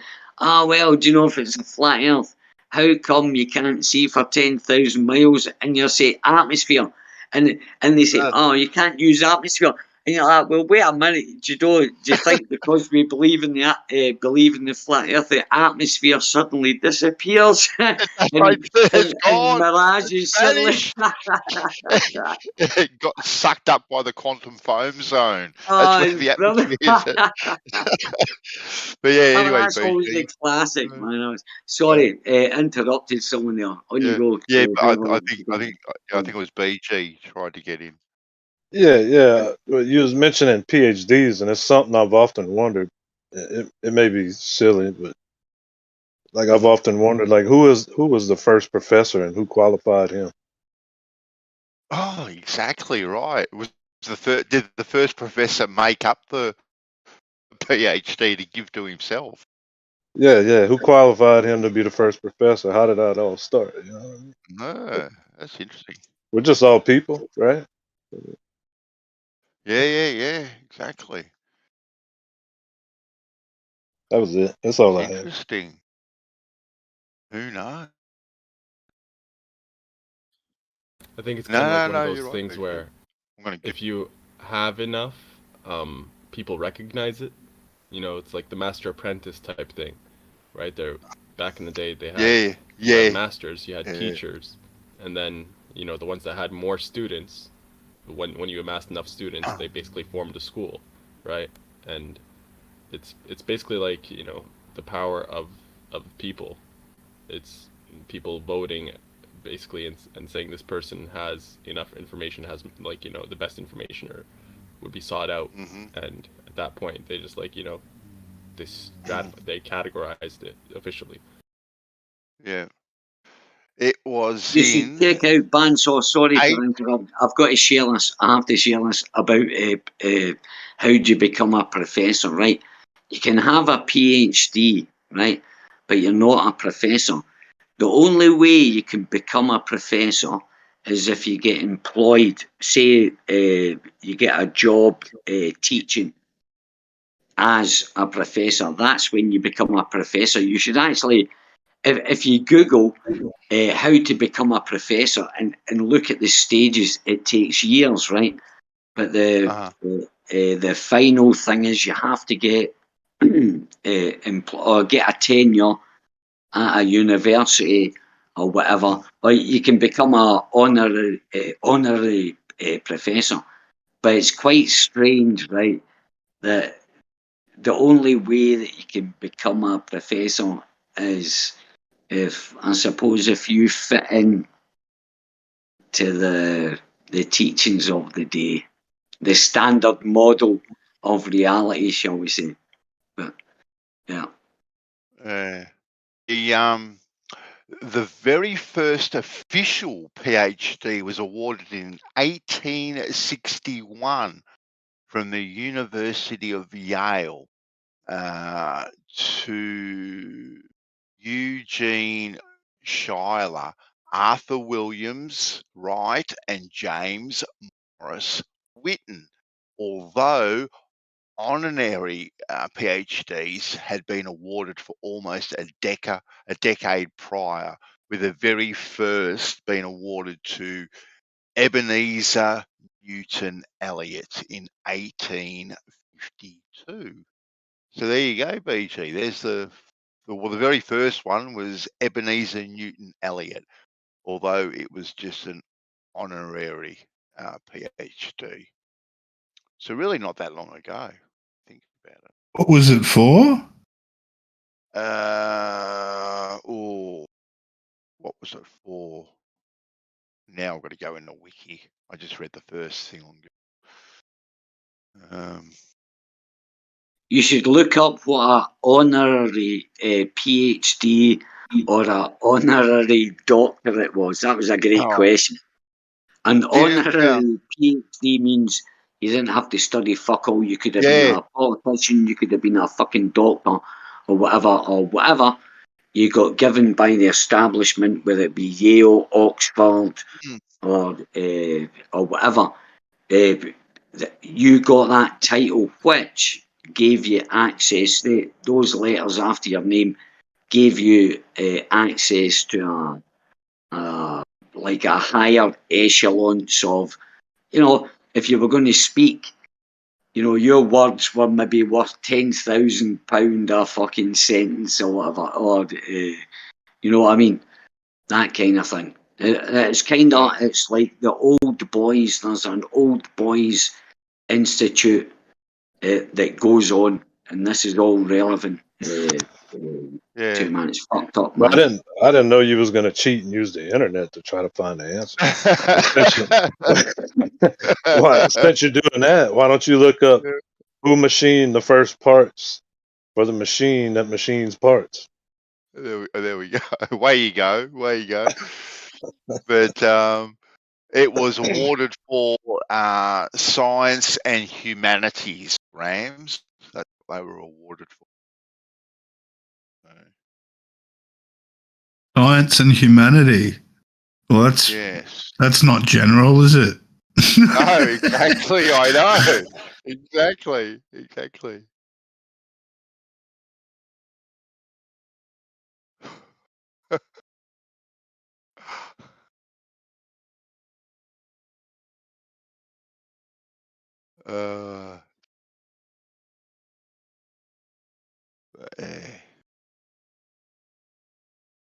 Interesting. So are you into all this how we see Rams by light bouncing off things, traveling through the quantum foam zone, through different density gradients, getting to our eye, and then we see it? Is that how you see how we see? I have no idea what to think about what light is. I do get the whole photon thing and the delayed choice and double slit experiment stuff. I get all that, but it's fucking confusing shit, man. Light is weird. It's extremely difficult to describe, but the particle, like the photon theory, that it's these little quanta of light, billions and trillions of them that go out from the source of the light. I mean, as a model, as a way of thinking about it and studying it, I think it's okay. I think it seems to be all right, but I think there's a lot we need to learn about it. So it's interesting you mentioned the double slit experiment. So we're sending photons through one slit, and because of the duality state of light, because apparently it travels in a wave, and it can be in a superposition, so it can be here or there. We don't know exactly where light is, because that's apparently how light travels in this wave formation, right? And the whole double slit was kind of evidence for. Well, no, that's when you say wave, when in this context, it's referring to a wave distribution, and in this context, what that means is not that it's like a wave, as you know, a wave on the ocean, but it's a probability distribution. So Yes, I get that. So when you shoot the light through the two slits, the probability that it will go through this slit or that slit is whatever, and so the probability of it creating a distortion pattern on the back wall, or whether it creates just the two slits, is part of the probability distribution. Yeah, but Rams, wait a minute, Banzo, but Rams, right? But then you just admitted, not admitted, but you just said that it was an equation. Light's not an equation, right? Because there's probabilities, the chance of something happening or whatever, but it's an equation, right? It's been broken. Light's been broken down to an equation. Well, but light's not an equation. Of course not. Of course not. But in this experiment with light, it's about whether the light that you shoot through the slit comes out on the back wall as a distribution panel, as a diffusion, or whether you get the two slits. That's what's happening here. Whether it's the two slits or whether it's a distribution is, and why it's happening this way or that way. It's just an attribute of light. Yeah, but when they say they observe it, right, this is the thing, right? It's not I've got a problem with that. I don't believe in that kind of thing anyway. But it's the language that you use, or we've observed it. If it isn't there, they're saying if it didn't go through that one, it must have went through that one, because the probability, they don't actually know which one it went through, right? And because they didn't detect it or whatever. Well, this is what they worked out in the experiment. What they worked out in the experiment is when they shoot the light through the holes, when they know which of the two slits the light passed through, then on the back wall you end up with the two slits as where and that's what I'm saying. You had the distorted spectrum of the two whatever, the wave after it. But how did they determine? Because when they did it with one, it was what do you call it? It was just like the one spectrum. But when they put the two, they had the detector behind it. They had the differential, the diffusion, the diffusion. Yeah, diffusion, right? Yeah, but what else you could you expect actually? But think about it, right? No, but you don't get. You don't always get. Hang on. You don't get diffusion on the back wall with the two slits when you know which slit the light went through. So if you've got the two slits there, if you know which of the two slits the light passes through, then on the back wall you will not get a diffusion. You will get a solid two lines. But when you don't know, wait a minute then. But when you don't know which slit the light passed through, that's when you get the diffusion on the back wall.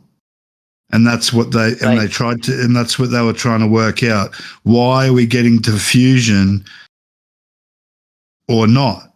And they it came down to, as weird as this sounds, that it's the knowledge of which slit the light passed through, which determined whether there was diffusion seen on the back panel or so two that's slits. what it was. We can basically say, right, so the proton or photon or whatever, it was probably proton, I think, the proton gun or whatever that fired through. Proton, right? yeah. It was a proton, yeah. So when it was, it would know, right, and I bought into this, by the way, but it's so absurd when you think about it. So this proton, if it knew it was being observed, it would act in a different way if it wasn't observed. Well, this is where conjecture starts coming in, because people start saying, you know, well, does the particle know that it's being No, observed? but that's the point. And That's is that effect? listen. Think about it. Think about this, right? And the only way that could that work, and you've got, do you know when you hear that quantum, the wave collapse, right? The wave collapse, or whatever. The wave collapse is just, it's a mathematical equation, and it just means when you observe something that's like, you know, when someone turns on a light, that's when your dark wave, if you're in darkness, your wave will collapse. That's all it is. It's when that event happens. Wave function collapse. Yeah. Yeah, right. That's just mathematical. That's not been observed. It's not a physical thing or whatever. It's a mathematical. Right, but a lot of people equation, often can get confused because they hear the but word people wave. regard that as They hear the word wave and they think, oh, these idiot scientists think that light is a wave. But no, it's not like that. It's a complete misunderstanding of what wave function is. Rams, and that's exactly right. But unfortunately, the scientists that tell it to the uneducated or the unenlightened or whatever, they use those words, those specific pictures, those words or whatever, to make it think like a wave, or it's a wave and stuff like that, to get people to believe. They won't say, hey, it's a mathematical equation and it's this or that, it's only conjecture, it's just a theory, we don't really know what's going on. What they do is they build pictures into people's heads that this wave collapse is a physical thing, it's a mathematical equation. And with a double slit experiment, well, why wouldn't you expect, if you get a different result from shining a light through one square, or of a certain nanometer width or whatever, a specific size, than you would with two, and you projected it onto a background? I think I would expect two different things. And it makes the assumption too that light is actually individual photons. Right? It also makes that assumption too. Now, when the light passes through the first slit, right, and then apparently is in this wave format, right, and going through this slit or that slit, and we think it into going into a slit and all this other type of baloney, in my opinion. You know, how do we know that the light, when it's gone through the first slit, actually hasn't propagated more light between the first slit and the other two slits? We don't know this either. We assume that light is made up of individual photons. We think that because we can channel light, that is individual little photons firing out from a light globe, or whatever the case may be, instead of it being, say, a singular entity itself, light. Yeah, it's just a convention, Bandsaw. It's just a convention for the smallest piece, you know, the smallest quanta of light, you know, that we can possibly detect, you know, and work with. Yeah, no, and I get that. I get that. It has a starting point, Rams. So it has point A where the light starts, right? But from where it starts, right, just because it has a point of origin, right, that point of origin doesn't necessarily say that is individual points of origin every single time that light is being projected forward. All right. You know, this is how we're taught to think of things in the smallest possible manner. Let's break everything down to the smallest possible matter, because this is what we're doing as human beings. We have to break everything down to the small. You know, what is this? What is that? What is it made up of? That's the materialistic exactly way of right. looking at everything. And with light, I think that's where we're going to have to really, well, I don't know, man. Light, I don't know how we're going to get anywhere with the study of light. Neither do I, mate. Neither do I. But see, like I said, I don't see light myself as an individual photon at all, traveling in individual rays in every single direction. I'm actually seeing it now as a singular entity from a particular source, and it grows from that particular source. It's like one being that it comes from a source, whether that's a candle, a fire, a flashlight, the sun, the moon, whatever the case may be. But I definitely ain't seeing it as individual photons, hundreds of Yeah, but trillions I mean, the whole is the same as the part, right? With light, like if you were to put up a big tarpaulin up in front of you on a sunny day, and go to the middle of it and just poke a little hole, and then the sunlight would come through that little hole, and so light would be, so light's like the smallest bit or the whole lot, like it's all the same. Yeah, but exactly. It is all the same, but because you're putting a hole in a tarp, and now you're channeling that hole into a smaller part, right? And now directing it. So now when you're underneath the tarp on the ground in front of you, you have this little beam of light. Right, we're still presuming that this beam of light is made up of all these photons going through the hole itself.